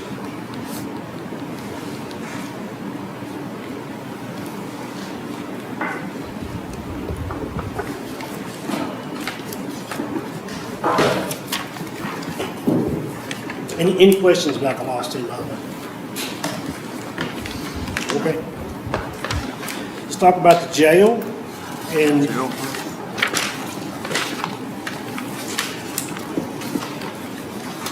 I'm going to hit kind of the high spots. I don't want to really go down line for line. If that's what you like, we can certainly do that. There are a lot of lines. So as you look down the line items in the jail, if you do see increases, oftentimes it's a slight increase, maybe a 10% increase, and those increases are generally inflationary costs and the things that have gone up and are costing us. Shelley, I do need to update line item 561328, mental health services. 628, Sheriff, did you say? 328. 561328. Okay. That was a 12,000, and again, guys, that's, I think Shelley funds that from state funded, State Criminal Alien Assistance Program, SCAP money we call it. But that was, we had 12,000, and basically we're getting about an hour a week of telehealth, and we really, based upon what we're currently providing, we need to raise that up to about an hour and a half. And so Larry's figured that that's going to be about 18,000. So Total. 18,000. We're going to go from 12 to 18,000 that line item. Are you gonna do a new contract or an addendum? Yes. Okay. When that Because you're, I believe there's a September 1st that contract. well, the one I mean, Larry got one to do there's two separate. Larry has one, and then you got another one for 10, and it specifically says 10. So you might need an addendum. This particular contract said would not exceed, was it 10,000? So we just want to, even though we had 12,000 there, or we were going to ask for 12.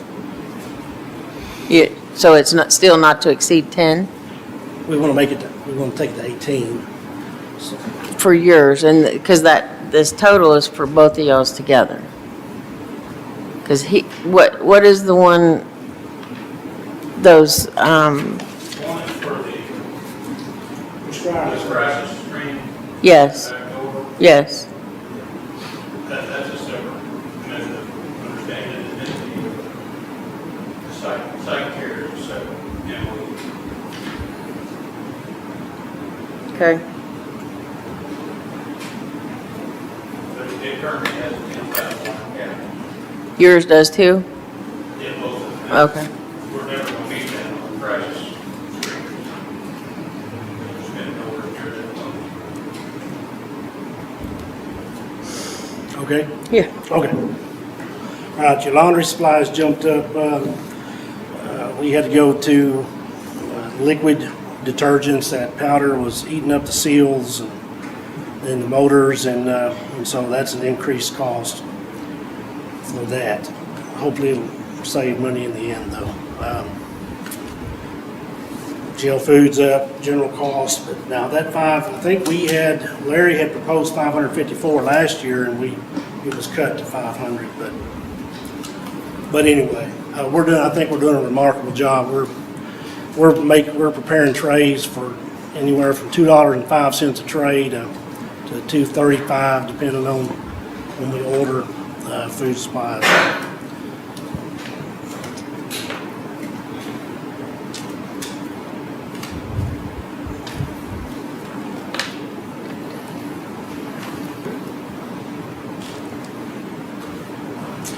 Uniform employees, let's bump that up because we're going to replace 2 ballistic vests. Rotate those out. Radio and communications is the jail system. The jail radios are totally different than our county communications. They're hand-to-hand or line of sight, but we've added a repeater up in above the jail so that they can talk throughout the jail. Before, if you got to one end, it wouldn't reach. You couldn't talk to the other end. So Now it can, but that 6,000 replaces some of those handhelds, and then it buys batteries and belts and clips and body mics and all that.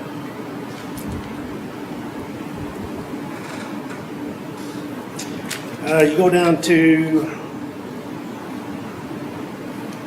561, 45A, weapons. We're replacing some tasers and replacing X-26s, I believe, the old ones are no longer supported. We've been bringing those to the new X2s, and so that's why that jumped up a little.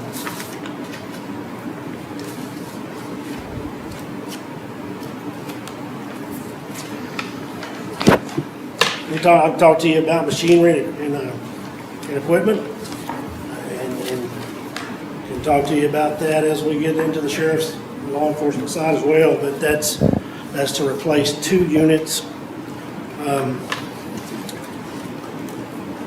One of those transport units is a 2016. It's currently 171,000 miles on it. The other one's a 2019 with 132. Those transports, well, they're critical. You can imagine that you're traveling to Tennessee or Kansas or wherever it may be, and you've got an inmate in there, and your vehicle breaks down. So, not a good day when you're on the side of the road with an inmate. So, those need to be pretty reliable. And because of the amount of time that it's taken us to get these things, almost 2 years from today, right? And so we want to get 2, because by the time it rolls around next fiscal year, they're both, one of them's going to be well over 200,000, and that one's going to be probably right at it. How many's on that 2016, Ray? How many miles on the 2016? 171,000. Larry, we've already replaced the transmission in that one, correct? So you can bet as we get from 140 to 160, you're going to lose a transmission, and those are about $4,000. Were them units patrol cars before? No. They were bought Total for separate. transport? Yeah. Now, they are equipped just like a patrol car. They have all the equipment, the watch guard cameras. So, and of course, they are certified peace officers, those transport officers. So, if all heck breaks loose and we need those folks, and they serve as peace officers. But again, we got to keep reliable units. We've got about 36,000 probably in returning prisoners, $36,000. So if we catch one naturally in Washington State or Oregon or New York, we're going to hire that out. But Larry and I were talking yesterday about if we just said, you know what, we're not going to transport outside of Texas. We're just all outside. We're going to hire out. We estimate that'd be $300,000 or $400,000 is what that would cost. So, yes, we're having to buy vehicles, but if we just didn't buy vehicles and said we're going to hire it out, it costs a heck of a lot more. Some of those are $10,000 to $12,000 a trip, that if we had to hire it. So, something else.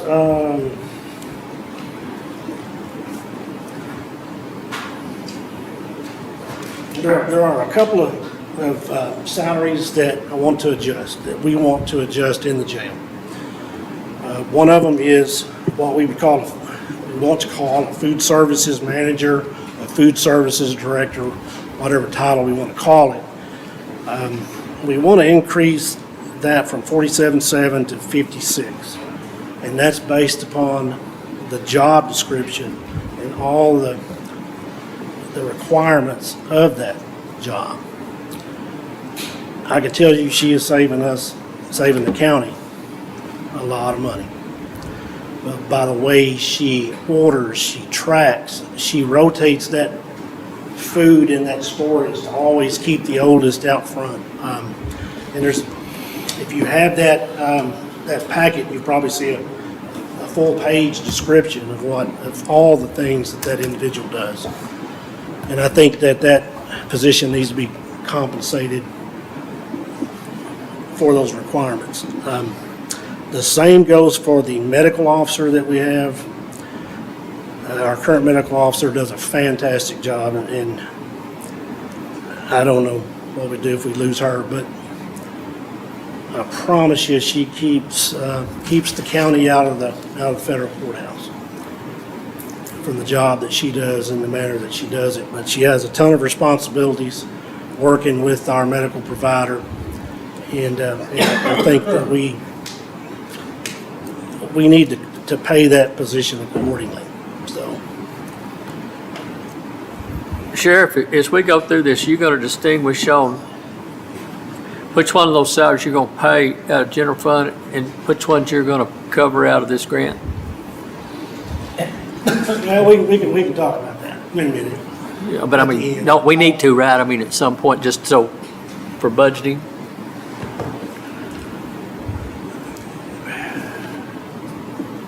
Why don't we talk about that when we get to the end of the law enforcement side? Okay? Anyway, that's about it on the jail.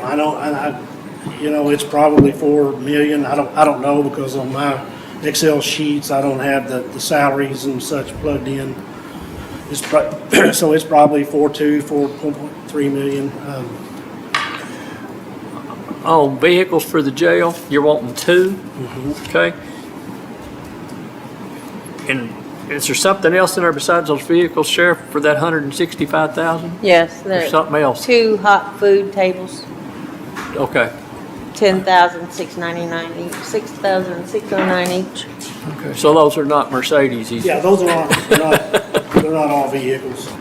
The vehicles add to 144,591.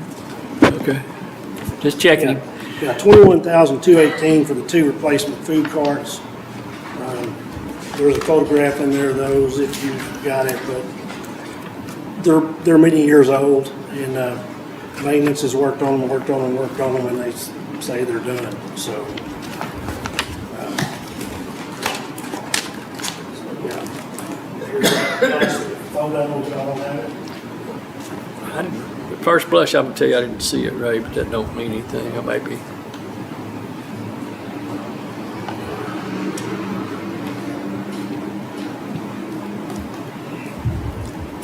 And so, as you all know, when you get back in that jail, we have to play by Texas Jail Commission rules. So they're gonna tell us what that food temp has to be and when you have to serve it and all this. So that's not just a simple cart that you wheel down the aisle, so.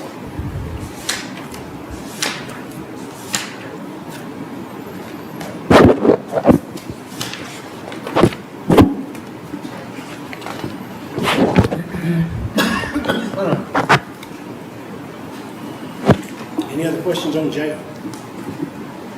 Yeah, I got it.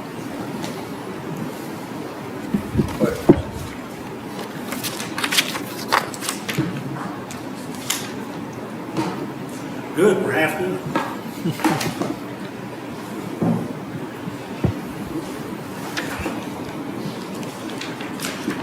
All right, let's flip over on the law enforcement side of the operations. And again, I won't go down through every line. Some stayed the same.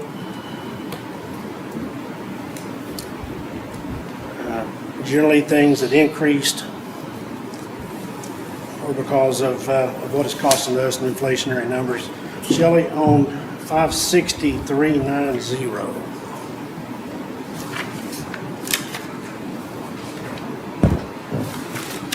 Okay, Okay, had to bump that to 32.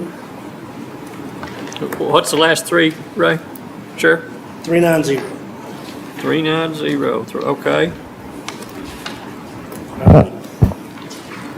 subscriptions, and that was due to, let me just say this, that was primarily due to Cellbrite, which is when we dump cell phones in our investigative purposes, went up from 4,500 to 6,400. However, let me say, Shelley, that we're going to go to we're not going to renew that, and we're going to go to a company that's called Paraben, Paraben.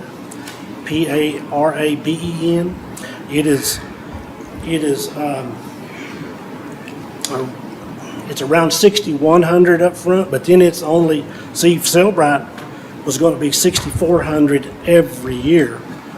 Paraben is like 6,100 up front, and then they're only going to charge 900 something a year. So the money's about the same, other than we had to bump that up to 32.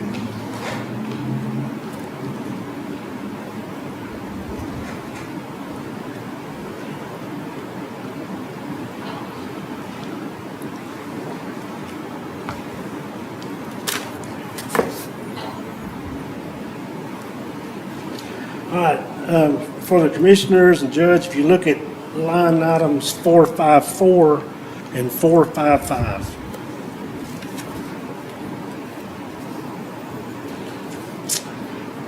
So prior to this year, we were operating off of net data, which was operating our jail, our records management, but yet in the communications center, we had a company called Global. And so Global was we were paying them under that 454 CAD maintenance. So we come in with the new SSI, i3 Verticals SSI, which is now running everything. It runs our jail, our records management, our case management, and it runs mobile CAD. It's all under one roof. And so that's why CAD maintenance is zeroed out. And Shelley called 455 computer maintenance, and so that's where that is plugged in.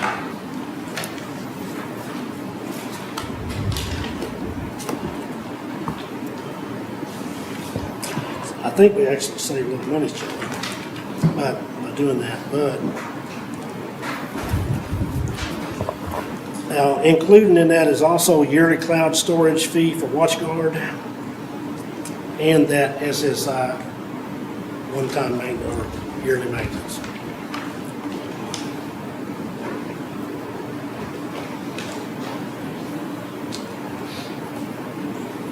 We're having a little difficulty, well, I shouldn't say difficulty, we're having some issues with WatchGuard. I may be back before you soon, but I came before you a while back and asked for $27,000 for WatchGuard for the cloud storage for all video systems. Well, that was for 22, 23. That was from May 22 to May 23. Now, they're billing us on the front end, and they're wanting their $27,000 more for May 23 to May 24. I want to visit with them and see if they won't move that until the due date until October, because I plugged that into this budget. I don't see why we paid at the end of the service year, and then now they're wanting to bill us at the front end. I don't get it. So I just say that to say that number is figured in for next year, but Shelley is not as optimistic as I am about them moving their due date. Well, I just think that other invoice was missed in 21. I think they pre-bill you, which is why you got one now that goes through next year. We'll get it sorted. Yes, we will. There is a change in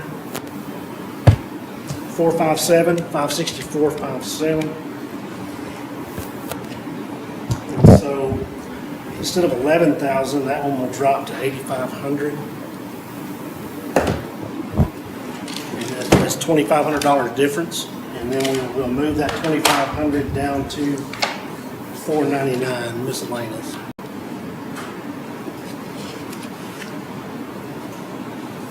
Which makes it, that number 14,500. We're moving 2,500 from one line to another, and that's played by Shelley's rules for the stop sticks. Person it down the correct line item.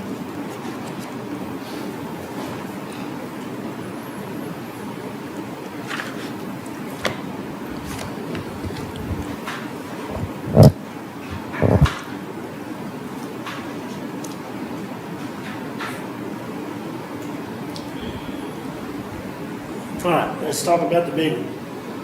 Machinery and equipment. We bought 4 last year. Hadn't got them yet. I called Defender. They have received a few 23s. He expects them to come in waves. So I've checked around. Commissioner Sinking asked also, and Shelley, what if we ordered them today? What if we ordered them today? So I checked into that. Doesn't do us any good. They don't exist. We can't order something that doesn't exist. He says that, and I guess probably Sheriff Gilbert may have, I guess he used Defender. I don't know who Sheriff Compton used, but according to Defender, we have been with them a bunch of years, and so we are preferred customer. We are moved to more toward the top, but I say all that to say maybe the end of next month, maybe we'll start to get. But it's probably not Defender, it's probably Chevrolet. Absolutely, it's not. They have to get the vehicle. They got to get right? the And so deal these before they can build it. manufacturers are building the civilian models first. That's where they make their money, Yeah. and then at the very end they build the law enforcement models. And so that's why they're now trickling in. I have checked with other vendors, and Defender's still the best. The sheriff in Lamar County ordered through another one called Sealsby. I've heard of them. I've talked to them. He ordered Fords in 2021, and he hadn't got them yet.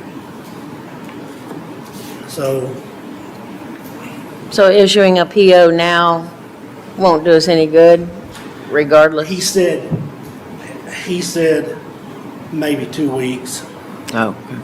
because we're already ordering them, and he can't even order them until a date coming up in the fall.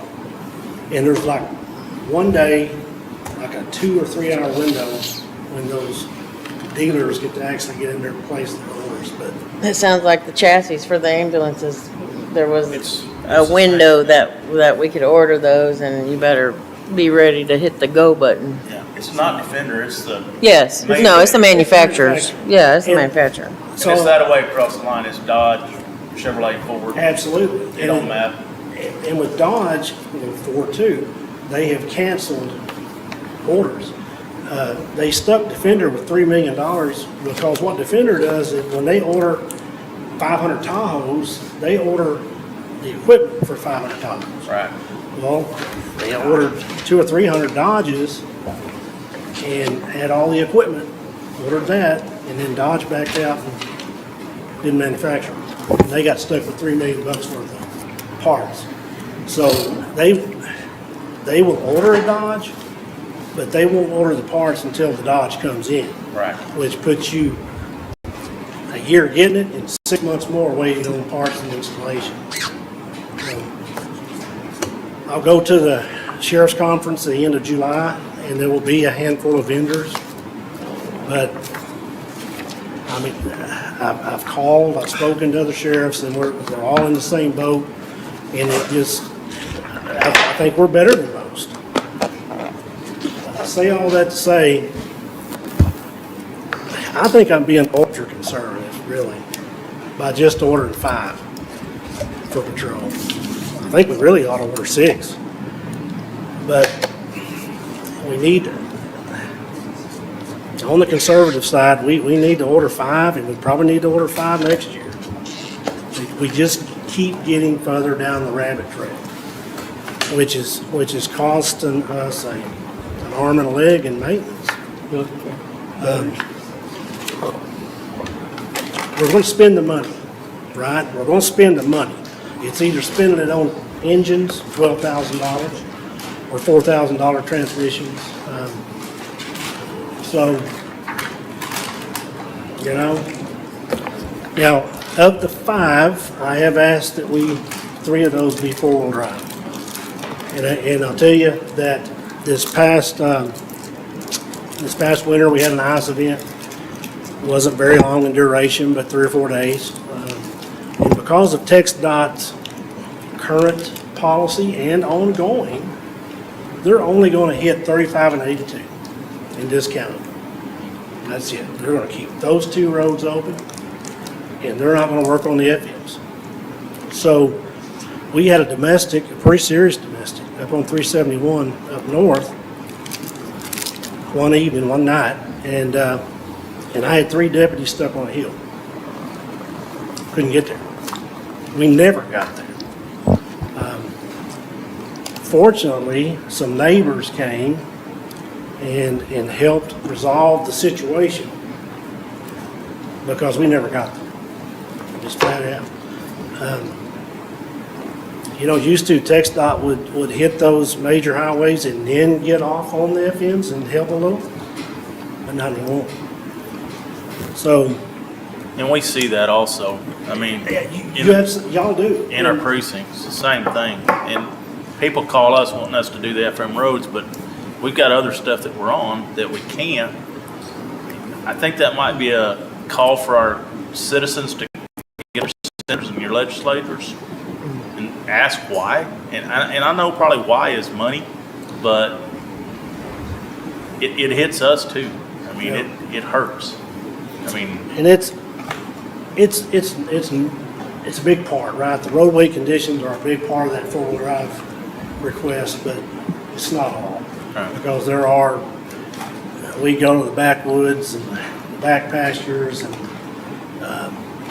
4,000 acre ranches looking for lost grandmother and grandchild and right. Such as that. So anyway, those are about $3,000 more a piece. I'd like to get 3 of those 5 for that, and maybe, out of 20 marked units, maybe eventually have half of them in 4-wheel drive. So, if we can get 3, it'd help. And used to, when I was Howard Patrol Sergeant, we'd buy these emergency cable chains, and you could put them on the Chargers and the Crown Vics and get around. But with the Tahoes are so heavy that you can't utilize those. You actually have to have a full-size chain. Right. Well, you can't. How fast can you drive on those? You're only going about 30.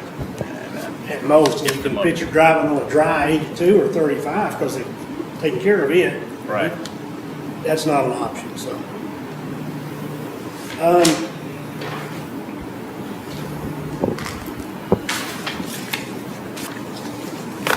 That's kind of the big one on the law enforcement. Let me skip down to, let me talk about courthouse security for just a minute.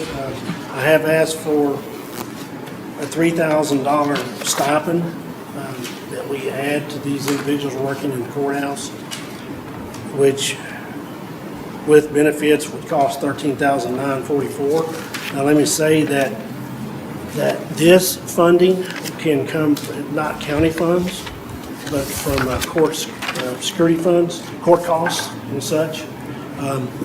We have a good amount of money in that fund. And so Shelley says that we can utilize that money from those funds. And, these guys at the courthouse, other than, and it's a different job description, right? But to begin with, but besides Daniel, we don't have vehicles for him. So you know, if you come to work at the sheriff's office, you're gonna have an in patrol, you're gonna have a take-home vehicle. So that's just something these guys don't have. And it's a different job. You're inside most of the time or in these buildings. So we need to be able to try to attract some folks to come to work here. We are one short as we speak. So, and anyway, and it's a way, that $3,000 stipend is just something we can do that doesn't come out of county funds, so.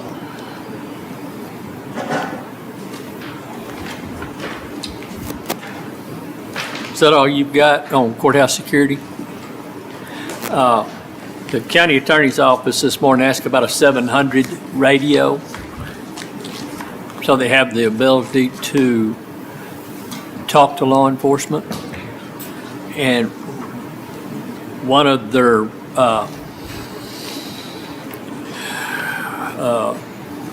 idea was that it would also enhance courthouse security if the investigators here had radios. And I said that I would ask you, first off, it's probably needs to fall in your inventory of radios, but are you interested in helping them out at all with courthouse security money to buy any radios for investigators for the? I don't have an issue with that. Do you have the money? And do Shelley, you? out of that line item, there is a lot of money in that. Shelley, is it 300,000 or 200?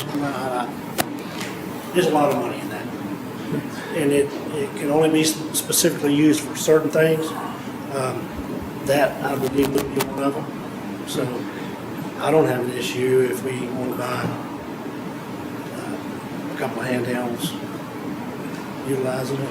And handhelds should do anything they need to do because it's happening in here, and that's how we're justifying the purchase. Wouldn't do me good to have one in the car, right? I mean, see. Sure. And we couldn't justify buying them in the vehicles for courthouse security, out of courthouse security money. You know as well as I do that the handhelds are just about as good as the e-car. You know? Yeah. Okay. Shelley, they need to belong to the sheriff's office. The radios need to belong to the sheriff's office.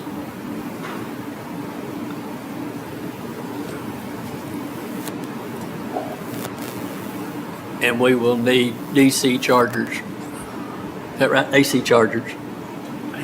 AC chargers. You want two?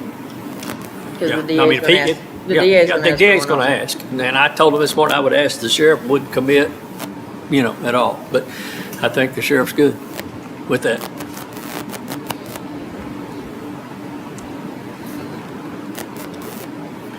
And at some point, we probably need to order one or two for you to have backups. Well, yeah, if you look under, I skipped over because it wasn't that much, I don't believe. Well, $11,000 is in 56422, and that is a good amount of that is for an additional in-car radio. You got too many pages, Sheriff. Tell me. That's for an in-car, but don't you think we probably need to pick up a couple of handhelds? Because I don't know of any extra handhelds out there at all. Yeah, there are. You've got yeah, okay. One or two. Yeah, if you got in the mind, okay. So, yeah, that 56422 was radio repair, replacement, for dispatch, and one new in-car radio. And remember, you and I talked about in the beginning when I gave the numbers, I didn't account for the spares.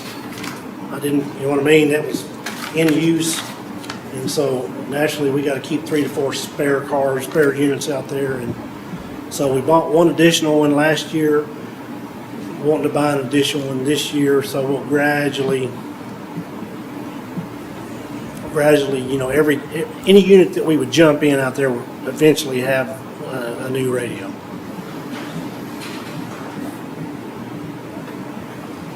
But I don't, it's like when the 4 new cars come in, I have 2 new radios back there, For those, for 2 of the 4. 2 of the 4. And then we will pull 2 out of some units that'll go offline. So,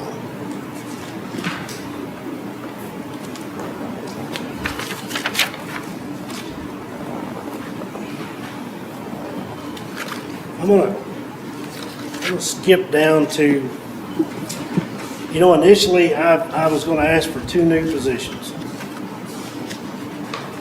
But I'm gonna cut one. So I'm not gonna ask you for an additional communications operator this time. We had some major new upgrades this past year.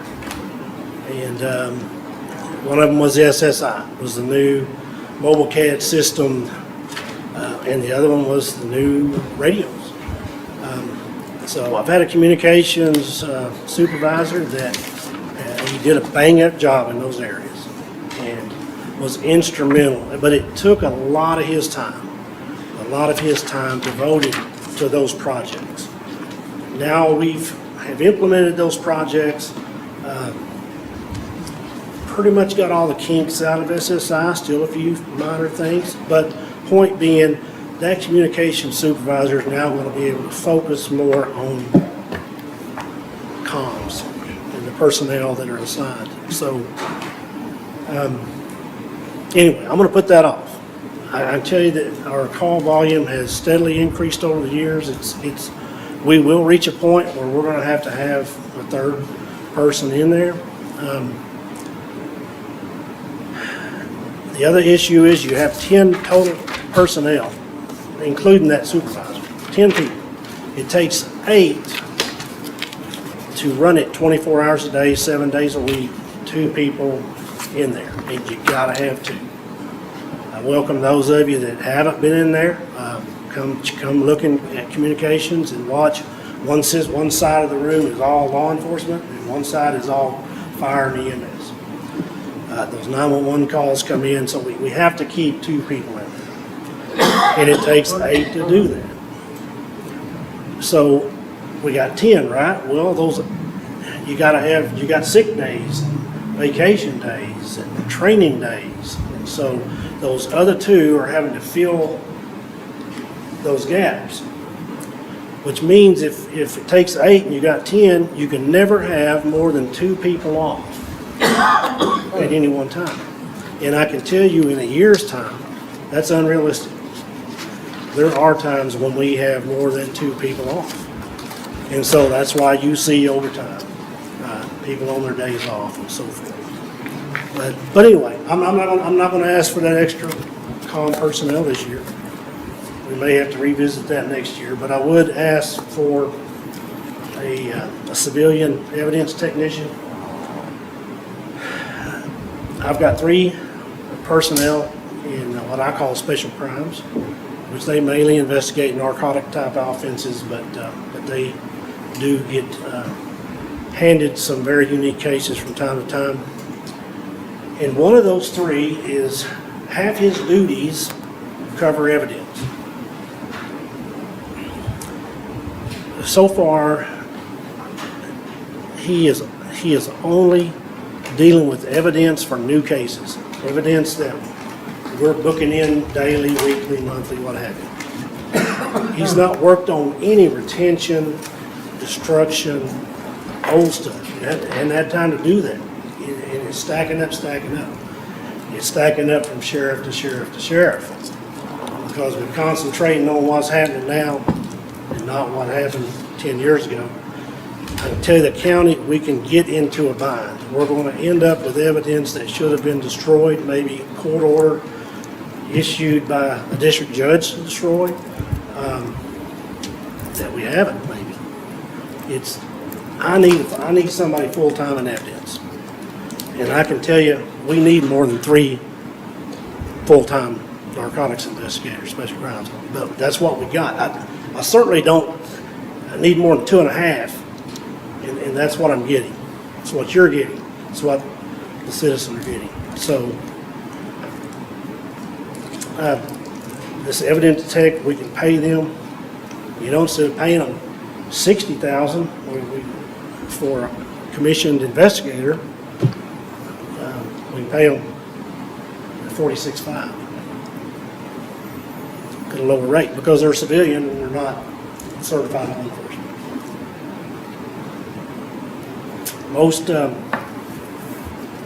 Most departments of any size do have a civilian evidence technicians. They're not often, most of the times they're not certified peace officers.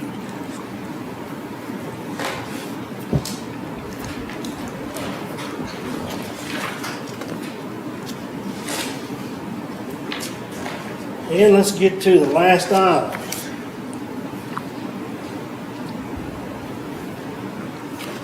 Well, Elizabeth, we currently have 6 FTO paid stipends in law enforcement. That we're paying $420 annually. That's about $16 a pay period. And I request that those FTO stipends be raised to $1,200 annually. Who wants to be an FTO for $16 a month and have the responsibility and liability associated with that? So, anyway, now we're going to talk about the 6% across the board increase.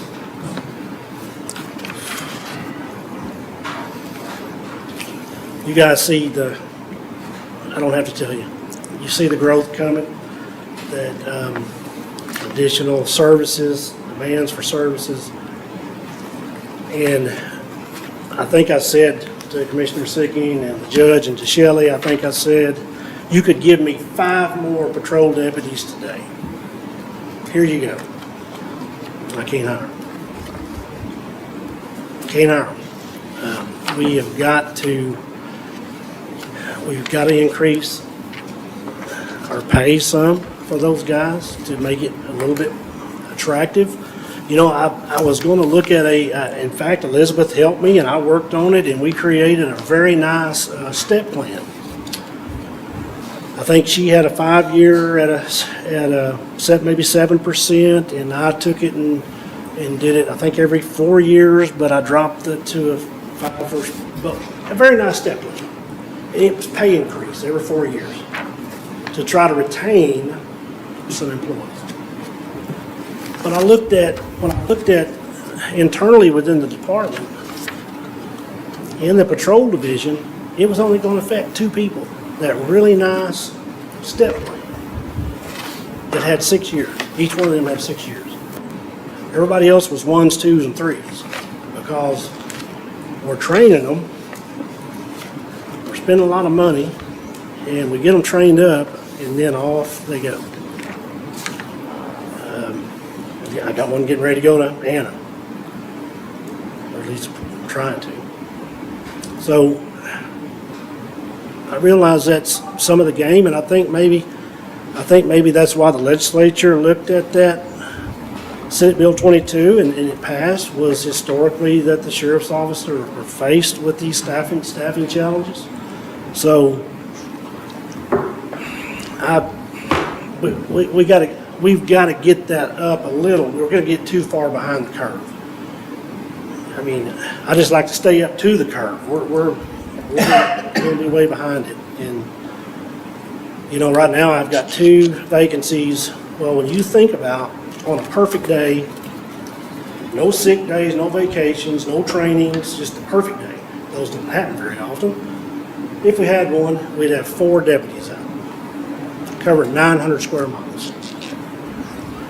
Well, when I have 2 out, 2 vacancies, then I had 1 off on family medical leave, 3 short, that's nearly a whole shift that we're short trying to cover 900 square miles. And you can't do that without working on days off and lots of overtime. So Larry faces that, we face that same issue in the jail. We're probably 4 to 5 vacancies short. And so he and I both will have to come back and move salary money into overtime money to offset the overtime that it takes to cover it.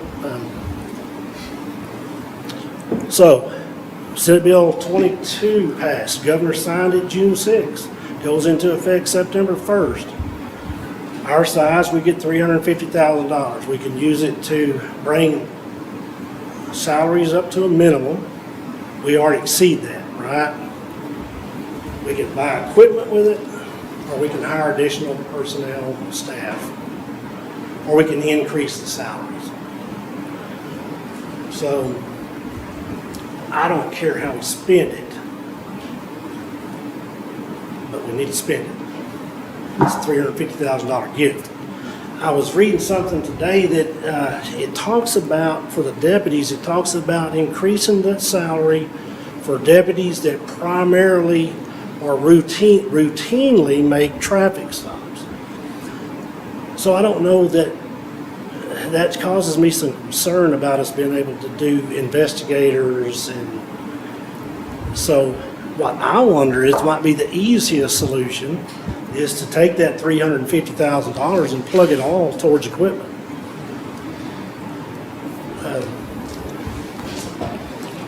Either way, it's $350,000. And what I would say to you, that any of my increases that we're asking for, the 6%, and I'm talking about the increases from last year's fiscal budget, you know, the extra card units, the 6% pay increase. What I would say to you is $350,000 state money, and I estimate that we will bring in for you between $800,000 and $1 million in jail housing this next fiscal year. So any of the increases above last year's fiscal year, we're going to cover. I mean, you're still going to get $600,000 to the good. Now, those contracts will be coming up in September. We're going to look and see if we can't get a little bit extra money from those counties. We don't want to get too greedy, you know, because they'll just go somewhere else. But I think we might be able to even go up from that $55 a day and maybe get a little more. Does that same bill also did address constables, and seems like there's one other peace officer maybe that?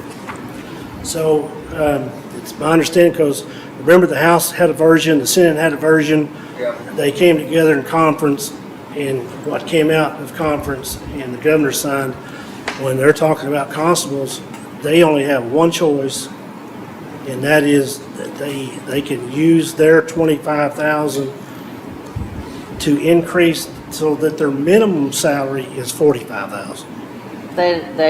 They weren't given a dollar amount. To increase to $45,000. But didn't they also have to primarily be, or do In the traffic? performance of their routine, they primarily for traffic enforcement. Yeah.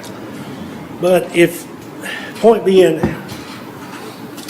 if we reach, we're already past minimums, what they set for minimums for the sheriff and for the deputies and the jailers. It gives me the option to say, we want to increase the pay, we want to buy equipment, or we want to hire more staff. I have other options.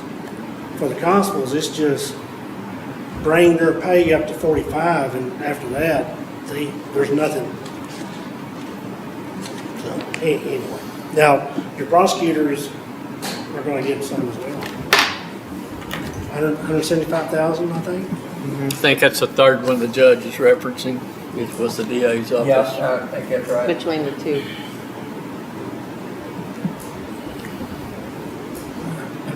Yeah, it's sheriff, each deputy who makes motor vehicle stops in the routine performance of their duties. Jailer, whose duties include the safekeeping of prisoners and security of the jail operated by the county. Then the next option is to increase the salary of the persons described in 1, which was the ones I just read. Or you can hire additional staff. I think that's up to y'all, and that's up to Shelley. There's 350 Not up to me. grand, let's spend it. And if it's easier to just plug that in towards equipment, which I think that's the easiest, because we're going to have to, naturally, they're not just going to give it to us and say, good luck with it, see you later.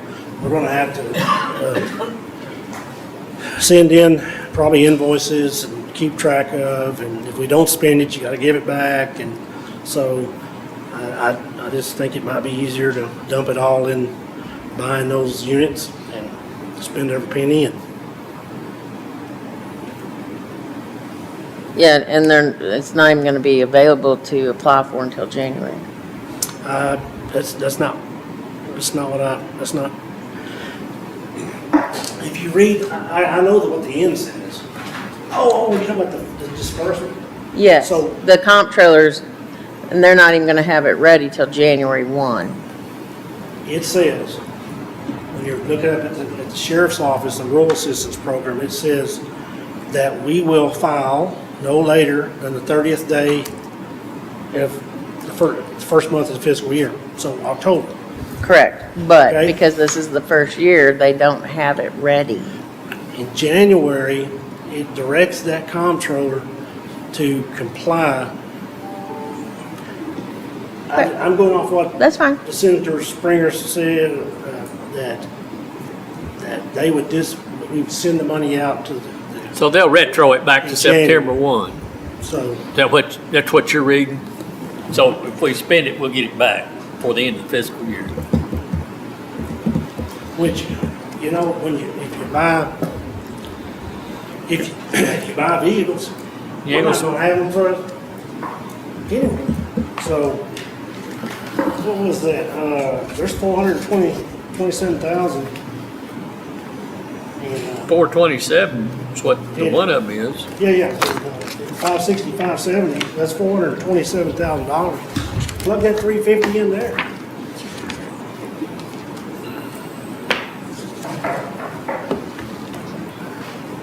And then you don't have a bunch of keeping up with hourlies and paychecks, and we just send them some invoices for some holiday shirt.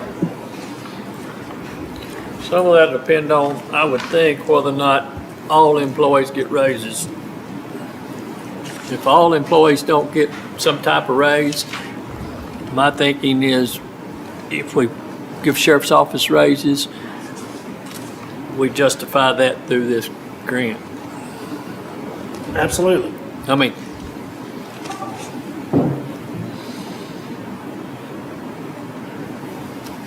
I don't want to missay this, or we have a lot, all of our county employees are valuable. Absolutely. Absolutely valuable. They all probably, they should make more than what they make. It's not about somebody's worth more than somebody else, or this department's worth more than that. It's a matter of job descriptions, the training that's required to complete that job, what you have to do the requirements of the job, and it's purely a job description and job requirements. It's harder for me to hire someone that's got to have some college normally, certainly a law enforcement training academy, thousands of hours they'll end up with, costs a lot of money. And yet, I get to tell them, hey, look, you're going to get to work all night long. You're going to get to work 12-hour shifts. You're going to get to work on holidays, Christmas, New Year's, and all the holidays. You're going to get to work on weekends. Might not leave a lot of time to spend with your family. You're going to have to answer calls and go to things that are dangerous. You have a higher likelihood of being injured or killed in this line of work. And so you want me to go hire somebody with all of that knowledge and just pay them this amount. It's just harder. So when I come to you and say, yeah, we got this grant, we need to raise this up 6%, we probably need to come back and raise it up 6% next year on the law enforcement side to try to keep up with the game. It's not that I think that we are better or more valued than anyone else because we're not. It's just a different job description and requirements. But the only way we make it justify the raise is by saying, hey, this was granted, from the state. Maybe. Absolutely. I mean, we know it's all coming out of the same bucket, but in reality, it is at least earmarked for a raise for law enforcement, or monies for law enforcement. And that's what it was designed for. That was the number one. It tells you that grant must be used for salaries. You cannot use it for these other two things until you do address salaries. That's what it was about. And it's a shame they couldn't cover every position in the courthouse, but they couldn't or chose not to. This is earmarked for law enforcement, so we can't spread the wealth, so to speak. That's all. Well, EMS is coming up behind me. First responders, God bless you. God bless them for what they do. What, you got something for Ray? The jail also asked to reclassify the medical position. Ma'am? The jail also asked to reclassify the medical position. You only spoke about the kitchen? No, he talked to the medical. Oh, he did? Yeah. But in the FTO in the jail also? I did not talk about that, Elizabeth. Well, okay. I heard so 6 FTO positions, but that's we not have the 6 jail. FTOs on the law enforcement side, and I believe we want to add 6 to the jail side. Is that correct? Isn't that correct? And because those guys, they are constantly training on the jail side. We have never been full. In fact, I think when I took office, we had 11 or 12 vacancies. Yeah, and so, yeah, those guys are constantly FTOing on the jail side. And we've not had any FTO positions. And request we had 6 on that side as well.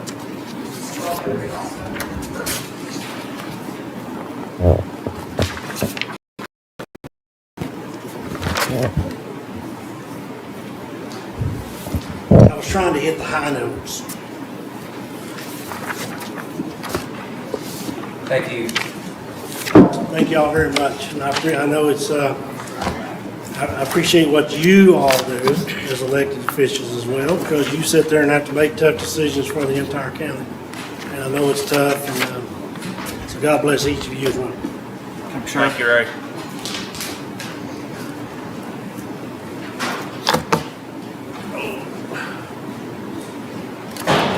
Are we taking a break? I think everybody's eyeballs are floating for a second. The judge went back there and did It's hot. It feels like it's slimy. Well, he didn't, but they don't, I mean. Are you mad about my fan? Blue flag over.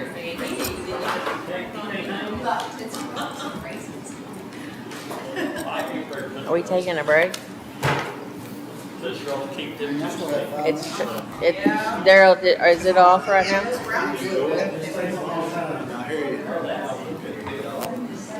I didn't hear you talk about the medical, I'm sorry. That's all right. Yeah, just see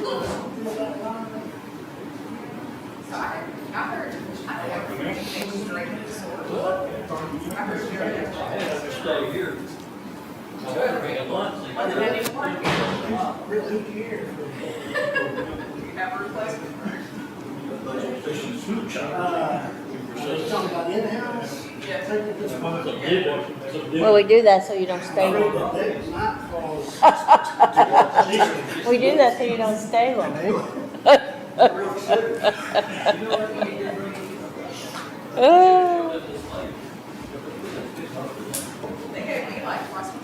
that was Friday. That was Friday.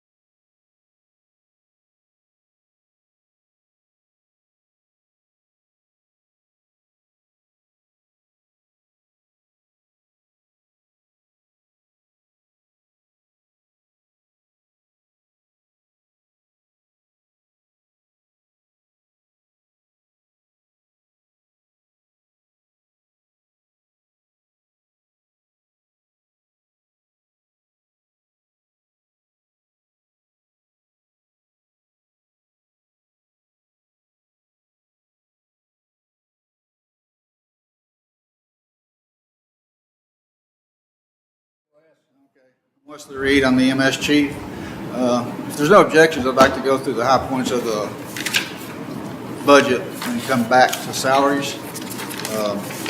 There's not many high points, so it shouldn't take us too long. I did have a slight increase in fuel. We kept looking at it, and it's a very fluctuating line item, so we increased it just a little bit. Vehicle maintenance, we kept it the same, but with the advent of these newer ambulances, I'm really hoping that we don't have that much use for that line, but I hated to take it down. They did have an increase in furniture and fixtures. We checked logs and went back. It's been 7 years since we replaced our mattresses in our stations. So we put a bid out to have those replaced. Also, when we built Station 1, the lockers that were there, we found out that they just worked much better for our employees with the amount of uniforms and gear we issue, plus the stuff they bring from home that's needed, bedding. The metal lockers that we began with were just too small. So little at a time, we've been replacing about 3 lockers a year. And this is the last 3 lockers. That's what the other money's in there, and that'll finish out all of them in all the stations that we have the same locker. Medical supplies, it was tight last year at the end of the year. It's going to be tight again this year. So that's the reason for increase there. It's like groceries and everything else, things go up.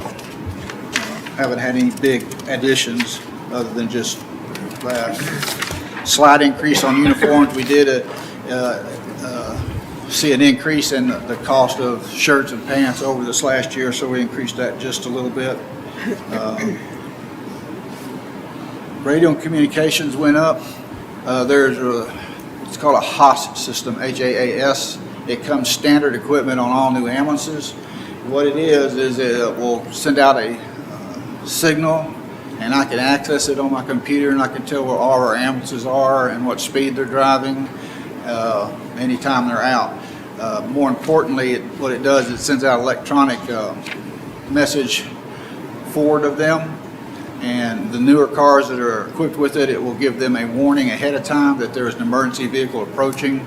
And every month I get a report on how many vehicles and personnel, or sometimes handheld phones, are alerted as well. And it's well over 3,000 alerts every month. Wanted to upgrade it just a little bit. It's called V2V, vehicle to vehicle. Whereas if we have 2 vehicles approaching an intersection, it will alert both vehicles that we have another emergency vehicle coming to that intersection. I think it's a good safety feature to have. That's around $3,500, $4,000. Like I say, some of them we won't have to do anything but the V2V box, but there's a couple of them I have to renew the subscription on. These 2 new ones we got, they come with a 3-year contract that's already paid for, and so the one we got earlier this year. So those 3 of the 7 we don't have to really do much with, but I think it's a good safety measure to have. Notice there's a huge increase in training. If it wasn't already taken down, it should have been taken down back to the 14,000. The 27,000 that I initially asked for in there was for training 3 EMTs to paramedic or pay for their skilling. We found a grant through the state to pay for that, so we're going to pursue that. It's the same type of situation we wanted to do, where we apply through the state. They actually give the money to the county, and then the county issues the money to the college.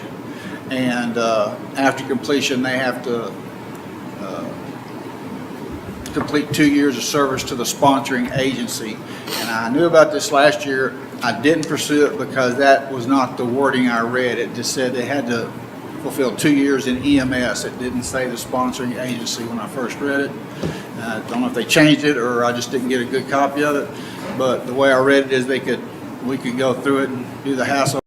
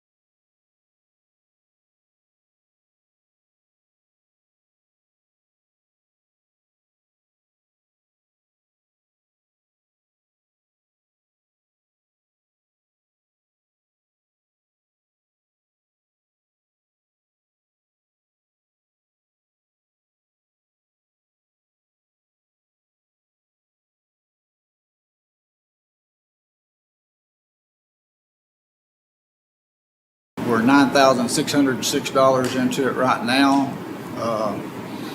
There's a 4907, there's a 2017 Dodge.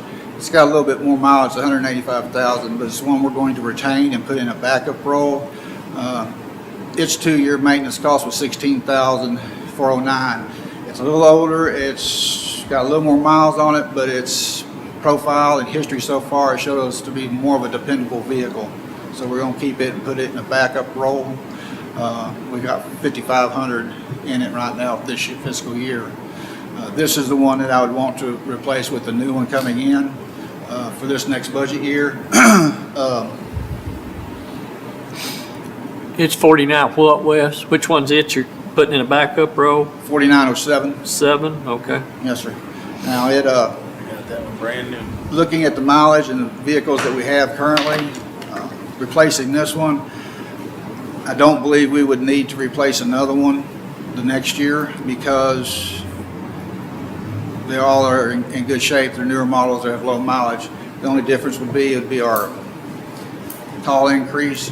The last 4 years, we've increased our call load by 1,700 calls. So that continues to rise. And more times we have to make long transports. That's a factor in it too. I don't think we should get there next year. It may be 2 years, I don't know. I can't guarantee that second year. But one of the ones we're moving into a backup role has, I think, with the one that, one of the two that we're getting right now is gonna have 125,000, 130,000 miles. So it's a good serviceable vehicle for quite some time, especially in a backup role. But it's the higher mileage of the ones we have. The two that we have on order, I've gotten pictures of one of them. It looks done. It's in QC right now. They're waiting for it to clear that. Then they'll schedule the virtual walkthrough where they FaceTime basically together and they walk around it and show us all the things that's on the ambulance. We do an inspection that way, and then we set up a delivery date. Have you gotten the one that, for this week? The second one? Mm-hmm. The second one, the shell of the box is complete. It's been moved into the production line to be finished out. Well, didn't we pay for one on court Monday and you wanted the check for this week because it was going to be, something was going to be delivered? The check, for it to be delivered? Yeah. Yeah, that's the one that's waiting to clear QC and then send this way. So that's where we are at on those two. So I show that you're still due 2? Yes. Okay. So Wes, on your medical supplies, do you think that's because of your call volume increase? That is a factor. That's a factor of it. Factor of it's also just the increase in general increase and stuff. Right. Most of the things that I had here that were recurring, all right, I can't do it with everything because it wouldn't be accurate, but like medical supplies is recurring. We added like 8% to it after we projected it to try to account for just general increase in their cost. Udana, the office manager, does a very good job at tracking medications and finding out where the cheaper is at. More importantly, she finds out who has it. And that's been an issue as well, of actually getting a lot of medications and supplies that people are running out of it and they're running short on it. So there is a slight increase for the medical director. Are we spending more than $50,000 with one vendor? Pardon me? Are we spending more than $50,000 with one vendor? No. Okay. Well, you talking about medical supplies? Mm-hmm. I don't know about if we are with Boundtree or not. I was under the impression they were under contract. Well, if they're under a co-op, then you're okay. Yeah, she is Boundtree is the primary one that we always try to use. There has to be an occasional time that she goes to an outside vendor to get something, but that's usually just for a short period of time until Boundtree gets it back in. Okay.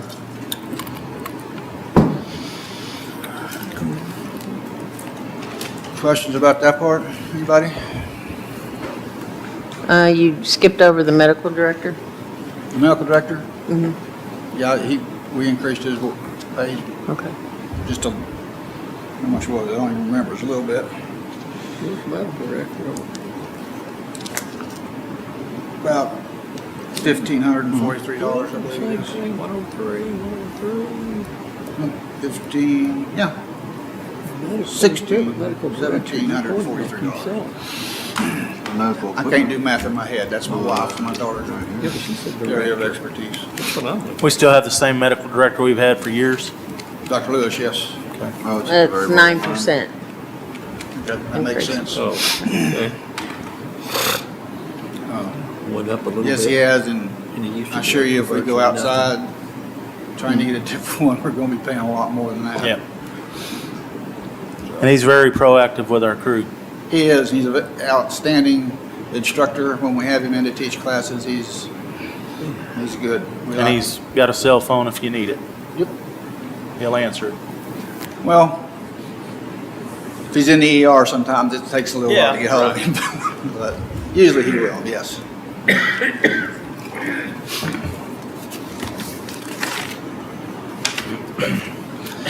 All right, if there's no question about that, I'll talk about salaries. I was listening earlier to the earlier budget hearings and comments, and I agree with Commissioner Hollowell in the fact that you have someone that's new, they're not near as efficient as someone that's been there several years, and drawing on his law enforcement experience as well, a gentleman just coming out of or individual, I should say, just coming out of the police academy, is adequately trained, but you take that same individual 5-10 years down the road, they're a much better officer. It's the same way with paramedics. That when they test them at the state or the national level, they test a certain competency. That competency improves with time greatly. So retaining people is something that's very important for us. I also agree with the auditor, and that salary is not the only metric that you need to look at for retention of employees. It is one, but it's not the only one. We cannot compete with Dallas and Fort Worth and Denton and other places that we lose our paramedics to on wages alone. It's just not feasible. What I would like to talk to you about, though, another way, something else we can hopefully do to help retain our people, and let's talk about how we calculate our vacation time and how we pay it. By FLSA standards, we have to be in a 40-hour work week, and for payroll purposes, and it's understandable. But we don't work a 40-hour work week. We work a lot more than that. And when you start translating that into time off, it doesn't come out equitably. You take a 40-hour employee and have them decide to do a long vacation, take their 80 hours, say a 1 to 10 year employee, and they're going to take their 80 hours, they'll be able to string together 16 consecutive days off to do that vacation. When an EMS employee wants to do the same thing, he'll actually get 11 days off, and on the 12th day, he has to come in at 3 o'clock. So that is not comparable between the two. It's much smaller. They also, the solution for me, what I wanted to propose was that we currently accrue 6.67, I believe, is hours per month in vacation time. That equals out to 80 hours a year. If you would move it to 2 hours per month, that would equal out to 96 hours per year. That would give EMS employees the same benefit of those 16 consecutive days that a 40-hour week employee gets. That gives them additional time, or it gives them 4 shifts off. For the 10-plus year employees, if that's increased by 2 hours, that would put them at 144 hours, and that would also put them at an equitable position with time off. And when I say time off, we're really talking about time away from work.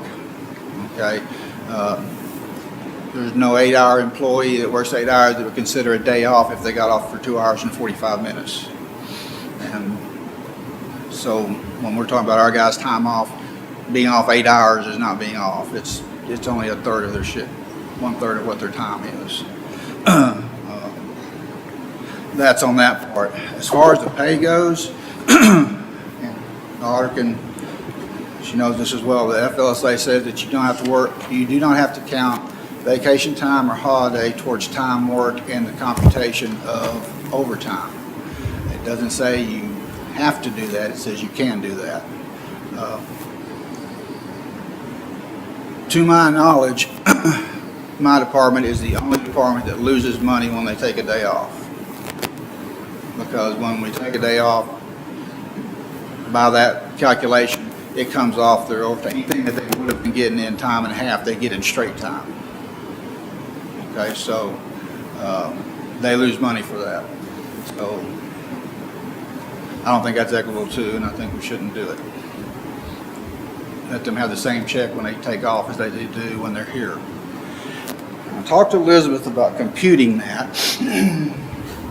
It is next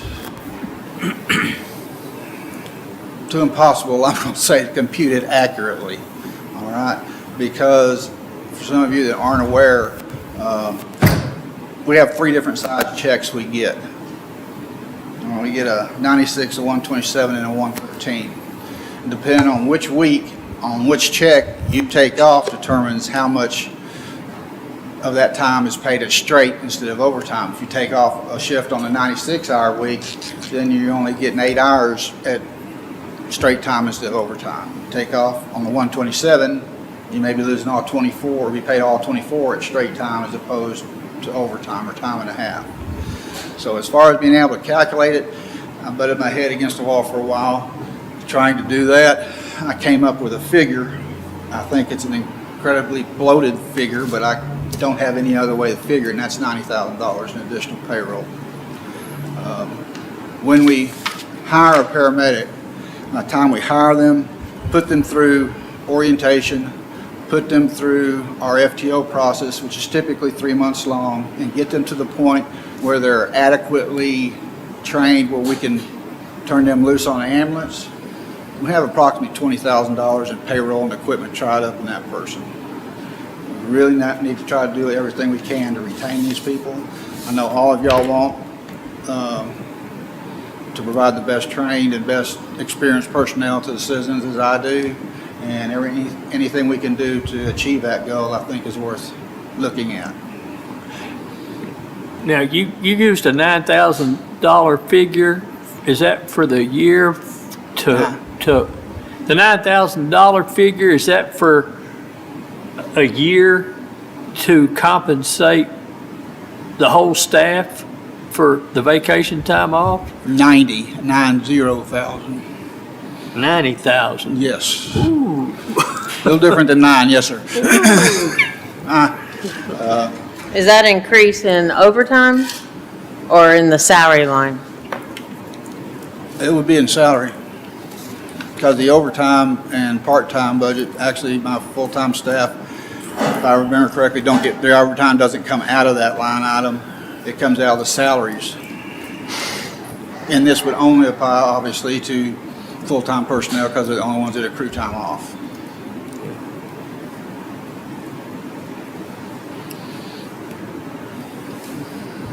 I'm not sure I followed all that. I'm not sure I followed all that. Yeah, I got just I don't know. have to Yeah. weed through it. Have you got that calculation or anything written down anywhere? Is it supposed to be in my supporting documentation here? No. Because I'm not the brightest light on the tree, and it's a little bit hard for me to follow all that and all the rationale and get that number. I can send it to you on a spreadsheet at the station. So give us kind of something, Wes, to And digest. the way it came out was, in figuring worst case scenario, is if you take their entire time and at time and a half, it actually comes up to 126,000. I took 3/4 of that. I still think it's going to be terribly bloated because I don't think there's any way it can be that much because of the way we're paid. And first off, it's predicated on everybody using all their time off. Never happens, but you have to look at worst case scenario. But even if they do, like I said, the first 40 hours that they take, regardless, is straight time anyway. But I'll send all Is everybody. that the same sheet that you brought me the other day? No. I mean, some of you guys may have got a better grasp on that than I did, but I didn't get there. It's confusing. Yeah. It really is. But by the time, how to put it, it's just not going to, when you figure it out that way, it's never going to come to that amount because of the way we're paid and the fact that we have 3 different checks, and it's very dependent upon when the person takes the time off and if they take all their time off. Because if we had the same hours each week, it'd been very easy to figure, but we don't. I say each week, each pay period, but we don't. We have 3 different sides of the checks. Is the only time they would benefit from that is if they took the 16 days, or, well, in your case, I think it was 11 because the shifts are working at 16 hours, 16 days in a 40-hour week. That was your comparison, right?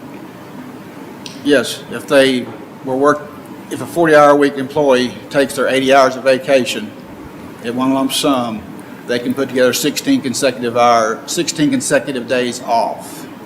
Okay. If an EMS employee does the same thing, they will put together 11 consecutive days off and have to come in at 3 o'clock on the 12th day. But if we have a person on a 40-hour week and they take 16 days off, that costs us 40 hours.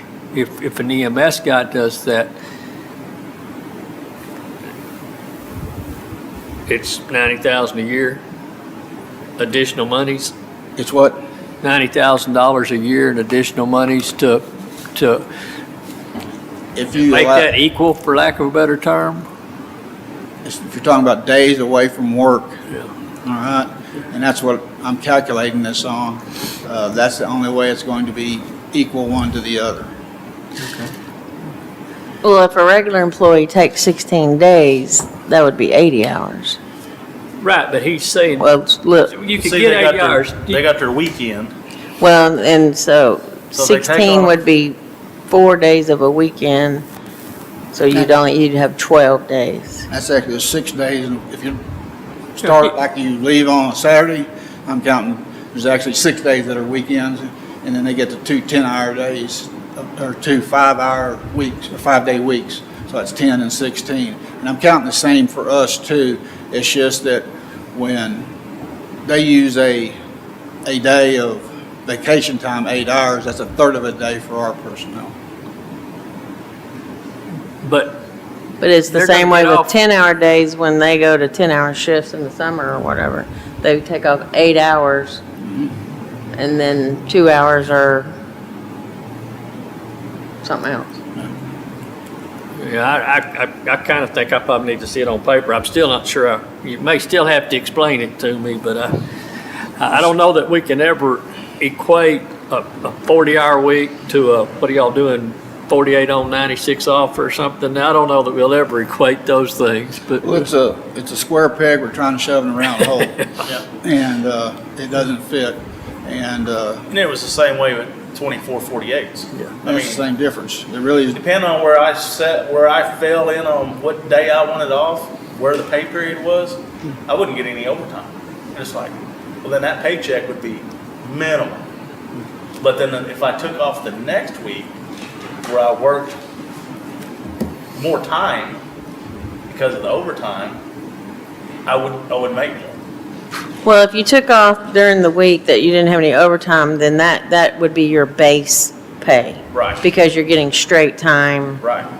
You're getting straight time for everything that you got paid for. That would be that's your minimum check.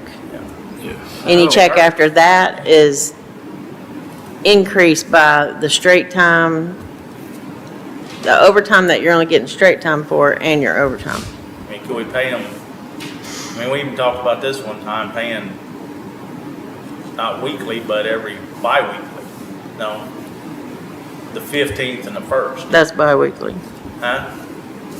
That's bi-weekly. 15th and 1st. We figured at one time where it might work, but that's You're been talking about bi-monthly, bi-monthly. which is twice a month. Yeah. What we currently do, I believe it, and the bi prefixes messed me up too many times. What we currently do is bi-weekly, Yeah. correct? Right. Okay. We're not gonna solve that one this afternoon.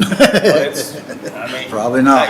I mean, a lot of people Well- don't understand 24/48s. My wife, I mean, we were married for 5 years. She's like, "Are you working tomorrow?" No, I just got off this morning. And I'm off today, and tomorrow I go back in the next day. And it But was- they're an anomaly because they are not attached to a fire department. If they were attached to a fire department, they would be paid differently and they would not be based on a 40-hour week No, that's correct. because they are a standalone ambulance service.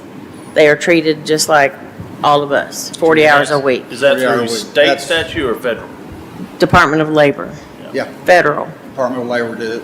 Happened 30 years ago, some odd, long time ago. But if they were attached to a city fire department, they would be paid differently. That'd be completely different. And you say about losing people. Do what? You talk about losing people, they can go to a fire department. Well, and that's why, because they're going to the fire department because they make more, because they get paid differently. And we can't fix that. Unless we wanna Well- start as a fire department. Our starting pay isn't bad. Okay, it's somewhat competitive. There's some improvements going down the road, and I'll address that next year. But I mean, if you want to get technical, we don't have to pay them for sleeping. So if they get 6 hours of sleep a night, we don't have to pay them for that. it's gonna be difficult. If I was there, I'd go home. Well, we've not ever enforced that. Right. So, I mean, I'm just saying. we but gotta- that's also part of that Department of Labor Yes. regulation for this kind of a department, a that's- standalone department. It's because they've never been there and they don't know. Well, I can't address that. That's That- federal. That provision also comes into play if you don't get woke up. Yes. What about if we bought a brush truck and put it in a station and called it Cooke County EMS and Fire? Well, it'd be- I don't think. No, I don't, that's not. You I know, don't think we Grayson, a want to go lot, down that trail. Wise County. I didn't say you had to drive it anywhere. Just have it on display. but you look at what Grayson's doing, you know, their volunteer fire departments are converting to paid fire departments and putting ambulance service in them. Whitesboro, stuff of that nature. Where's the other one, Tioga or somewhere? Ask them how that's working. What? Sorry? Ask them how that's working. Wattsboro went to a contracted for service for several Years. decades. Yeah, years. I was on the West Grayson County EMS Advisory Board when they decided to do that, and I advised against it.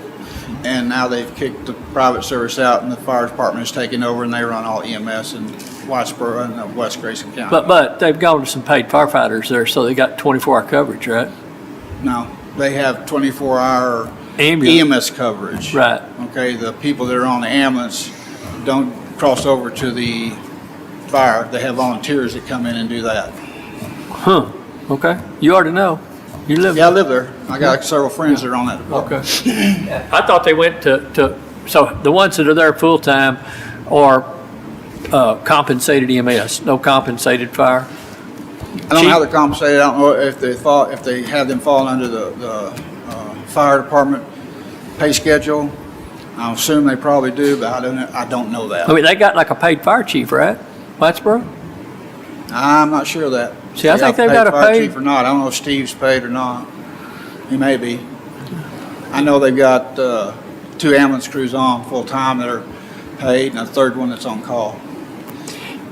Somebody subsidizing that for them? Is the county helping them with that? I'm guessing the county's funding some of that? They get some subsidy for, same subsidy, I assume, that the previous private. Yeah, whatever they're paying the private would be a whole lot better to give to the, yeah. Good service, they do. Then good they service. didn't always have two ambulances there when they had the private service, as far as I know. That's the Hit or miss, because one Very of the seldom they had one because we were concerns there that a lot. Whitesboro had, and the reason they took it over, yeah. Yeah. Anyway, I'll send the spreadsheets to you Yeah. on that, and try to make it clearer, hopefully. Yeah. Any other questions? Down here? I think it's time to go home. Thank you, Wes. Thank y'all very much for your Thanks, time. Wes. Thanks for waiting on us while we took our time away. Yeah. No problem at all. It's not time to go home yet. We gotta hear from one more fellas here. What? Commissioners not today, are they? Yeah, but we're supposed to be out here at 4. Yeah. Mine's, y'all are looking at it. If it's not coming from Sal, then you can send it to me. And commissioners have never gone line by line, so.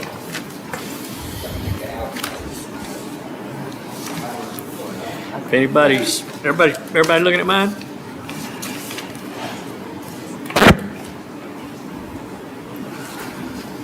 I'm like everybody else, I'm sure. Gravel's going up to $10 a ton. Oil's going up, tires going up. Just pick one, culverts. You gonna do I've kept one in there for years, it Bubba. just in case? Just in case. And it almost come in handy recently. So you're saying yours, everybody's like yours, isn't it, right? No, I mean, what are you gonna do, Judge? I mean, Well, it's, what do y'all wanna do? I mean, This is Commissioner's Court after all. typically, Shelley tells us whether or not we can fund it. Yeah. And if we can fund it, we don't typically meddle in one another's business.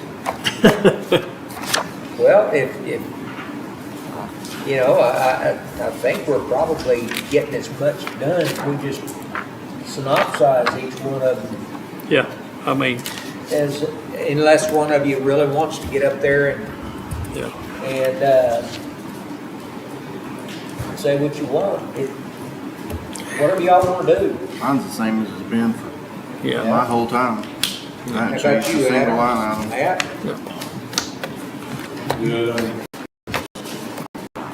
Only thing I ask people to look for on mine is don't let me accidentally admit something like extra labor or something like that, because once in a while, you say, oops, I intended to have, part-time help and I don't have any money for it, or I intended to have a contingency money and I didn't have any contingency money. That happens. That's the kind of stuff that we help each other out to look for. But, beyond that, it's split the way it is. Do all of you get them? 25% split, Judge. Yeah, Do what now? it's an even split. We just, Okay. depending on how we spend our budgets, our fund balance is different. Right, okay. Yeah. Your bottom line might be different because some of us have some fund balance available, maybe others don't, or that's a reason you'll see. And it's just like general fund.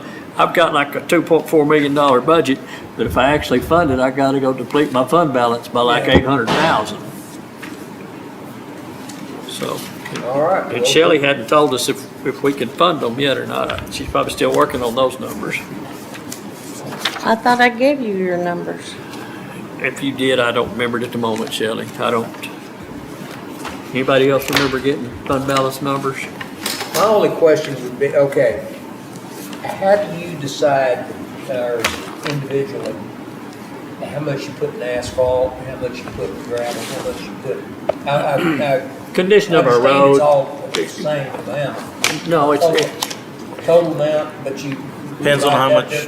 No, how see, much we chip don't, you're we gonna may not all put 80,000 in asphalt, and that would be based on the condition of the roads we plan to work on. Yeah. And that would vary from precinct to precinct. I know, but I mean, each one of it, what I was saying was, do each one of you get X amount, or the same amount total? Dollars. Yes. Yes. And then you might spend 80, you might spend 100, you might spend. Or he might spend 20. Asphalt, like earth money. Yeah, or say It all depends on how you choose to. sole to divide it discretion. up within your, okay. Sole discretion of the commissioner once the court approves it, unless it's at election time. And if you're going out of office, you can only spend 1/4 of the budget that you generate the last year. And nobody's affected during this budget. It will be next budget. That hadn't changed. It seems to me, back years ago though, that the commissioners didn't necessarily get the same amount of of the pie, let's put it that way. No, we all in theory represent 25% of the people, Okay, and it all goes into road and bridge, and it's split 25%. okay. Is it now people, or was it roads that used to determine the Yeah. precinct? It's population. Population, okay. Oh, yeah, it's census times, that, yeah, if that's what you're What asking. was there ever a time where miles of roads determined your? Like right now, I think I've got maybe the least at 180. What are you at, Jason? Somebody's got 220. I'm almost at like Okay. 260, I think, 270, almost 300. Who? I am. 300 miles of road? 280, I think it is. Really? Okay, anyway, we've never taken into consideration the number of miles of road per precinct. Okay, okay. Yeah. Oops, I'm broke. You're broke? Yep, life's bad.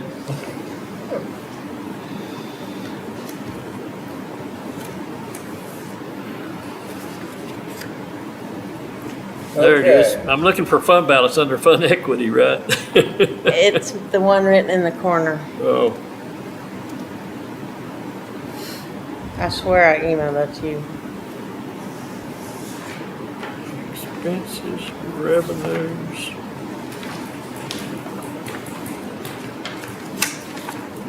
Shelley, you got a bunch of numbers written in the corner. Just look at the very bottom one. 3.8? Uh-huh. Ah, dang. That's mine. Pass it Don't back. give me Indian giver. Pass it back. I don't think I've seen that. I might have just gave you the number. Okay, I just remember.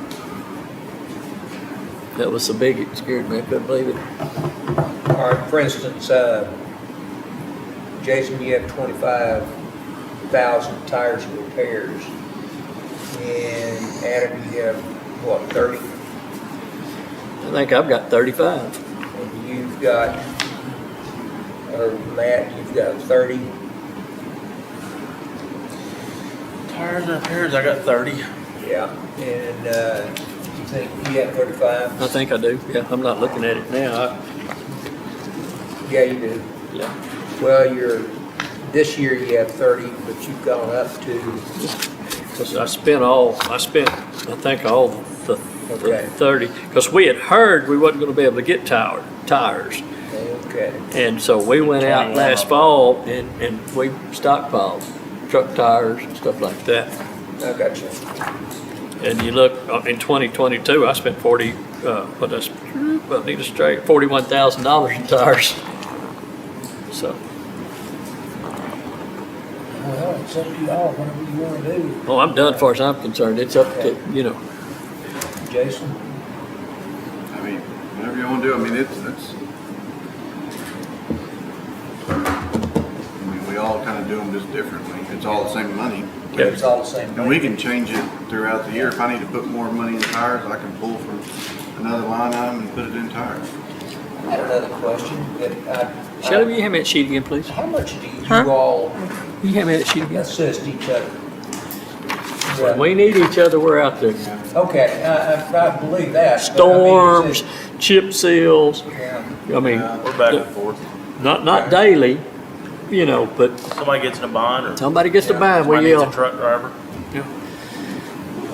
Me and Gary share one big piece of equipment, so we Yeah. bought together and Is the revenue per precinct 2.7? The revenue should be the same for the most part. Steve, Key, and the zipper Zipper, is gone. it went back. That's, he's throwing a crowd up, though. See, that seems strange. That's pretty nice road. That's per precinct. pretty much, I mean, the interest. If you have more money, your interest will be different. I've got 2.1 as revenue, I'm spend 2.4, so I just have to take the rest out. I agree. Well, and that's just based on, I guesstimate what y'all will spend for the rest of the year. Ready to call it a day? But do the rest of these guys don't put that number in? Well, I could have sworn I sent it to all y'all, but I can't find any It emails. looks like, guys, don't hold us to this month, looks like ours about 2.1 million each revenues. Well, that's if, Depending on how much money you got in your fund balance and interest and stuff of that nature. So, that's the current tax collection if we stay with, 11.5. no new revenue rate and the legislation doesn't.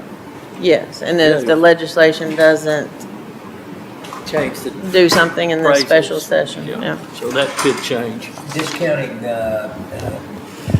office, do you each have about the same number of road crew? I don't right now because I got 2 openings, but most of us have 8 and 9, right? I've got 8. I got 7 in part-time. Okay. I've got 8 in a part-time, or 9 in a part-time. Yeah, it's, yeah. Anywhere from 8 to 10. Yeah, I think I've got budgeted 9 people, but I've got 2 openings. Because that Indeed software.